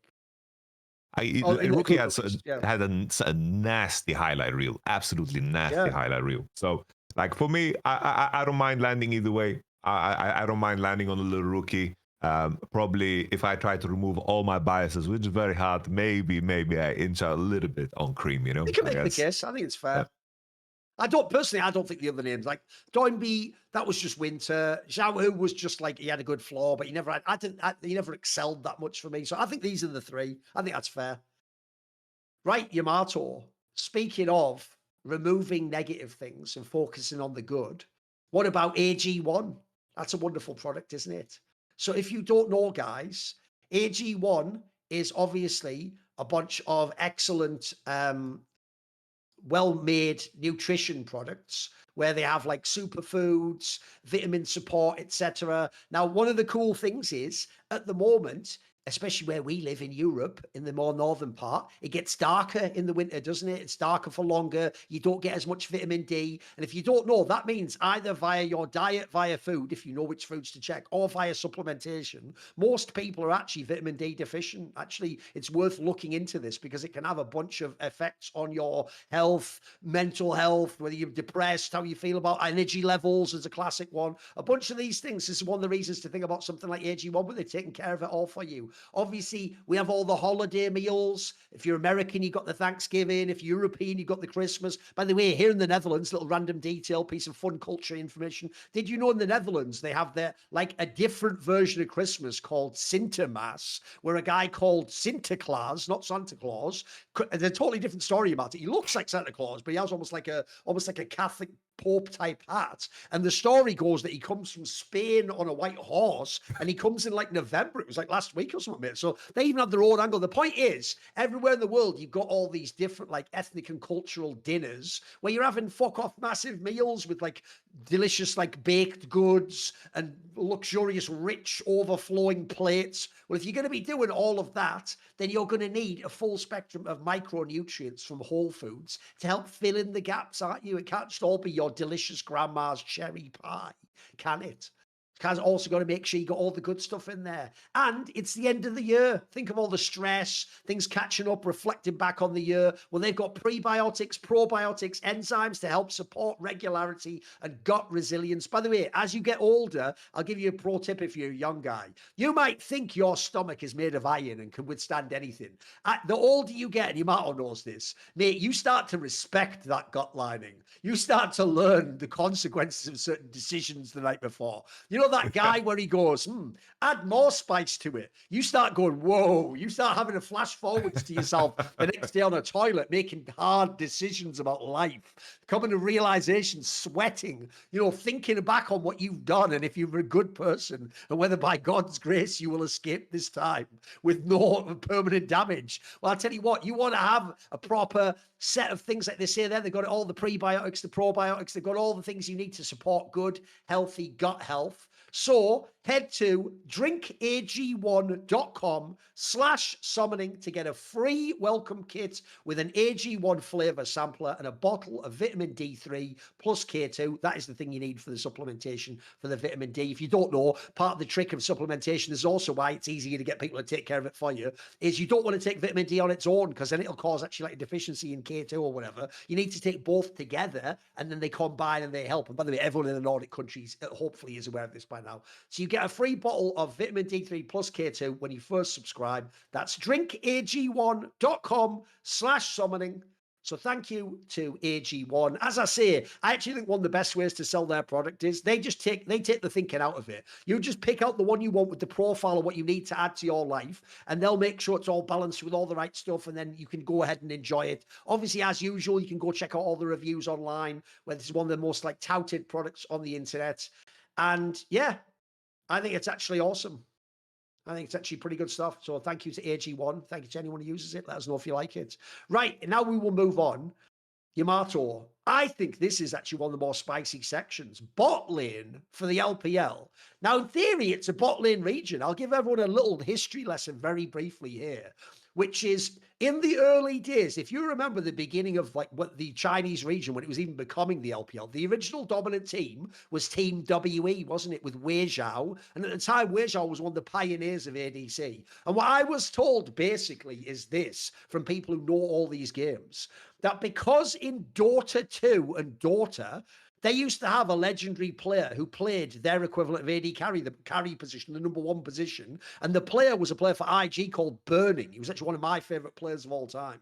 And because he was such a giga carry stud, like if you put all the eggs in his basket, he would carry the game, Yamato. They actually invented a style in Dota.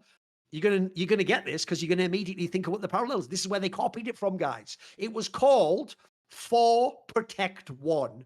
So you had this one player, and the other job of the 4 people was feed that guy, protect that guy's lane, peel for that guy, and he will just carry. Spoiler, Uzi, I didn't invent it, guys. They copied it from this approach. That's why the raising the poppy came for him. And if you ever saw WE, the entire game they played was the same concept. It was get Wei Zhao as fed as he could, and he would carry all the team fights. So famously, WE used to do crazy shit, bro, like not take towers. So the laning phase extended. They would do things like Claylov used to just farm the whole game and not even trying to gank them, but he would just farm and be like, look, we're all just going to lane forever, basically. And at the end, once Wei Zhao's massive, he's just going to carry all these team fights. It's why famously Messiah being that TF was cool, because he was just going all over as a distraction, and meanwhile Wei Zhao's just carrying the whole. So basically, they took the Dota idea of this is how League is played. And I think to some degree, they've never fully let go of that mentality, bro. Like if you look at the history of Chinese League of Legends, there are very few teams that are topside teams that are in the LPL, bro. And in fact, as I just said earlier, think about how many amazing Korean ADCs have benefited from going there and having people set up a whole team. It wasn't just Deft and Imp, it was Mystic. You keep going Viper, Ruler, all us all. Pierce just did it, boys. If you go there and you were a stud AD carry, this is the region. So I have to say, I say all of that to say, Yamato, this was one of the roughest years for the bot lanes I think I've ever seen in this region. Like, this wasn't a year where we had like dope bot lanes, best bot lanes in the world. I think there's a lot of. So I'm very interested to see where we're going to go here. So let's start. ADC. You tell me who the first name is. Who's the first name for ADC? Bro, it's so. It's interesting, right? It's going to be an interesting combo. It's very difficult because like all ADCs had periods where they were just not good. Like all of them did. Yep. I think. It's like gun to my head. If I had to like choose right away, probably I would land like on Jakob. Yep. But it's like the counter arguments are still there against him, right? It's like some of those mistakes are quite glaring. He would be like the mechanical demon version of Thorin, where like the mistakes he does are so like it's so easy to remember and so glaring that you're kind of like, oh shit. But then at the same time, like the highlight reel for when it does work, like there's plenty of games where that has been the case too. I remember like that Ezreal game against Bilibili, I think it's like first game they played in the playoffs where it's like he got caught that game twice. And then the third time where he pushed it forward, he like just landed every single Q on Ezreal, just won the fight before it even started. They got soul and then the game was over. And that's, I guess, the charm of Jakob. I think that he had high highs, he had some lows, but Top Esports in that volume, like considering how tricky the support position was for Top Esports, I have some sympathy for Jakob in that regard too, because they had Chris first, and then they changed to Hung, which obviously also is a point of frustration. But looking like at the other names, it's like we mentioned Pace, we mentioned like Gala was so insane in summer playoffs, and then the regional qualifier, but that was so late. Like Gala was also bad during the year. So it's very difficult to navigate. Like Hope was fantastic, I think, for AL when they were doing well. But then you had that summer stint. Like Hope also deserves a shout. Like if someone told me Hope was the best AD, I could be like, I can rationalize that. Elk had good periods, he had bad periods. I think the meta was very rough for him. Because I think that Elk, similar to like Gumayusi, has a very set few champions that he wants to stick to and play. Whether it's like Caitlyn, Ezreal, Lucian. Like if he played those three and then maybe like Aphelios on these four, then I think that he can be like the best AD in the world. But when he had to go beyond that, that's when he looked a little bit more awkward, and some of the other ADCs did indeed like look better. So where do you land? Where are you? Here's the thing. I am also going to take Jakob, but I think the reason why this will surprise fans is obviously he didn't do internationally. Like at first stand, it was whack. And at Worlds, I do think there were games where I was sat there like, oh, come on, man. Like you just mind controlled every player. Like for some reason, specifically, it's T1 with him, bro. When he plays T1, he just becomes a bot who just fucking just feeds for no reason whatsoever. I don't get it because I want to say like, mate, I wish T1 could see this guy in like a normal game of the LPL. He's a demon. He's so fucking scary. Like if you ever let this guy get ahead in lane, you are in so much trouble in the fucking game. Team fights, he has one of the most like aggressive posturing styles in team fights of any ADC I've ever seen. But mate, if I had his hands, I would do that too. Like this guy's style in a team fight really is some like, you know, in fucking Hollywood movies where you're not just beating up the other guy, you're like fucking Anderson Silva versus Forrest Griffin, like you're ducking under his punches, like you're moving back when he punches. By the way, that doesn't even work. How could your neck move as fast as his hand, but that's a Hollywood movie, isn't it? He does that in team fights, though. He's like fucking Matrix moving under, and then every time he hits, bro, he is hitting with knockout power. Like, and so I think this is what people are going to forget. If you're talking just about the LPL, right, think about this. In the winter, the one that they won and went to first stand, he was the finals MVP. In spring, the bad time in theory for TS, they were number one in the regular split. They were killing everyone. They just failed in the playoffs. In summer, he was the entire league's MVP and got his team to Worlds. Listen, you can point out flaws about Jakob for an hour, but I'll tell you, I agree with you. Look at what he is good at, though. Mate, he has an extremely, I think he has one of the highest ceilings of any ADC I've ever seen play this game, mate. Like I know this will sound mad to a fan, because fans do this really weird thing where if you're better than someone, you're better than everything. Like, no, I'm sorry. The peak games of Jakob this year are better than like peak Ruler games. The difference is Ruler's a way more polished player who doesn't let you down and can play in other ways as well. But Jakob's like ceiling. Again, it's why it's actually fitting he played with Chovy. They're kind of similar players. If they get ahead of you and they get to exhibit their strengths, they'll kill you. Like if this was UFC, these would be the guys that like knock everyone out and then just lose the championship fight to the wrestler or something, you know, on a decision. And you're like, I thought they were going to get it done. Because I do think he wins this one, mate. I know he had his problems internationally. He certainly did. And sadly, that's why if we then transition to the second one, bro, as you pointed out, this is where if you are Hope, mate, part of its profile, it's who we think of as players. We just don't think of you as the stud ADC, bro, unfortunately. We just think of you as, like, again, you're going to be remembered in the categories of the bangs, the sneaky. You're good. You're certainly good, by the way. I think you're a good player. I think you're actually a veteran at this point in time in your career. You certainly synergize well with your teammates. But I am thinking of things like, how many times did I really see this be the difference maker in the series, or the player who carried the game? You know, for me, he's a player who played up to par and slightly above at times. But so would Hope be second for you? Is that where you're leaning? I do think they had like the period from spring to through MSI and like very early summer. I did think like he had a lot of Kaiser games where he carried, where he like went above and beyond. He had like Sivir games that were like really good too. I did think that he broke his own like ceiling a little bit this year. I just didn't do it consistently enough. But that's the issue with the LPL, is that I think like there's flaws to the other people to point out. Like the other one that I would potentially slot in here is just Paze. I think that's what I wanted to ask, because here's the question, Yamato. The clarifying question is this. This is a more extreme version of the Viper versus Ruler thing, because the problem obviously you have if you Paze is you never really had much in position to do anything in the playoffs. You were kind of irrelevant most of the year, right? It's mainly just regular season carrying the game. And again, it's you're carrying in bad games. It's not so much that you're like on the best team. So how do you like this is, I think this is the harshest version of it, because I think most people do think individually Paze is much better than Hope. But I think if you look at the teams, Hope has a much better team. So how do you square that? How do you figure that one out? It's damn tricky. Like I guess it's just kind of like game equity, you know. It's like if you're winning, how much of the equity is in your hand. I did think like some of the games mentioned, there was moments where like Hope actually like carried, but I just still repeat the point that AL, Flandre, Kyle, and Tarzan is like such a strong supporting cast where like if Viper was in that team, like he would carry so many games, just like, and I can say the same for Pace too. And then it's like what they did in the game, what they did with what they had. I just think that Paze did so damn much. And I saw like people online were like rating Paze lower because of how he did in like the ASI tournament with the Grasshopper. I was like, bro, that tournament was. I thought that tournament was less useful than fucking first stand. like that was like EWC on crack. That's not real at all. So. I feel probably that I will land on Pace, but I do think Hope deserves praise for there were moments where he broke through that ceiling, and I think the main knock is the fact that he didn't manage to do so when it mattered most, because I think he could have been a difference maker in that series against, of course, T1.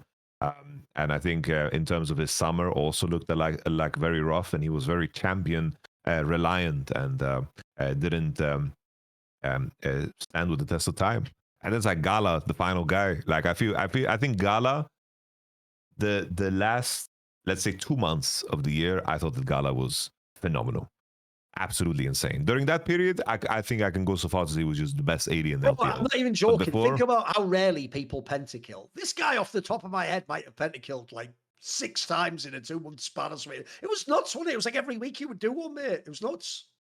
he would just like carry impossible games. Absolutely. That Kalista game in the regional qualifier was crazy. The fact that Gala like beat Pace heads up like in the qualifier was a really big deal. Like he did miracles. His Kaiser is like the most feared Kaiser of all time when we have like insane Kaiser players. Like him picking Kaiser just meant, oh, this is just gonna be a win. Whoever is on the other side, doesn't matter. Kaiser's a win. Like that was like a free bet that you can send almost always on the Gala Kaiser. It's just it was just the time span was so small, because I do think like spring and winter was very rough for Gala. Like on an individual basis, it was like equivalent to the scout of this year. He ramped up just in time for, of course, the world's qualification. So ADC is very tricky, very, very tricky. I think it's just depending on flavors. If I have to land somewhere, probably I just go Pace into Hope on 3, and then Gala as a solid 4. You know. That's what I was wondering, how much you would value like making the championship, because I also do think Piers was better than Hope. It's just like, look, I'll give respect to Hope for what he accomplished within his squad, but I know what you mean. Like I put it this way. I'm also low-key shocked this didn't happen. You know, all the rumors were the other way around, like, oh, Tarzan and Kale leaves and goes to GENG. Bro, I would just be rude if I was a star ADC. I would have just contacted anyone's legend. Like, look, can you keep the whole same team, but just recruit me? Like, if you just put me in, can I basically just have Hope spots? If so, I promise we're winning everything, boys. Like, just put me in, coach. Because low-key, yeah, I do think Piers was better. And again, even though I know the team was much worse over the year, I would just challenge someone. Go and watch Piers' games. You will see some bonkers Gary's games. Like, he really did just completely transform from the player he was last year. It's like, one thing I've noticed is this in life. If you're a very, very exceptional person, sometimes you can just identify your problems and evolve anyway. I think that's rare though, mate. I think most of the time you have to almost be forced into the position where it's like die or evolve, basically, like some X-Men shit. So if you put this, like, if you think of the peers that used to play on GENG, mate, he would have drowned in this team this year. He would have just been terrible. He would have had the worst year of his career. People would have written him off and thought he was shit because they'd have looked at all the names. Like, you have Scout and Sean, and hey, Alan, you should be on a top team. That was supposed to be a good roster at the beginning of the year. By the end of the year, like I said, it was him and Jun. And by the way, he gets the bigger credit. It was Piers first and then Jun, bro. Like, this guy was a monster. I'm with you. Andy, he didn't have them that far, by the way, from sneaking into a Worlds or something. Like, that was not impossible. That could have happened. So, yeah, I'm going to give him second. I think we just put Hope third. I think that's the fairest way. Look, it's a bummer, but listen, that's the nature of playing with players where, like, 3 of your teammates might have been the best in their role, bro. Like, someone has to take it, you know. Someone has to not get the credit. There's only so much credit to go around. Now, I'm just switching to standing desk, but carry on. Like, okay. I'll mute my mic, bro. I'm sitting. My back hurts. Do you want a quick 1-minute break or something? No, all good. Right. Okay. Right. So we're going to go now to support. For support, I do feel like there's an obvious leading candidate here. Kale from Anyone's Legend. Feels like for me, this is one of the ones where I don't think it's as competitive. For me, he just slots in straight at number 1. Like, you look at if you got, first of all, in the first split of the year, you can already see this guy's fucking working miracles, mate. Like, he's fucking mega. Then when everyone else joins them and they're the best team, he was also the best at his role. I also think as well, he's got the Korean angle. He synergized very, very well with Tarzan. They seem to understand how to play with each other. I'm thinking of past years of this guy, mate, when he used to play some way more scoffed players and no one knew it. This year was an excellent year. Like, if he'd have really ended up on GENG, he'd have deserved the spot. He's one of the only players I would have accepted could have been potentially an upgrade, not just like a downgrade or side grade for Duro. I think he actually could have been. So I think Kale had an excellent year, mate. Very, very good performance all around. One of the key pieces, and he was the best part of their bot lane for me. Agreed. I think when it comes to like why everyone said that AL is the team that is the most similar to like the LCK teams, it always starts and ends with how the jungle and the support plays. And I think that Kyle just like he just understood the important details of the game. Like, I think in terms of how they drove the macro, I think that he was super damn good. I think that he didn't have like massive holes in his champion pool either. He had periods where he underperformed, but I would never like blame that on him. I think it was just like segments where AL was performing worse, especially after Masai.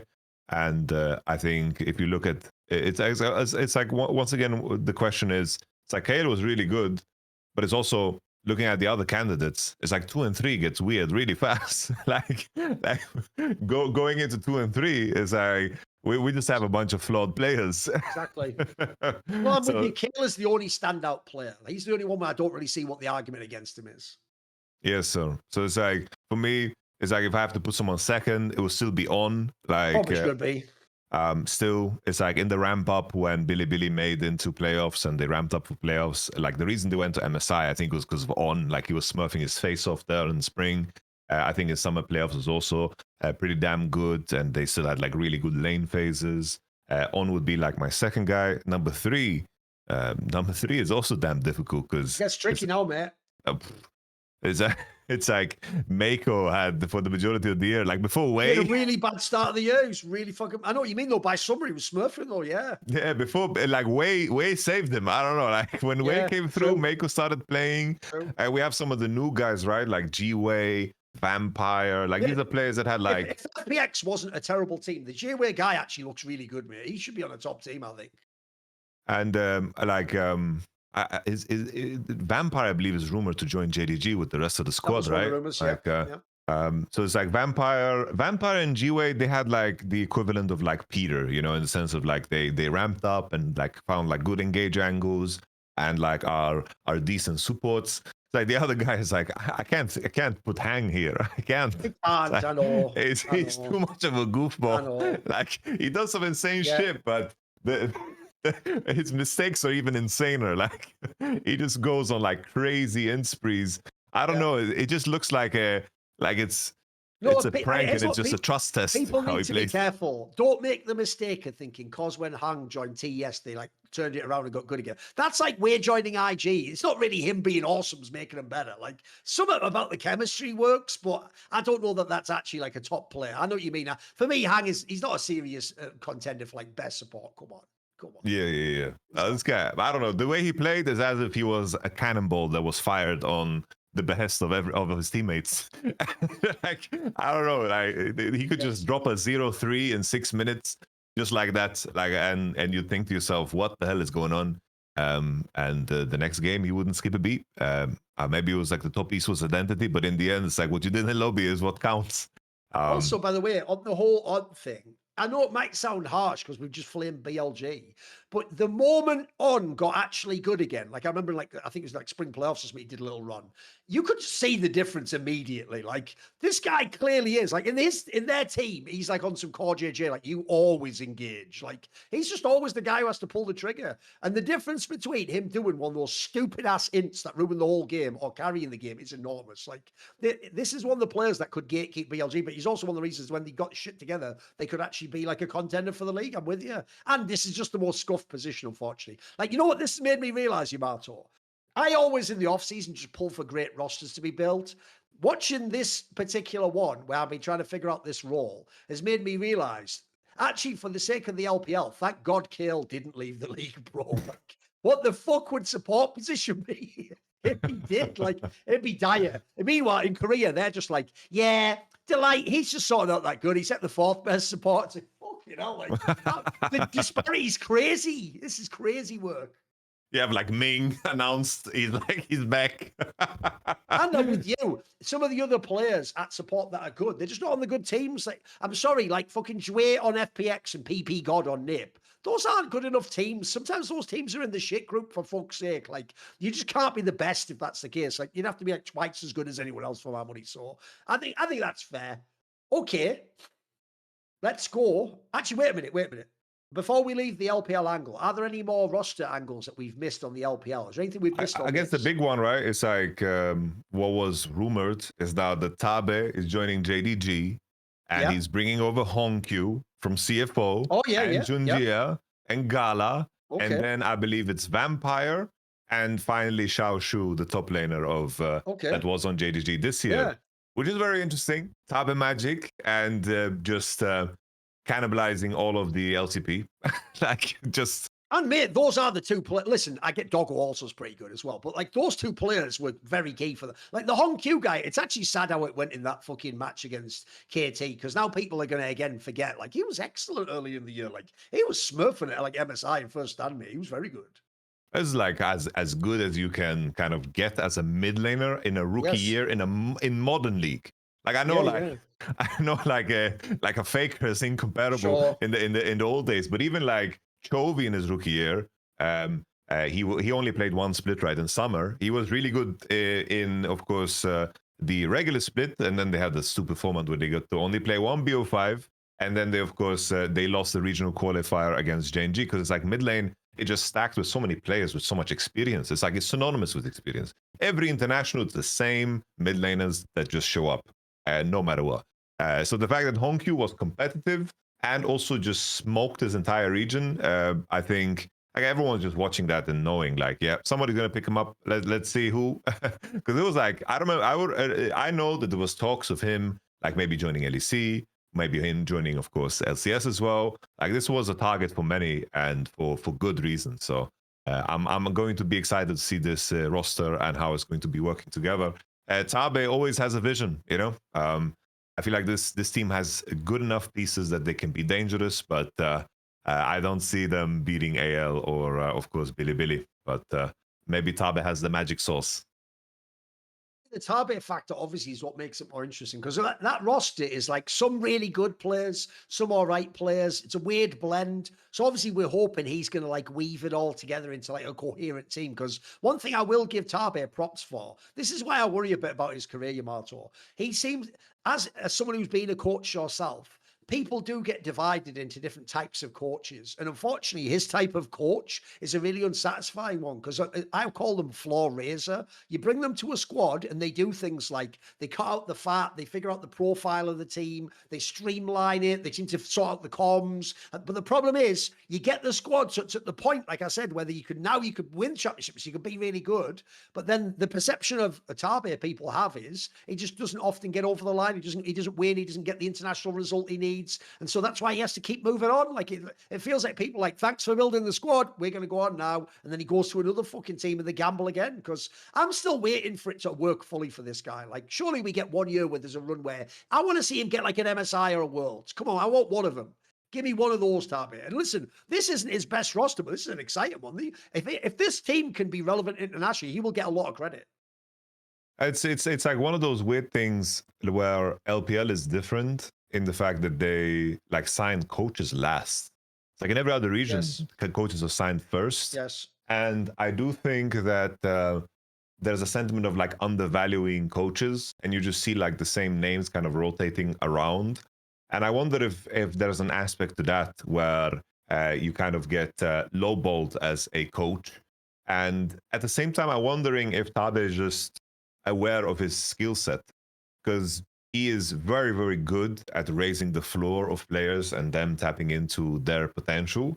And then maybe he also realizes that, oh, this is where I need to like start anew. Maybe that's just a skill set, which is a very impressive skill set, because like I wouldn't have ever put the Bilibili players that are currently on the map, like Shun, On, and Elk. These are three guys that were barely on the map. Like they were just bouncing around there. They were just a part of the LPL. They were not considered elite at all before Tabe joined Bilibili and helped them out. Before that team was just Bin and company. And it was like, oh, Yagao is fun. You know, Yagao is cool. And then it was just Bin. So maybe that's just one of those cases, because like suddenly the guys like Vampire and Xiaoshu, like I'm very excited to see like how rapid their development will be, because he just seems to have like that magic touch. And maybe that's just the case. It's like the year finishes, he understands that he can find more impact and maybe more money elsewhere, and he just jumps onto it. But still, the fact that AL won an LPL split, I think that's like a very, very good notch in the belt, you know, like on the jacket, you know, there's a little medal, you know, it's a solid one, really, really good one. And that's another one of those ones where, mate, that looks awesome on a Gamepedia, because actually at that point in time, listen, Flandre has a great name, but everyone knows by then he's not the same player. And if you go and you look, Tarzan had been a choker, he hadn't made it yet. Shax has only been just a good prospect. The bot lane is like Hope's the most forgotten LPL champion ever, and the KL guy was just an all right player from Korea who blossomed in China. Like, Tabe gets a lot of credit for that one. There's a lot of coaches. That's not you just got 5 good players and you won it, you did nothing. He clearly had a lot to do with that squad. No, I'm with you. Right, we touched on it earlier. This one's not as hard, though. MVP of the LPL, probably Tarzan, right? Yes, As we just said, basically, I would go the other way. I would challenge someone. Tell me what Tarzan did wrong this year. I don't know, mate. Like, seemed to me like he had a flawless year almost. It's like the only, it's like, don't play Sejuani in game 5. But it's like, yeah, it's not his fault. That's fearless. And, Yes. you know, when you first pick Jinx, that's what you gotta do, you know? Like, that's like the only knock, but it's like, that's not even a knock. That's like, you know, at the bottom of the barrel. Isn't that a compliment that what we're saying is we need him in game 5, even against the eventual world champions, to be the one with all the carry agency, bro? Yeah. We're kind of sort of saying, mate, you just are the man. You're just the man, Tarzan. So actually, I have to say as well, I'm definitely looking forward to next year for Tarzan too, because if he can put up another all-time year, he's going to very quickly catch up for all that lost time on those like greatest jungler lists, mate. Like people forget he already had that excellent resume just without the trophies. He had loads of finals and times when he was an all-pro and times when he looked on with your eyes like the best jungler. Like you know this, but I'll remind people, if you go back to LNG when Scout was the MVP, it was Scout plus Tarzan boys. Like that was part of what there was the combo in that team. Those were 2 players who were mega synergizing together. So no, I'm with you. I think that was an easy one. We just give him Tarzan MVP of the LPL. Right, let's go to the LEC then. Yes, sir. So over in the LEC, this is going to already be interesting if we start with top lane. Because bro, if you think of top lane this year, doesn't it just have to be Broken Blade? Doesn't he? Oh, sorry, no, wait, sorry, I got that wrong. Kana gets number 1, but I want to ask this. How much of a discussion is there for Broken Blade? Because I do think at the end, recency bias says in summary was excellent. But Kana, the rest of the year, I mean, I thought he was the best LEC player. So is Kana number 1? Is Broken Blade number 1? How are you going on this one? Kana to me was what Zeus was for the LCK regionally, where I think Kana played a very like isolated role, and he did that at such a high level that he got away with it. Like as all the teams were kind of scrambling around them, especially in summer where everything kind of moved in that direction of like team play oriented top lane. Like we could even see that KC was aware of this because they were actually putting Kana on tanks, which is something that they just kind of gave into. Sometimes it's like you don't want to see it, but you understand this is the direction where the game is going. And you need to be able to slam a little Kisante and a Sion on occasion just to, of course, be flexible in draft.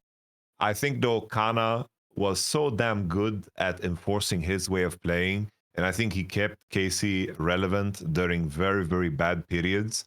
I think his winter split was insane. His spring, when KC was underperforming, was also really good. He like got them over the line in a lot of series, which was insanely impressive. And then summer was also really good up until the point where he lost against Oscarinin. So I think the fact that Kana managed to play his style, even in a world where that isn't the best way, I commend him for that. And I think that only works if you lane so much better than everybody else and team fight so much better than everybody else. And Kana did exactly that. Broken Blade, I think his style of play suffers when your jungle and support is very uncoordinated. And that was very visible in winter and spring, where Labrov and Skumon needed to really get used to things. But when everything fell into place, you instantly saw Broken Blade. Damn, it's like he plays all these pocket picks, the Rek'Sai, plays a tank play, team fight super well. As a team player, I think he's better than Kana and way more integrated. And I think that's something that Broken Blade deserves props for. In winter, when G2 were on that lose streak and they're losing games, what they did to fix their whole problem of how jungle and super were playing was that they just picked tank top lane no matter what, and Broken Blade would just like move down, give up CS to just make sure that they can put down vision. Like anyone can just pull up the Game of Legends, and there was a point in time where BB starts picking tank. He's playing Ornn, Kisante, Sion, and they just go on like a win streak all the way to the finals. Like even that series, if you like against KC that they won first time around, yeah, that was like BB just playing tanks. He was playing like, and then Kana tried to catch up and try to do the same thing. He had that like Sion game, and then the Anivia came through from, of course, Caps as a counter to Rise and Sion. But BB is for me is a very, very solid second. I just think Kana had less to work with and still enforced his way of playing. Yeah, the problem for me is this. If you're using recency bias, Broken Blade in summer might have had, that might be the best split of his career, mate. I thought that was an excellent split of play where he had almost no flaws. I actually think he played all styles of top lane well. As you said, he actually became, as opposed to a player where it's like, oh, he didn't do this for other, it's other people let him down, if anything, mate. Actually, he looked excellent almost every game I saw him play. I don't think he ever played bad. The problem is, though, I do think, with the exception of how the playoffs ended, I think Canada was too good this year, bro. Like, I actually think he might have been just the best LEC player. He was really fucking excellent. Like, and as you say, the big difference, a bit like Tarzan carrying anyone's legend when they were bad, is, bro, go to the spring split, the one where Carmine Corp is touch and go in some of these games, and they're getting behind in games, behind in series. There's a bunch of times they could have just lost the BO3 in the regular split to like nobodies, like lesser squads, the GXs of the world, but he was just fucking carrying every team fight, bro. Like, I think of all those Rumble games when no one else could play Rumble, and his fucking equalizers were just fucking unreal, mate. They would just always land, always turn the fight, always zone someone off. Like, if I'm Calist, this was my favorite teammate this year, was fucking Canna, mate. Like, this, he made space for me to do all the shit I did. So I think he gets to be number one. But I do think if someone's on the team that makes every final and wins and goes better in that, you have to at least make space for them in the conversation with Broken Blade. Like, it's not that Broken Blade did anything wrong. I just don't think he hits the same heights as Canna did. And I agree with you, though. He also was a little bit gate-kept because, yeah, his jungle and support just weren't particularly good at times, crucially at times. Like, the jungle was always good, but did it connect with the other players? Did it connect with the support? That was obviously the key, like, failure in G2 at times. I think Canna gets to win this one. Broken Blades. The question here is this, though. Who the fuck is third? It's funny because in my mind, there's like two candidates, which is maybe borderline three, which is Midwin, Naknako, Yep. and then, of course, Oscarinin. So Oscarinin is so weird because I think in winter, I think he carried Fnatic in winter. Like, they almost lost to BDS if it wasn't for like how Oscarinin was playing. There was like that 1-1-3, they got super far ahead and so forth, and then like he had to do like crazy things on Poppy to get them through. We also had like, you can say that the reason Fnatic qualified the Worlds was because of Oscarinin. Like, suddenly played good into Kana. But I think people do that thing with him when they only focus on the moment he fails. You know what I mean? Yeah. The moment he fails, he's shit. He never should have been on the squad. Now people like rewriting history. Shouldn't he be in the LEC? Kick him, like, bro. Like, he still has times where he's really good, though. He's definitely had some very excellent times, absolutely. And by the way, he's the guy who put Canna out. Yeah, you're right. He fucking sent Canna home, mate. But in that same vein, right? It's like, yeah, the next day he played against Midwin and just looked like utter trash. It was such a strange player. He's been like that ever since he joined the league. Like, I remember like when he just got subbed in for Wunder because Wunder refused to play, right? And then it was the whole situation with, he's just choking his face off. And then suddenly there was this moment where, like, I believe someone on Fnatic had COVID and they needed to play from the office. And then from the office, he was just smurfing again. Yep. Like, he was just playing good. And I was like, oh, okay, everything changed now. Like, it's always been like back and forth. Even at the international, it was like, wow, look at this insane Camille game he played against 369. And then we just never get to see that again. Like, I don't know what's going on. But looking at the other candidates, it's like Naknako, I think he had a lot of like good carry games, like really good lane phases. The main knock I have against him, which I blame the coaching staff for, is that in terms of like figuring out an identity and how they draft, I don't know what the hell Vitality did this year. I remember games where they had like Lulu, Ryze, Zed, and I'm like, what the hell is this Oompa Loompa composition? I don't know why we're picking like Yasuo in these spots when it's not necessary. I don't know where it comes from, either from the coaching staff, which are not guiding him because this is his rookie year, or him just having like that ego that is necessary to be good, but it hasn't been like tamed yet the right way. And then for Midwin, I think probably is the easiest one to slot in, easiest one to rationalize, because I do think that he was probably the most consistent out of the three, and he still had high highs on some of his favorite pocket picks. But he also was one of those guys that when they were at certain finish lines when they were playing against tougher teams, he looked like a problem together with Super in those cases. No, I'm with you on that. I actually think that's totally fair. I do think I would, here's the thing. I feel like I have to edge it to Merwin at the end. I think he's the one in the end I'll give it to, because I do think he had some big performances. I even think he was half decent in some of the playoff runs. Like, I think he did what he had to do and he matched up well. Oscarin, the problem is he's too much of a glass cannon, isn't he? Either he's really well or he just completely broke and shit the bed. And so unfortunately, the horror games do stick in your mind and you do remember them. And also elsewhere in his team, I think there was just better players elsewhere. So I actually think Merwin, I don't mind that one. I think the third one's really hard for this one. Nako, your team just sucked too much, bro. So we didn't get to see enough of you. Obviously, we could have done with some playoff runs to really see what you were capable of. By the way, one for next year, though, certainly a talent. Clearly, he's going to be in the LEC for many years to come.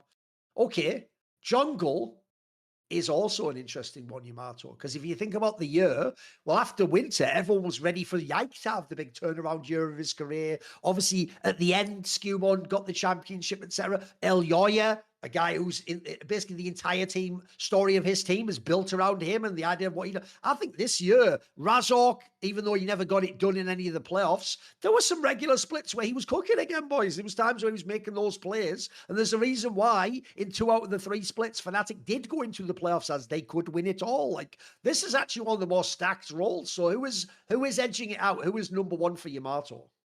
For me, I have to just start with Skewmon. I think he already in spring. I think that in winter he got underrated for, in my opinion, like the wrong reasons. They're playing like BO1s. He loses a smite, and then suddenly like Skewmon was bad. I did think that Skewmon played poorly in both finals they played up until the third, and also at MSI. But obviously it's his rookie year, but we're not putting that into this equation, right? Like when we are comparing performances. I just think that even in spring, I think that he was the best jungler. Like, he was carrying games. I remember his Zinza games, his Pantheon games. He had like so many damn good games where he was one-dimensional in the way where he just knew how to drive the game through himself. So if he fell behind, he didn't look good, but he rarely fell behind. He was often ahead, and then he would just carry games on that team. And that's kind of a weird construction for what G2 is, of course, but Skewmon just had to learn a lot of things along the way. And I think when Summer came along, he was like very, very complete as a player, and the G2 project was finally like blooming, and like spring has come. So for me, Skewmon is the guy. I think that my main knock is like between Elioya and him. I think that Elioya, for the team being so his, I think I'm impressed with that fact because they did win a split, which is really impressive, and they were very competitive with, some positions being weaker than their main competitors, especially like in the ADC position. It was just like there were moments like internationally where I'm thinking it's like, Elioya, it's like you're not allowed to underperform on this team. You're just simply not allowed to. And I think that in terms of dimension, I think like when it comes to like early game and synchronizing with support, Elioya was by far the best in the region in my opinion, because that's what made Koi so formidable. Like, even on paper they looked worse. They were just so damn good early game, and coming into the next year, odds are they might just still be the best early game team. And that's, I think, because of Elioya and Alvaro. But I just think that the steady improvement and the ramp up and the range of how Skewmon played is what makes me, take him over Elioya in this case. The problem I think Skewmon faced is, if you think of the context of other junglers who've played with Caps, follow me on this journey a second. If we go way back to the days when he had Broxer, when he was in Fnatic, that's one of the reasons people hold Caps in such high regard, because it looked like Broxer didn't really have great decision making, even though he was a jungler. It looked like he mainly just had hands, and his job was, well, Caps is just this crazy playmaker who'll move around the map. You just follow him, basically. Like, if you see him leave the lane, follow him, and you'll get a little, like, that's a little mission, and you'll just be, you're like a fucking Hobbit, and he's Gandalf. Like, follow him, do whatever he says. But then you go after that to Jankos, who at the time was in his absolute pomp. He was just just the god jungler, like the score of Europe, just figuring out how to be everywhere you need to be, how to read the map. Like in that scenario, now it's like you've got super caps, but you've also got like the best possible jungler who can cover everything for the team. Then you go to Yike. Yike's whole thing was like, he's like the blabber. It's like you give him the winning lanes and then he just goes crazy and does what he wants. But they were actually, I always say with Yike,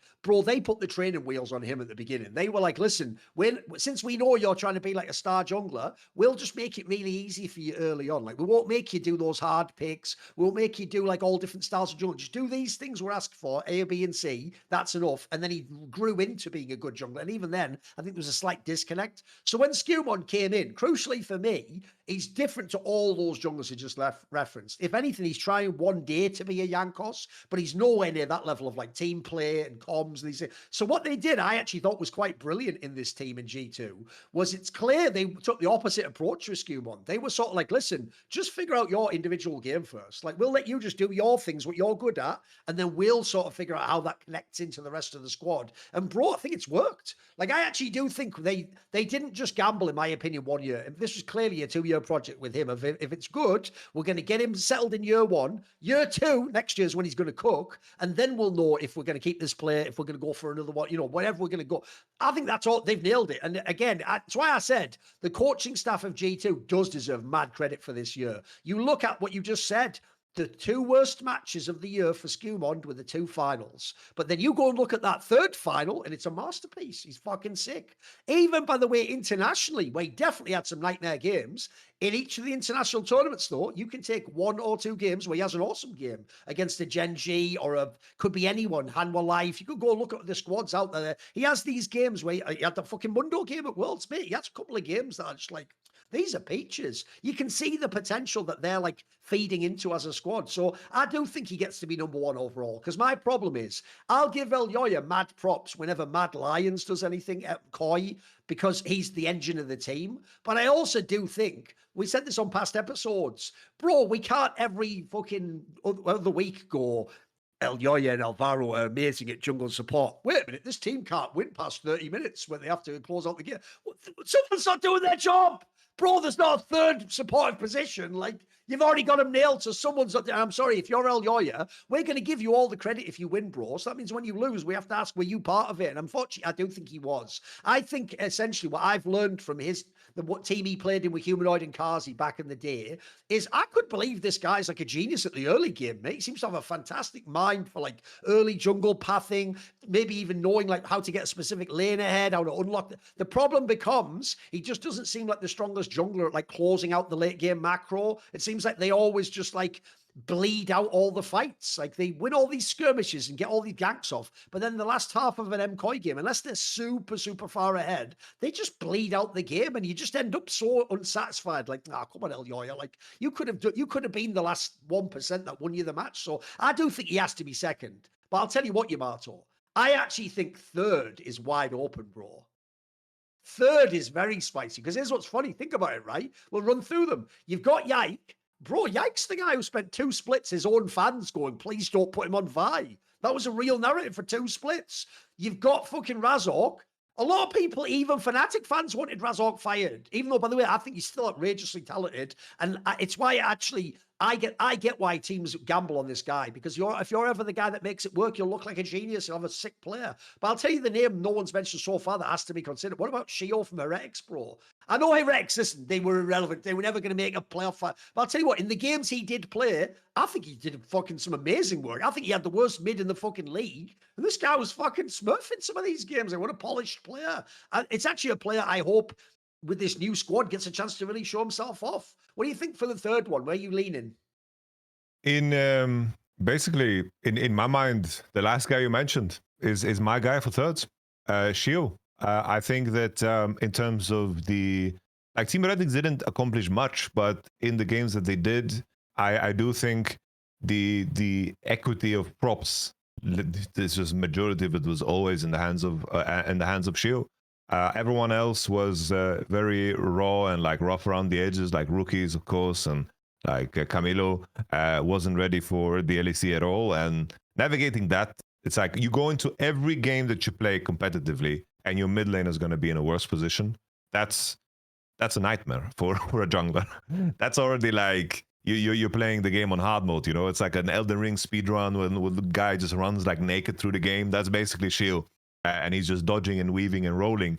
I think for Razork and Yike, I think they had periods where they were really good, but they didn't have that consistency at all. And Shio, in my mind, did. I think Shio was very consistent, and anything that came out that was positive out of the Team Heretics camp was, in my mind, from Stand and Shio. And I was always saying the same thing. I think if you merge Vitality, Naknako, Kazi, and Shayak together with Shio and Stand, that would be like a roster that could maybe break into top 3. Like they would just and that comes back to the fact that I think that engine of the team made them made them be a part of games that they had no business being part of, in my opinion. No, I'm with you. I think we can put Shields the third one. I know it's harsh, but if anything, it shows how flawed some of the other players were for some of the top teams that they couldn't solidify themselves. Because if any of them had had awesome set of playoff runs, I'd have given it over Shield. But I think he deserves it because in the games I did see him play, like you say, I thought he played excellent, mate. Like this is one of the best min-max positions I've seen in fucking years in the league that they picked that guy up and he actually smurfed. Okay.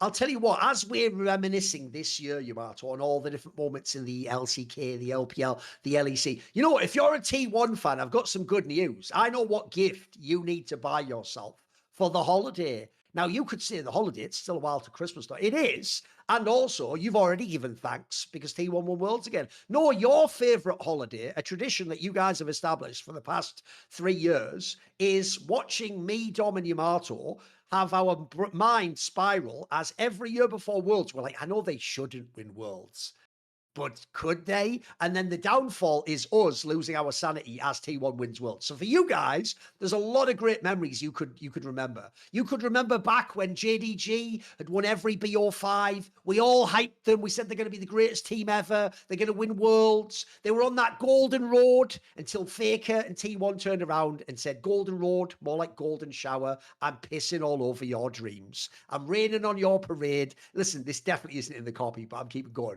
So there's that memory that could flash up. You could even show a little clip. You could put a little 30-second clip in your aura frame, because that's what I'm talking about here, the aura frame to collect all the memories. You could put a little 5-second clips, it has up to 30 seconds of video of Kanavi on Belveth saying, yes, Lord Faker, I will now activate code 17 for Kanavi. I must give Faker the title. Please have the title. The little clip of him running into the Sand Soldiers, give that one up too. Give that one as well. So you could give that. Obviously, there's all the other memories. There's fucking Gumayusi. It's good. It's good. Yeah, it's good to have Gumayusi on your team, isn't it? He's not there anymore. The only way you'll remember Gumayusi is in your memories on your aura frames. All the best memories, that Chad chin, the fucking, the face pass, all that shit. Obviously, in his case, obviously, the question is smash or pass, depending on whatever. You get the point I'm going there. It's a crowbar. Then you've got, obviously, the Zeus winning. Remember when Zeus used to play for T1 back in the day, guys? That's a memory and a half. That'll go back to the old days, him carrying in 2024. You can have a picture of him. You can have that one where what about that memory? You guys probably like this now because you're so evil. What about that moment where he smashed his own head in with the World's Trophy? Maybe a metaphor for what he did this year. You could choose. My point is you select the memories. I mean, listen, one thing you guys as T1 fans are already good at is selective memory. You don't remember other things. Just don't put in your aura frames any of the LCK finals. Don't put Chovy. Forget MSI. That doesn't matter. The point is, aura frames is the gift for the seasons, whether it's Thanksgiving, whether it's actually Sint Mass, it's already gone, whether it's Christmas coming up. Because one of the awesome things is it's super easy to use. You yourself can be reminded of all cool memories of your own, but also I think it's a great gift for other people. Because when you get it, you get unlimited free photos and video. You just need to download the app and have Wi-Fi. So if you've got a grandma, if it's your girlfriend, if it's your mom, you can set it up for them as long as they have internet. You can make it so that remotely, first of all, you can have it so it ships with a load of photos loaded into it in case they're a boomer. And then secondly, you can just set up the account so that you from your house on your internet can upload photos, what you're up to now, if you have a kid, if you have a girlfriend, if you have a wife, keep your other family members and friends so they feel that they're part of your circle, especially if you don't live in the same city or town or country anymore. It's a great way to stay connected. It's actually how Monty did it back in the day.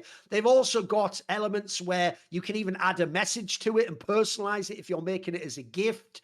It comes with a lovely gift box, a premium gift box with no tag that it comes also. So they also got it set up if you want it to be a gift for Christmas. It can come with the photos inside a gift box with a special message like, here's for you, Mom, reliving the memories that I couldn't give you. Whatever you want to say, you can put some heartfelt message in there. So this is obviously sponsored by Aura. I think it's awesome. I've got one. I've also got a whole bunch of my family, a bunch of these frames too. I'm spreading the word. I'm one-man prophetizing Aura frames among my circle. So for a limited time, visit auraframes.com and get $45 off Aura's best-selling Carver matte frames by using promo code SUMMONING at checkout. That's AURA frames.com, promo code SUMMONING. This exclusive Black Friday Cyber Monday deal is their best of the year, so order now before it ends. Support the show by mentioning us at checkout. Offer may vary by country. Terms and conditions apply. Anyway, that's how you get $45 off, and it is a bagger. Also, as far as I know, I think Aura Frames is based on USA, UK, and Canada only. But if you check for another region, try the code. Sometimes it'll have like a regional discount. You can always try it out. But I know it's mainly Anglosphere countries. I think it's a bagger gift though. It's actually one of the best like individual gifts you can give to people in my opinion. I'd say like, I've given out 2 or 3 myself. Okay, that's all the ads done, boys. Now let's keep rolling. So this is actually one of the trickier conversations, Yamato, because I'll tell you another position that's a bit scoffed. Mid lane in the LEC. Like, remember, every other year, it's easy. You just start with the big C, Caps. But I'll tell you what, considering he was in every final and he won one of the LECs, kind of more of a quiet Caps year for me, mate. Like, he was good, certainly, but in my brain, I don't remember many series where I saw, like, 9 out of 10, 10 out of 10 caps. Like, I saw a lot of sort of 7 out of 10 caps this year. Do you know what I mean? I agree. I think that Caps had a quiet year by his standard. I didn't think that he like towered over people. In summer, he looked pretty damn good. I think that's where he stood out. But the main issue about the other candidates, right, are just Jojo Pune and Vladi, and both of these players just had long, pretty long periods where they were underperforming. Yes. I think Jojo Pune in winter was awful. Like really, really bad. Some people were saying he was a bust. They thought for real he'd blown it and he was gonna have to go back to NA. That was a real narrative. Yeah. That was bring Frescawi back. I know. and then it's like Jojo Pune, I think that he played good or even better when they won than Caps in that final. But that was also like, I don't even know how much I can blame that on Caps, because in the end, I think that just Labrov and Scumond was so damn terrible there. The fact that Caps just showed up in the finals and the other players around him didn't find like clean consistency through and through, makes Caps for me the number one guy. I think that putting the other two above him is very difficult. The second one is where it gets a little bit interesting in my mind, and that's where I land on just Jojo Pune. I think that in terms of like laning, like just lane wise, even when he went internationally, when he played against Knight, he's just laning well, and to me that's insanely impressive, because Caps' lane phase was never his most impressive fact. The goal of Caps was get Caps past the first 5-6 minutes, get him ahead, and he will carry you the game. His side laning, his team fighting, his like understanding, like usage of fog of war and picking people off and finding like game-winning plays, that's Caps' strength, but never laning. And Jojo Pune, I think that him being so damn good in lane created the opposite effect of what Camilo did for Shio. Like Jojo Pune just had a presence in mid that allowed Elioya to play the game and get advantages. And I think Jojo Pune was a very crucial aspect of that gameplay loop that MKOI established. And I think that Jojo Pune, after spring, coming into summer, and then also at the World Championship, I think that Jojo Pune had a really, really good year. His winter started bad, but he ramped up and he found his comfort on MKOI. And you could see it in the whole like the eBuy stream that they translated. It's like number one priority to resign, and teams were looking to get Jojo Pune out of MKOI. Like teams wanted him, and understandably so. It's like he is a very, very strong talent, and I think he had a great year. Yeah, I actually have to say, so in the end, you put Jojo second? Yes, sir. Yeah, I know what you mean. Here's the reason why. It's just because his winter was bad at times. Like he actually looked disconnected. His champion pool was small. He even just made bad mistakes, mate. Remember there was that one game where he claims like his mouse went to the wrong DPI or something. He had one game where he just looked actually shit, man. I think he just like walked in the kills and stuff. So, but Yeah, like the you look Jace. after, yeah, you look after that though. Like Spring, he leveled up massive. It's part of how they won. And I actually think here's the area he's underrated. When they then did things like bomb internationally or just be not as good in summer, I don't think that was his fault, mate. I think he was actually pretty good in those games. Like he held up pretty well against some very good mid laners that I saw him play against this year. So I'm with you. I think he can be second as a lock. And here's the thing: I think Caps wins not by. This is nowhere near one of the best Caps years. It's actually one of the worst Caps years of his career. But it maybe says something about the current mid lane talent and how that we don't have superstars in mid lane. That he wins just by default. He does win by flaw and consistency of his game, and that was enough. That really is enough to just edge him as the number one guy. The obvious question is, and this is a hard one, Yamato, is who the fuck is the third? For me, like looking at the issues of everywhere else, it has to just be Vladi, right? Yeah. Like Vladi's run. Because obviously it was all at the beginning, but mate, he was fucking sick in that first split though. He was really good. I even think in spring regular season, up until they lost in playoffs and they kind of fumbled and fell apart, they still look like a very strong favorite to potentially like win. Like they looked really damn good. Because his regular season was good. I remember like he suddenly played like Silas, carried games, he had like Kali performances. And it seemed like Casey had like a plan with what they're doing, but now in the aftermath, it's easy to see that they didn't, right? And it kind of fell apart. But I do think that the era of Vladi's dominance went from winter, spring regular split, and I think the fact that in winter he stood clearly above everybody else, I think is very impressive in itself. And I do think that his first stand was pretty damn good as well. I just think, like, we look at everybody else, it's like Humanoid is not even in the league anymore. Like, we had SK, like Abdage, we had Larson, we had Nuke. It's like BDS was non-existent. It's like the other names are just, there's nobody else to throw in the pool. It's like Poby, like, played one split, and I don't think that his split is comparable to what Vladi did in the good one. Jackie's, like, we've been complaining about Jackie's the whole year. Like, he was supposed to be, you know, this is your roster is improving around you. You need to improve with it, and he just didn't this year after the good start in winter that they had. So I think Vladi is just number 3, just by process of elimination, and his winter split was so damn good. I think that discussion we just had though highlights that, bro, this might be the worst year ever for EU mid. I mean, the joke is one of ours was a fucking NA player. Like, he came second in our list. Like, bro, this region used to just shit out good mid laners. Like, in any other year in EU, you could go 3-4 names deep, bro. Like, you had some bang. Remember, you go back to different eras. That's like Caps, Larson, Humanoid. Then you throw like Nemesis in the mix, Jizuke. You keep going back, Nuke, Doc. Man, they were you want to go back, it's like the Hall of Fame, Sesame Street, fucking Froggen, Expect We had some amazing mid laners in our fucking league. Mid lane is a bit of a weak role for us right now, mate. If you notice now, the funny thing is, the next role we're going to go to, Yamato, low-key, is the two most stacked roles in Europe, in my opinion, is Jungler and ADC. Those roles bang. Like this ADC discussion, here's the thing, mate. There's no negatives for this one. These are just really good players. Like, who's your number one? Who's your number one ADC, Yamato? I honestly have to give props to Hans Sama for this year. I think while you know there was like there were periods where there were like discrepancies in his pool, but I think throughout the year he added to that. Like he had suddenly had like great Ezreal performances, the champion he never played in the past. He had great Kaiser performances, something he never played in the past. I just think that he was very, very consistent in the sense that as playoffs came around, I think that his output was really good. I feel like Hans Sama is basically the equivalent of like, similar to like Gumayusi in some senses in terms of what role he plays and what champions he plays on the team. And I think that when I compare it to like Upset and Kalist, while I can imagine a world where like individually there were moments where Upset and Kalist had higher highs, I just appreciate Hans Sama's consistency. And I do think that there is an advantage of being in all of those games because he just was in all of those finals, and it just meant that along the way he played a lot of volume. I do think that Hans Sama, I think he deserves props for adapting new champions and also like holding a pretty high floor all the time. My problem in this one is I'm really torn. I actually think I might edge it to Kalist, but here's the issue on the Hans Sama one.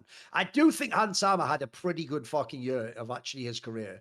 Like, I do think, like, again, he's another player where I would struggle to say when did he play badly. I don't think he ever did. Like, I think he was always up to par, if not actually very. By the way, he also did in playoffs domestically. He had a bunch of times he took some of these other really talented ADCs and were like, this is what a veteran does. I'm just going to take care of this. Like, even if I only need to be 1% better than you, I can do it. I will always raise my level and you have to join me there. And if you do, then we have a chance to win. Otherwise, I win by default. So I don't hate him being number one. I will say my bias is this, Yamato. It's the fact that Kalist not only played awesome, but as a rookie, I think as a rookie, this is one of the most dope breakout performances I've ever seen. Like, one of the things I'm very biased for, if you notice how I do love players like the Shy and Jackie Love, is I do love people who are exceptional mechanically. Like, I think there's even a mistake people make, which is, by the way, when I talk about godlike mechanics, I don't just mean you can do like really complicated combos or you're fucking really clean with how like sick you fucking auto. I mean like this guy, the reason why I compare him to like a Jackie Love is, mate, he makes moves even like, here's the difference. Hans Sama is a world-class ADC. But Hans Sama wouldn't even attempt some of the moves Kalist makes. Kalist really does have like that youthful naivety to believe anything can work in the game. Like he will walk on the edge of like a damage fucking cone and just dodge and then move in to do the fucking max amount of deep. Oh, it's fucking. I find it so aesthetically pleasing to watch his style of play. I think he's really sick, bro. So I have a hard one because my bias says I would maybe slightly edge him, but I also think the Hans Sama one's a perfectly valid pick. I don't mind that either.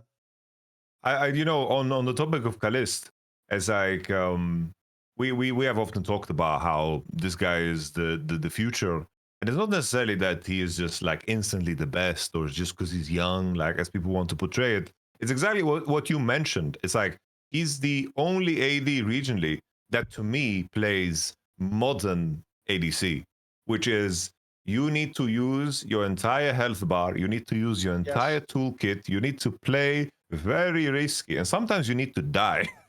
Yeah, Like absolutely. we compare it to someone like Dogo for CFO. I think he's like the most prime example of how much space he creates and how risk prone he plays, but in a sense that it's like it's equivalent to like dribbling, you know. It's like you should pass and play it safe, but someone that has the confidence to dribble understands that they're going to take a challenge that is going to create additional space, but at the cost of a lot of risk.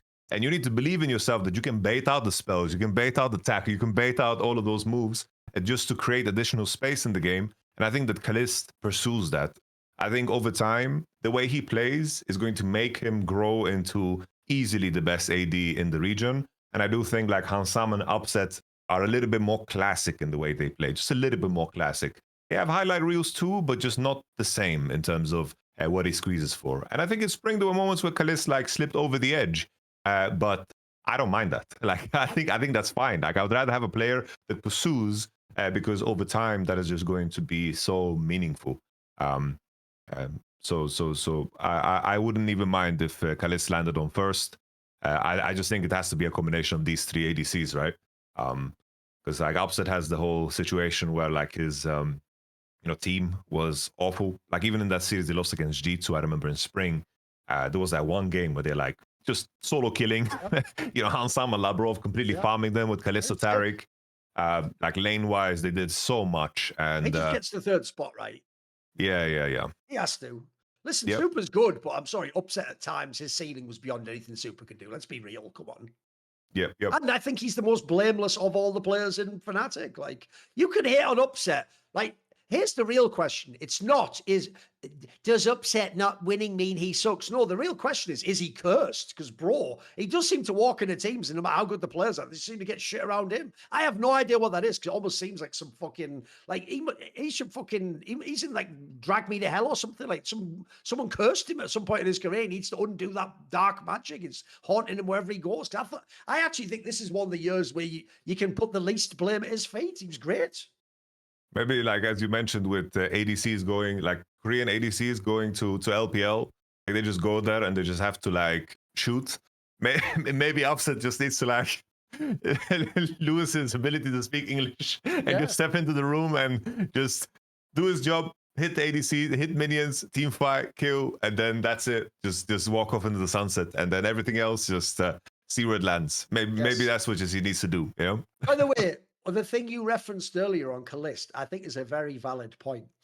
If you ever go back to when JDG was imperious in 2023 and Ruler was carrying like every team fight, one of the things Dom always used to harp on, I used to think he's so right to point this out as well, is bro, Ruler used to be the most abusive player ever at holding his flash. He would just hold that motherfucker till the absolute last minute. But as a result, though, Yamato, when he did it masterfully, you couldn't fuck with this guy. Because even if you eventually could, like, land someone, you could get out. That is one thing Calist already does that I think it makes me so hyped for the future. Like, he already does that thing where it's like, domestically, you could get away with the flash, mate. You could just do it. It wouldn't matter. Like, the difference is, but training yourself to greed, even in a domestic series, means one day you could do that against a Gumayusi or a Viper, and it might work. Like, that's why I always say the cool thing about Calist is one day he actually could do what, like, we did with mid lane with players like Caps, where they can actually go head to head with the best at the international role from the LPL and the LCK. That's not supposed to happen for the LEC, but this guy's in that mix. No, by the way, as I said before, you can't really go wrong with this category. Look at our top three. Even if we make Hansama first, that's Hansama, Calist, and Upset. That's a fucking cracked out set of players. What a banger roster. Right, the last spot for the LEC is going to be support. Now, I have to say, this is a trickier one, actually. This is one of those ones where you look throughout the league, there's some weakness in this role, there's some flaws in this role, right? If I think of my own biases throughout the year, I'm probably going to settle Alvaro number one. It feels like, you know, the baseline level. Although I will say, one thing I am getting sick of, I'm a big Alvaro fan, is I do feel like internationally he often has a lot of underwhelming games. Like, I'm still waiting for him to show me. I want people to see. Put it this way, there's a reason Alvaro doesn't have the same rep with the Koreans Mickey X does, bro. Like, they haven't seen and like realized you have to fear this guy. Domestically, I think he's a genius, man. I think he's always a contention for best support. I think generally this year he had a very good year domestically. Is Alvaro your number one? My number one guy would just be Mickey. I think the main issue with Alvaro is that I kind of feel like he has kind of like the light problem. I think there's like on the engaged supports, when he plays like good jungle pairings, then it looks good. But when he has to play support pairings that are more reliant on how they play around bot lane and so forth, they got 2v2 killed against Smolder Maokai, which is insane. Like, you guys remember that draft when Fnatic played against Koi? There was a game 5 and they sent Maokai support to then counterpick the jungle in a strange way. And everyone was very angry at that, but there was a situation where it was like, oh, what the hell is happening? The sequence extended, and I remember like that Zeri ended up getting like kills for that trade. But it just, how Labrov played that trade is so glaring to me, where I cannot forget it. Like, the way he operates range supports and how they play the 2v2 matchup is a big knock for me in terms of how I judge him as a support. But similar to how Tarzan and Kael is a duo, I do think when they play good support jungle pairings, they look good. But when the game is not about having that pairing, then I think that Alvaro just looks so much worse. And I think while MKOI can stay within the pocket of that identity, when they need to pivot, that's when it looks like the roughest. I remember always like there was like a Karma game that he lost. Anytime there was range supers for Alvaro was just really painful to watch. And I think that Mickey had just offered a wider range, and I think that he was just a victim of how his topside played as the game proceeded. Because I think that every 2v2 bot lane, they smoked, and I thought that Mickey found so many great opportunities in the game. And when they lost, I never felt like it was Mickey's fault, really. The problem I have is I do think there were the odd playoff games where Mickey was bad, but more importantly, I actually think one of what was his flaws in his game was in theory a positive sign, Yamato. It's just unfortunately this doomed him, which is, I always said, if you watch this year, it looks like Mickey X was like a true believer in Razork, bro. If Razork went in, Mickey X was like, I'm right there with you, bro. Like, where he was like the ride or die. The problem with that is, as anyone who watched Fnatic this year, sometimes Razork definitely shouldn't have gone in. And in doing so, they just both went in and died. And the reason that sucks so much is that I will remind people who aren't tormented by recency bias. If you remember the first 2 splits of the year, the winter split especially, but then parts of spring, bro, when they would go in together, Razork and Mickey X, but it worked. Man, they could just tear up any game. They could beat anyone in the league. Like they would fuck people up in some of those skirmishes, bro. It was really impressive. The problem was they also would just full send it on fights that they would lose, and that's why you also remember Spring's the worst one, where they were just giving team fights away. They would get really ahead in the game and then just give away all the fights, and people like the G2s of the world was like, "Thank you, just give me that for free." Yeah, cheers. Like that's going to be hard for me to get back in this game, but you're just giving me a shit fight for no reason and sending it completely. Like they looked like there was a desperation. So here's the thing: I don't hit Mickey X #1. I think he's at least #2. I put it this way: I think it says a lot, just like upset. Like the only part of that team that actually worked was the bot lane. Come on, boys. Like the bot lane was fire. It's just the top side had question marks through the whole year, and the Jokers didn't even make it. Poby had to come in for summer. So I think Mickey X deserves. I think people are too harsh on him, bro. Some people think because he got kicked from G2, you have to like bag on him this year. I don't think much of this year was his fault. I'm with you. So we can go either way on that one. You can have Alvaro, you can have Mickey X. I think they're both good #1 picks. The question, I think this is where it gets edgy, is bro, this is where I'm going to seem like a hater. Because you know your boy Labrov. My boy. Listen. Why is he my boy? Because you always made the case for him and argued for him. You even did it earlier. You tried to like say, here's my problem, Yamato. I don't want to put Labrov third. I don't want to do it. Now listen. I don't mind that. Why is Labrov my boy? Where did this come from, Thorin? I was blaming him the whole year. Yeah, Thorin, what are you doing? Listen, maybe I'm just being mean because you used to coach Jack Troll. I just assume you make excuses for dodgy support. I actually think even though his team was very good, I don't think Labrov deserves the third spot. The problem is, it is hard to pick a third. So here's a question. This isn't an episode of Hot Take Point Mid. That's already on this channel. Check out the recent episode. We have a whole bunch of takes. Who really held T1 together? You know, should they add in... should they do like a longer draft for Fearless, like a week in advance where you know the picks or whatever? Here's what could be a hot take. Am I whiling when I say this, Yamato? Listen, if I'm wrong, don't even be polite. Just shut me down straight away. Tell me I'm whiling. I've lost the plot, right? Am I an asshole if I want the third support to be Jun from Giant X? Bro. Am I an asshole? Oh, there you go. Because I wanted to know. Listen, I get because of the results, people are going to think it's a reach. Mate, if you watch this year, Giant X really were this close to winning loads of series, bro. They were in so many 2-1. And I think their bot lane was the whole reason why. I think this guy was the best player on their team. I agree with you. Fully, bro. I was worried when you're presenting it like that. I thought you were about to drop the Targamas. No, that's the other thing. I'm a Labrov and a Targamas hater, so I took them out. They don't get. I don't. People might think it's a reach. I'm picking Jun for this third one. Where you at? I'm with you. I think like in terms of just mechanical play, I think you can argue that he was like the best mechanical support. And I think in terms of lane, Noah and Jun, like they qualified and they did good things. And I think that the flaws and the ceiling of this team was not held back by Jun. Like I think Jun is the type of player that you could move around to other teams and potentially have like an interesting upgrade. Like if for some reason, let's say G2 had Jun, I think that would be cool. Well, the rumor in this off-season was that Fnatic was trying to get him. Yeah. Like, mate, if you could have paired this guy with like fucking either Upset or Execute, I think it's a pretty fire combo. Yeah. Yeah. No, for sure. Like I think Jun is a very solid player. Like I remember like even in this first year, I thought we had like this problem where there wasn't like a lot of good LCK supports, and now that has shifted. But I thought that was that would be like one of the players that would be a target for some of the LCK teams. But I think I'm with you. I think Jun 3. Like in my mind, when I think about this Giant X rosters, like they had jungle issues where they swapped on jungles and whatever. And I think that Jackie's was not performing as good as he need to in order to like justify being on this roster, right? And I think Jun was pretty damn good. I think it's a very good third.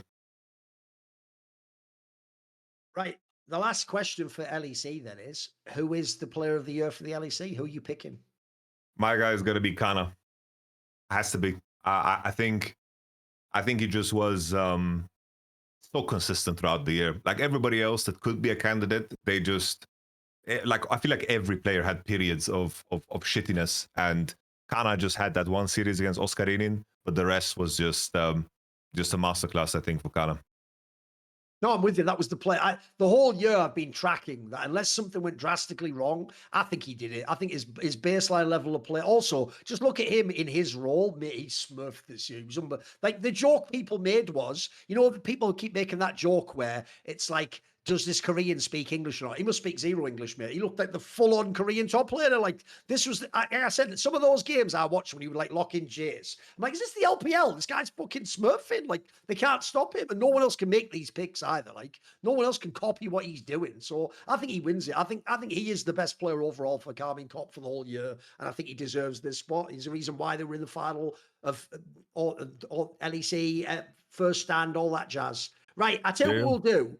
We'll do the LTA one quickly because much like this year, it's not a major region in the same way. We don't watch it as much, but we can do a quick version. For this one, we're not going to go super into the weeds though. We're just going to do our picks. So for LTA, let's bang it out. Top lane. Who is the best top lane in the LPL? Top lane. LTA. It's got to be Whipmeister, right? Probably it's got to be Whippo. Come on. It's like I think Thanatos just had like he just choked too hard. I feel like if I just look at the regular splits and contrast that to how he played in, for example, summer playoffs, like he just there's no way I can put him up there because it's like if you get solo killed by Fudge and Castle, that's a deep wound, like the same way people are shitting on Chovy now for getting solo killed by BDD, that's the same ballpark because Thanatos, you were such an important force in the regular season. So I think Whippo is the guy, especially like Impact didn't play so well. Dokla came like late, Yeah, like he came way too late. Come on, guys. Has to be Whippo number one, right? Yeah. Also, I'll give him this, right? I think Thanatos has better hands than Whippo, but Thanatos does, on some level, funny enough, he plays in the same league as him, have the same problem Photon had, which is you can tell that they're very much Korean and they have a harder time integrating to the rest of the team, though, mate, and making like what they do. The difference is, one of the things I'll give Whippo credit for, it's why his ego got out of control, is he is pretty good also interacting with the rest of the map and his teammates. Like, he seems to have a sense of when to like sack top lane and go rest of the map or join the team and group. Thanatos looks like he could be the best, but there's also a little bit of flaw there, By the way, I do think they're 1 and 2. And I'll just say this, since I said we're not going to go super deep, I don't even care who number 3 is. You pick. If you want it to be Dokla, I would go so far. Like Dokla got to play so little, but I would even put Dokla over Thanatos. Like I think having the impact that he did and just integrating so quickly, I think that's such a like I don't think it's a knock. It's like if you only have one split to play, barely, and your whole team revamps, and I do think that he played just like the weak side role super well and integrated to the team identity of Quid and River super well. That deserves huge props. All right, Yamato, I'm just going to take a pause. Do you want me to give you, the answer is yes, by the way, just say yes. Do you want me to give you a patented shit Thorin pun summoning insight style? Would you like that? Go for it, man. Why do you ask?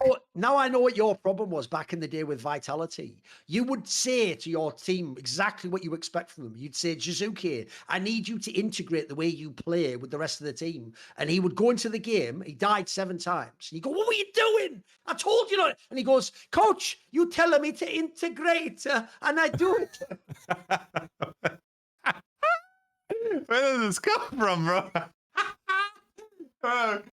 Hey, you fucking... You wanted those skits for the ads and you never let go. You're just in skip mode. You have to realize the thing about me, Yamato, is I very much am in that Jackie Love Kanavi sort of realm where I'm going to shoot for the fences, bro. I'm either going to hit the best joke ever or I'm going to completely fall flat, shit the bed everywhere. Everyone's going to be pointing like, look at this fucking idiot. That sucks. But I tell you what, I'm willing to go for it. I full send. You know what I mean? I full send, bro. That's who I am. This is who I am, bro. Much like Jizuke, funnily enough. Much like Jizuke in that sense. And also, much like Jizuke, people think I am good at what I do. I should just shut the fuck up and stop talking. That's someone said that was in many ways I'm in problems. Okay, here's the thing though. The obvious first one here, Yamato. Look, I'm going to guess Inspired is the best jungler, right? That feels like an obvious one. Yeah. Then we got Blabberoni and then Quid. Let's just drill through it. Let's just go. Yeah. Because by the way, I know what we're gonna do. We'll only do top 2 for LTA. How about that? They don't even have third players on some of these positions. That's okay. Three is not that. Three is not that harsh, bro. River, get River in there. Right for mid presumably is what Quid. Honestly, this is the one where like I'm gonna throw something in there where I think in terms of the whole choking disaster of C9, I never thought Loki was the problem. I actually think Loki was the best mid laner in LTA this year. Which is why I was so sad to see him go, right? For personal reasons. His name's appropriate. He was low-key the best mid laner, whatever. Listen, I'll get past it, Yamato. I'll get past that phase. Okay, keep going. You needed to add an accent. Listen, I know. It's a low-key, you're the best. Loki number 1. I think Quid number 2, and then Quad number 3. I was not impressed by Quad this year, honestly. I think Fearless kind of hurt him. I think he's a mage player primarily, and just did like the classic Korean mid thing where he just wants to farm and stabilize. But when the game got dynamic, like I hated his Annie, I hated like his Aurora, Rise, these type of champions. I really didn't like him on those champions, and I think that hurt him. Yeah.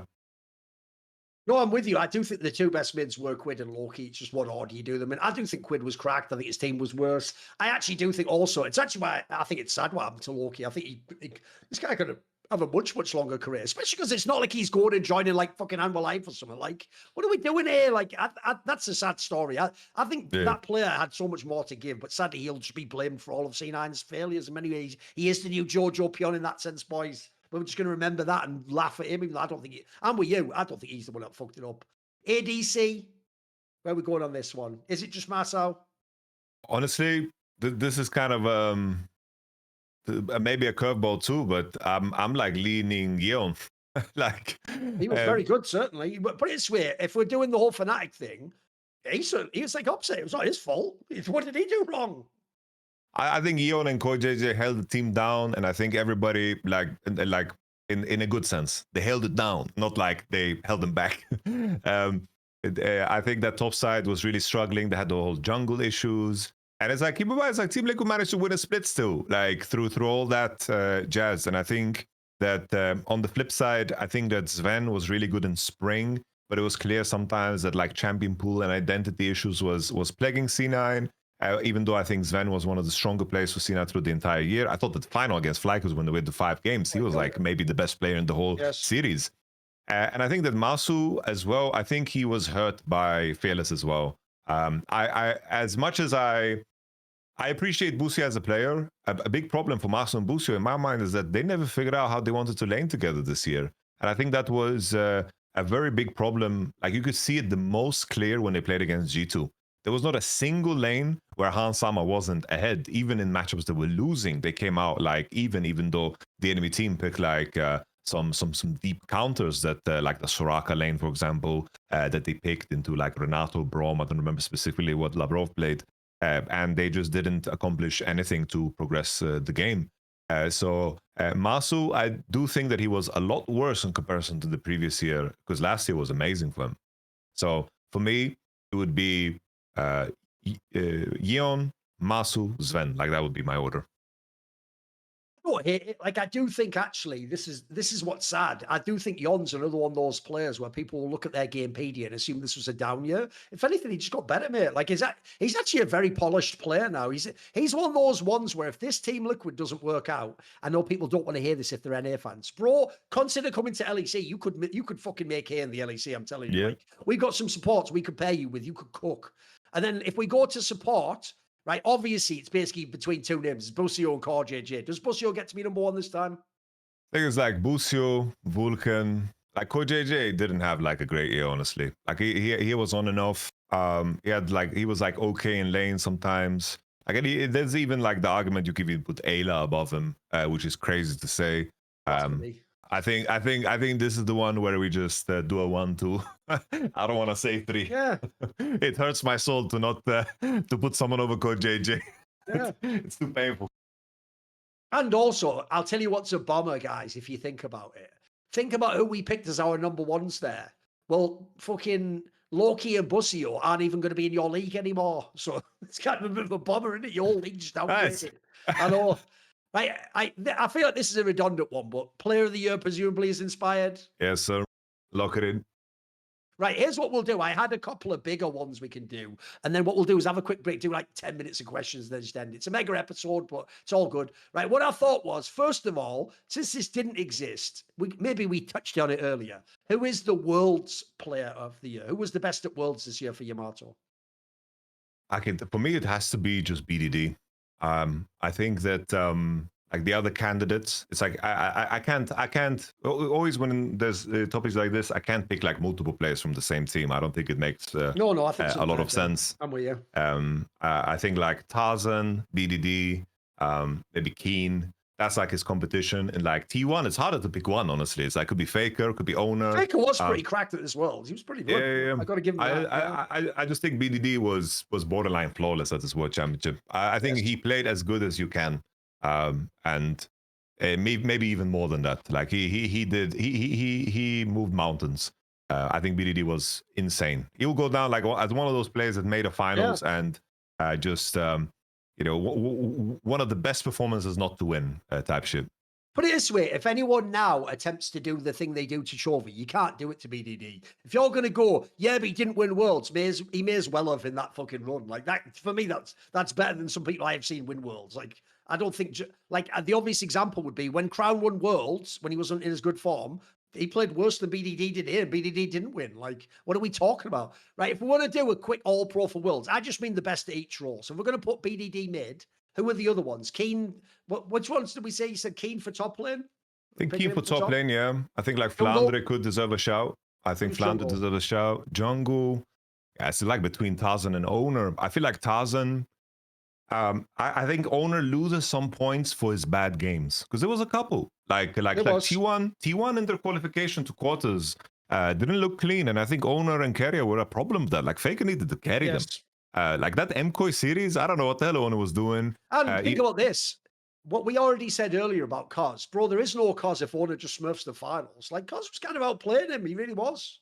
Yeah. It's like we have given Owner props for the whole year. Absolutely. And he deserves it for that. And he deserves props for the good games at Worlds too. But I think you can argue to put Kaz and Tarzan above him for Worlds specifically, just because they just had a higher consistency through and through. But I think that I'm gonna land on Tarzan. Like that's where I'm at. I just remember like their qualification process in, of course, the Swiss. Like Tarzan was smurfing. Like they beat Genji there, which like only two teams did, and that was a big performance from him. I was very impressed. Even I believe HLE as well. Like they had a demon run to make it into 3-0 as well. And I think that Tarzan deserves props for that. Like he played really well. For me, for ADC, this is where people are going to lose their motherfucking mind, Yamato. Because I actually think the obvious look, the finals MVP was Guma, so every fan thinks it has to be Guma. But I'm sorry, Viper was also pretty cracked. If you want to get really naughty, Doggo was even pretty. Listen, calm down. Who are you picking? Who's the ADC? I think it's like Gumayusi is in a similar boat to, of course, Owner, in the sense that he had some bad games. Like the Draven game was very bad. We had a Ziggs game that was quite terrible. When he did play games where he just didn't perform. I think Viper, even in the series against Genji where they lost, outside of maybe the Koki game, I did think that he tried to win. You know, he did try to win. I think there were games where they had to come back against, for example, CFO, that series where they played like Caitlyn Alistar. It's like, imagine you have Viper plays Caitlyn that good and his support just can't play range support. So we see Caitlyn Alistar combos at the world stage, which is just crazy. And he still performed out of his mind. But he was also doing it against Genji, mate. In some of those games, like they're so close to winning. I think it was like game 2 or something. That would have been a whole different series. Like this guy almost did it. He almost pulled it off. Yeah, but I think the main thing for me is just Viper is just a victim of his circumstance, and Gumayusi was in very, very hard games, very difficult games, and he pulled through. Like I think his series in the finals was amazing, and also I think that just game 4-5, slamming the Kaiser into winning the game on Ashe when Owner played the way he did. Like Owner was Like people laugh at the whole Mundo thing, but I think it's funny because he ran it the fuck down. Like he really ran it down. You know, and on top of that, Keria, like he had some banana Seraphine combos that were absolutely atrocious. And Gumayusi was like borderline elo health. Like he did some crazy things on Gumayusi. There was like the League Awards voting. It's like play of the year. For me, the play of the year was like when Gumayusi was like kiting, you know, in the bot side as all the AL players were like approaching him, and he's just like fighting on this low HP. Like that was just an incredible moment, incredible moment. So the fact that he got to those positions and stood out, I do think will let me brush aside the inconsistencies of the earlier parts. I don't hate that. I think it's a harder one to pick. Like the last position, I think it's pretty tough. Who was support? Who's the best support at Worlds? Is it Keria? Is it? I think I'm trying to think who else. Because it's the problem, it It's can't like, really be Peter, surely. Like that can't is a be meme, Peter. isn't it? Come on. He definitely had some good games, but come on, not at Worlds. I think just plain and self, like plain and self, I think it has to be Keria, right? I think just after the Swiss, he was so damn good. Like he just hit the ground running. Like the Raycon game that he played was just so insane, and instantly everyone was like, "Yep, Keria's back, and T1 will probably just win." You know, that's how they like hit the ground running. And I think Keria was just so damn good in the best of series that I think that makes him kind of like untouchable.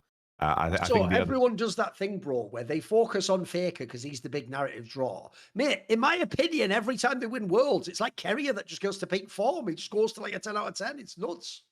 Yep. Oh, it's like what's so unique about this one is that he didn't like bend the meta. Like he didn't like he just shaped the whole thing. Yeah. He just played standard and still like was the best. Like the other ones, like he just destroyed the whole world by enforcing his playstyle, which made this one very unique. And for me, it feels redeeming because I was telling that story the entire year about the owner Keria synergy and why they didn't play melee support. So it feels rewarding to see that play out in real time at the World Championship too. Right. The obvious question is, who is the player of the year? Is it Chovy? Does he get to be for this year? Who's the player of the year in League of Legends for you? We kind of teased it a little bit earlier in the episode. There's so many ways to kind of approach this, and I think depending on the day, I will pick differently.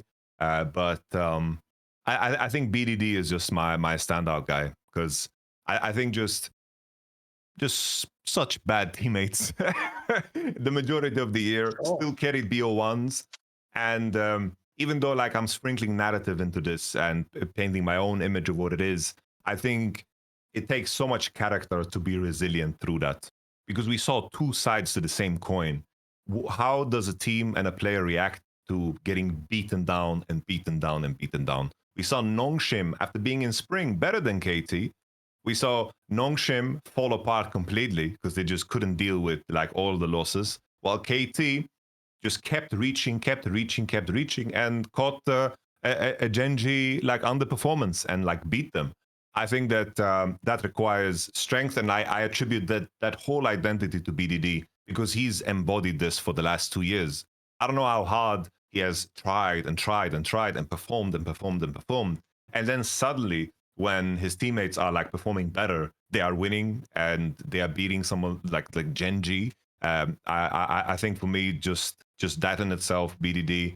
I think if you put him on the other teams, like if you put him on T1, you put him on Genji, I think they just win. They just win, and I think that that says something, you know. For me, the three names that get in this category for Player of the Year are Chovy, BDD, and Tarzan. I think those three players, you can't go wrong with it, whichever you pick of those. Yeah. I might go with Chovy because most of the year was excellent. I hate the BDD one. He did the most with the least, and Tarzan just never played bad ever. Like they're all three fucking sick players. Right, okay, we won't do more than that. I thought, well, again, I told people we'd do like a fun off-season one. We also mixed in some of the news, etc. We've got some upcoming future episodes. I tell you what, should we do a quick break and do a couple of questions? Let's do it. Yeah. Right, we're back in a minute.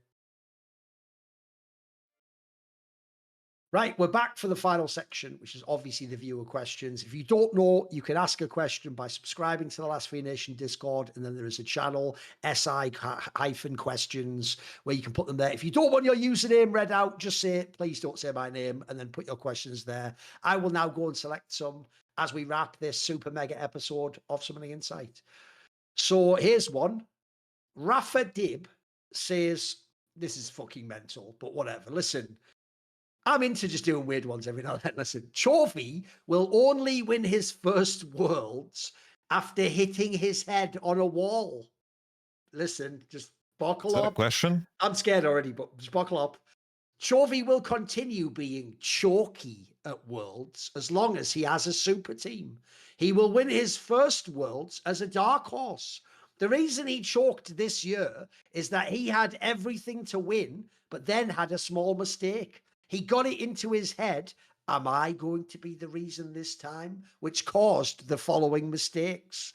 1 year, he will get used at making mistakes here and there, and his team not being good all the time. As Faker in 2024, he will come to Worlds more at peace with his teams and his own imperfection and win at the big stage despite being imperfect. And then he put, the head on the wall part is metaphorical. Let's not normalize this behavior, please. This guy's all over the place for this. I thought he was starting all edgy with that, like, he has to brush his head off the wall. Where are we going here? So what do you think of this take? Honestly, the suffering, like suffering to kind of be reborn. I get that angle. Like we've seen that. It's like BDD is better than ever now after suffering. Like he was the guy who was always very timid and wouldn't piece it together. I've seen that theory, but I would subscribe to this idea if Chovy didn't keep improving. You know, like if he kept being the guy who would just be timid and just farming and just kind of waited and just had like great numbers and then like did his team fights and players that were more active and wanted to, let's say, win the game and take it by the horns more. And then I would agree. But Chovy has kept improving. Like, that's the main difference here. Chovy has kept improving. And I think this year he's been as good as ever. And I think as long as that's the case, you don't need to be thrown to the sharks. Like if Chovy plays as good as he did this year, next year, that's already incredible. I wouldn't be surprised if he plays maybe even worse, because it's like it's hard to top a year like this if you remove, of course, The Last of Us 5. And also, like Chovy has suffered. He played on HLE. Like he has played with those suffering rosters. So Yes. I don't buy it in this case. I think for some players, for example, Yike going to KC, I thought this is perfect. He needs to suffer a bit. Like Razork, I thought might have needed to go to a different team just to see how different things operate and kind of carry a bigger responsibility. I thought he got that when he played with some of the weaker Fnatic lineups, but he just didn't stick, right? But I think in Chovy's case, it doesn't make sense. It doesn't make sense. I also, first of all, I think the problem with this is he's written that as though from day one, Chovy just played with the most cracked out rosters ever. As we pointed out on the last episode, it's funny and a piece of trivia that everyone else in that DRX squad won Worlds, but they weren't actually better than Chovy. Like Chovy was put it this way, he had Deft and Keria was like a prospect, but he wasn't T1 Keria yet. Pioshik was randy as fuck even back then. And that was the bad Thorin, bro. That was Thorin in his transition to becoming like a reason. That was, and then the HLE team was even worse. Like I think it's a miracle that even got to Worlds, got top 8, etc. I mean, listen, part of it was because a certain team in their group couldn't field all the players you might have. That helped them. I'll give you that, but whatever. Yeah. So I do think like it's not that he hasn't played with bad enough players. With that said, I know what you mean. Put it this way. I admitted this on the last episode. If Chovy had have won Worlds with this Gen G roster, I do think some of the times that like Faker and other people won were more impressive. Like this is an insane roster of players. Like you have about the most help you can get. So if what he means is to be like the greatest of all time, Chovy needs to like win as an underdog. That's a cool story. I'm with you on that. Like that would put it this way. It's why if BDD had won Game 5, even though to me he's the same player, I think people would remember him very differently, bro. I think that would go down as like when like Dirk Nowitzki won the NBA title and he was never supposed to against like LeBron and Wade. That would be like super legendary way to fucking win if BDD had won with KT. So similarly, if Chovy does it like that, I do agree it will like make up for a lot of the fucking narratives against him. I'm with you on that one. Right, here's a weird one, because I don't actually know if Yamato's interacted much with this character. Do you know a guy who originally came from my Discord? He's on Hot Take Point Made League of Legends, and he's also on Rich's EuroLeague show, a guy called Keria from Scotland. Do you know this guy? We had him on the show 2 times. Oh, sorry, we had him on for the... You're right. For the pre-worlds, the pre-MSI. Mecca episode. Yes, yes. He's fun. Okay, then you will understand the context to this comment. So Bot Pounder 420 says Keria could be the greatest pundit in the history of Western League of Legends if he could only ever learn to speak English.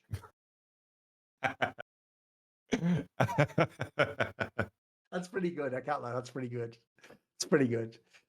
But I think it's part of the charm, no? I think it's part of the charm. It is. And it's like the way he delivers his points. Yeah. It's like the way he delivers it, he believes in it so much what he says that you're like kind of like, oh, okay, where you go with this? Yeah. It's like it's interesting. There's a charm to the goofiness of the delivery, you know, for sure. I think he needs that. I think he shouldn't let go of that.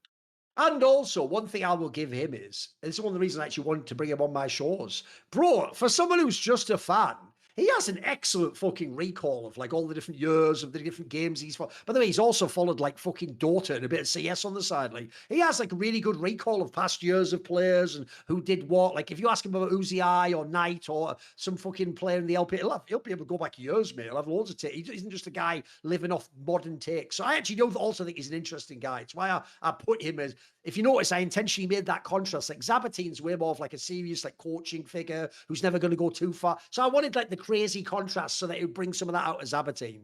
Because the joke we always make on that show is Keria doing his mad takes, then always get Zabatine to accidentally make an even hotter take that he didn't even do as his take. Like we like draw the toxicity out of Zabatine. Right. One last question.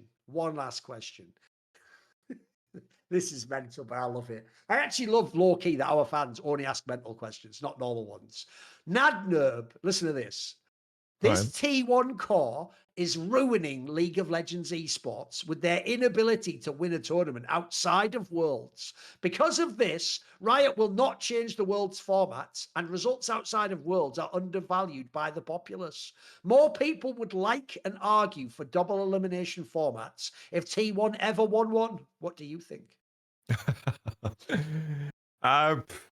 Thing is, I don't know. Like the whole like double limb versus single limb, I kind of feel like even though the statistic is like nice to put out there, it's like even in the double elimination formats, it's not as if they like there's only been one scenario as far as I know where they beat a team and then that team came through and beat them, right? Was that like summer 2022? Like that was because in other double elimination formats they have lost in the lower bracket, you know, on their own second life. Which, yeah, I think you're right. Yeah, I think you're right. Which to me is like the whole double elimination versus single elimination in T1's context specifically. I feel like it kind of I understand from the other team side that they have more time to like recuperate and the pressure is like a little different, so they don't have like that, let's say, edge. But again, for T1 specifically, I don't feel like it's as clean as a point as a statistic wants to kind of present, you know? In terms of like ruining fucking League Esports, I don't know. I think it's just that the key detail for me is the fact that T1 has kept Faker for that long. And I think that is just what shapes the narrative. Like people latch on to things that give you continuity. And if you think about continuity in League of Legends, the only thing that is continuous is SKT and Faker. And I think that's where all the fandom flocks and where it begins. So I think we would live in a world where, like, sure, I could see the angle if they didn't win a world championship, that then the discourse would shift, because maybe it would all be framed around why T1 didn't make it, you know? So I can see that angle. Because like the public has managed to pressure Riot into decisions, right? Oh. It's like, oh, the public has spoken, we're going to keep fearless. Like that has occurred. And I do think that the community narrative seems to be an important factor of how Riot make decisions. So maybe. By the way, I've actually just realized I looked at the wrong channel. That was the League of Legends hot take submissions. But whatever, they were discretion. Now I get why it was so edgy. I was thinking that fucking headbanger one script. Whatever. Listen, it worked discretion. I'll ask you a couple more questions though. Right, here's a weird one for you. By the way, I sort of partly do subscribe to the conspiracy theory that guy just outlined. I do think if T1 had ever won a double elim, it just wouldn't even be a consideration anymore, bro. Like, if they'd have ever won one of those MSIs, like, no one would have a problem. In fact, even T1 fans would ask for double elim for Worlds. But at the moment, they have an obvious biased reason to not want double elim for Worlds, because that's how T1 wins Worlds at the moment. Like, it's just a fair comment, I think. So, and I do think, sadly, that Riot... Listen, it's worked for them, but they have put all their eggs in the faker basket almost every fucking year so far. Like, listen, I'll give them credit. They did try way harder to push Chovy this year, but part of them was scared of that exactly what happened would happen and that it'd ruin the narrative. So we'll certainly see in the future. But it's weird. I do suspect the day faker retires, Worlds becomes double limit. Like, there's no reason not to do it at that point. You also get all the viewership of the extra games. Right, Big Boy asks, what is the most vile smell you have ever experienced? Now, obviously, we'll keep this somewhat PG. Because listen, what would it be? What comes to mind as the worst smell you've ever had? Oh, so in Vitality, back in 2017, our split was ended abruptly. And then basically no one was in the gaming house from 2017 till 2018. And our chef left an oven roast chicken in the oven. Yeah. And that was untouched in the oven for, I believe, 4 months, 5 months. The oven wasn't going for 4 months, though. No. It was just in there, like ready to eat. It was cooked. Right, okay. And when someone opened the oven, that smell, like I was sitting maybe 4 rooms away. It was such a powerful smell. It was as if someone, like you know how like those the effect of a bomb, how it like creates a shockwave. That's how fast the smell traveled. Like everyone in the house just like some people vomited, some people wanted to like run. People in game, and people ran away from the PC. It was terrible. It was horrible. And then he shut it. And the smell just lingered for so long. We had all windows open, and just this chicken was interacting with the air for like a solid 3 seconds maybe, and it's still like just stuck. And that smell in that moment, I will not forget. Like that's the one that stands out to me. You go, Thorin. Listen, I actually want to ask you a quick question before I answer, which is. Isn't this something about Swedish culture, though? Isn't the real winner surströmming? Isn't that Honestly, the winner? The fucking... Because if people don't know, I've told this story before, Yamato, because it's an interesting piece of trivia. Basically, Sweden just didn't have a national dish and needed to come up with one. So even though nobody except nutters actually eats this food, they just sort of forced it and crowbarred it to be the national... Isn't it something like that true, right? Like they just sort of like made it the national dish, right? Bro, I don't know exactly the storyline, but I think that's the only way it makes sense. It has to be like some kind of prank. Because someone told me if you even smell it, bro, you'll just be sick. They said it's that bad. You're not allowed to open cans of those indoors. Like food. Like by law. Exactly. By law. You know, we did this we did this fucking content thing for Fnatic where like the loser had to eat it. And we took it outside. Oh. We took it outside, and it's like we opened the can just a little bit, and I swear to God, like maybe 100 flies just instantly they instantly just like a bat signal, you know. All of them just came. It was like a divine punishment, like a locust swarm of flies.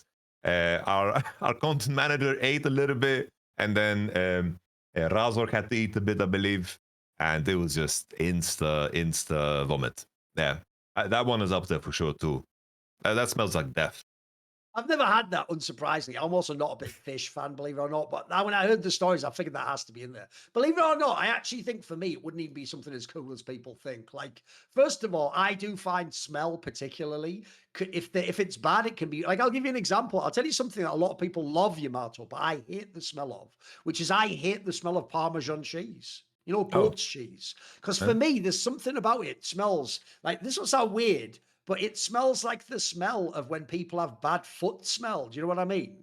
You know, the smell of like, if someone, that's what that smells like. So I'm the guy where it's like, if in the restaurant, I like, the second that guy comes over with that big thing, I'm like, whoa, stay back. Stay the fuck away from my Italian food, homie. You fucking sprinkle that, this shit's over. Like, this will be like a wedding, motherfucker. I'll be throwing these plates at the wall. Like, not a chance. So that's a bad one. Obviously, by the way, another thing is, sadly, having been to so many lands, I'm just thinking of some of the lands, Yamato, where someone hasn't washed for like 3 days. Then you're in an elevator with 12 people and you're all bunched in and it's super warm. It's like 30 degrees Celsius outside. Those aren't good times. There's times when the smell is so fucking bad. You're just like, mate, I actually now understand why in ancient cultures they used to just like on the spot as emperors just put people to death. Like, I get it. Like, they just, when I smell that smell, I'm like, guards, get this man to the town square immediately. We're going to take care of this problem. But now we don't need to do that. Just buy Mando. Like, exactly. Society has evolved. Yeah. Exactly. I like this. I like this as an identity. It's like, yeah. The reason there was so many executions in the past is because there was no soap. Good angle. Right, I'll tell you what, this can be the last question for this episode. We'll do some on the future one. Tallahassee Riot Supervisor says, have either of you had Thanksgiving food during your travels? So it means like the traditional American dinner, obviously. If so, did you enjoy it? Do you actually know what Thanksgiving is? The meal? It's like you have the cranberry, the yams, the cranberry sauce, the turkey. The stuffed turkey. Yeah. No, actually, no. Like I've had for example, here we have like there's something similar. I wouldn't say the same, but like in like Eastern European tradition would be that, like to eat like duck legs with like a red Cervona capusta. How do they say this? Like red cabbage, Okay. It looks like purple. I don't know what it is, and it kind of like when and like a potato stew type thing, like I don't know the words in like German and in Polish, like Auflauf. It's somewhat similar. Like that's where my mind goes when I hear it. But I've never tried. Like I've never had any Thanksgiving food. I would love to. It sounds fucking delicious. All I can say is I sort of have, in the sense that, and I don't want to blow your minds here, Americans, that's just food we had in England anyway. Yeah, we've been taking turkeys and roasting them. Yeah, we can have like mashed potatoes. Cranberry sauce is already a thing we have in England. So essentially, I sort of have. But here's the problem. It's actually one of the reasons I look down on Americans, Yamato. One of the many. The joke is like that meme, like the fucking scroll drops down with like a million reasons. But one of the reasons I look down on them, Yamato, is they simultaneously say to British people, your food fucking sucks. And then their favorite meal of the year, Thanksgiving dinner, is just a slightly worse version of an English roast that we have every Sunday. Think it through, you dickheads. What are you talking about? What are you talking about? So yeah, I actually have had it. But the problem is, one, I don't celebrate Thanksgiving, obviously. And then two, it's good food. I like it. It's nice. Although I will say some of the things they do in America I find a bit weird is where they have like, they'll do shit like they'll have like corn with it or like cornbread or something. I've never been a fan of that stuff. But aside from that, I do think it's pretty good. By the way, roast meat in general, probably one of my favorite types of food, especially with a good sauce and some nice mash on the side. Can't go wrong with it. Yeah, I have in general. It's pretty good. It's almost up there, Yamato. Even though that one's not as bad, because at least it was just the Pilgrims. The worst one ever, Yamato, is I've met Americans who weren't trolling, where they actually asked me how I'm celebrating Independence Day. And I'm like... So one time I even told him, like, if I was going to celebrate it, mate, I would fucking repatriate your country to... What are you talking about? What am I celebrating? We're on the other side of that, motherfucker. What are you talking about? You lunatics. Anyway, yes, I have tried that food. We will be back. We'll all be eating good next week on another episode of Summoning Insight. See you then.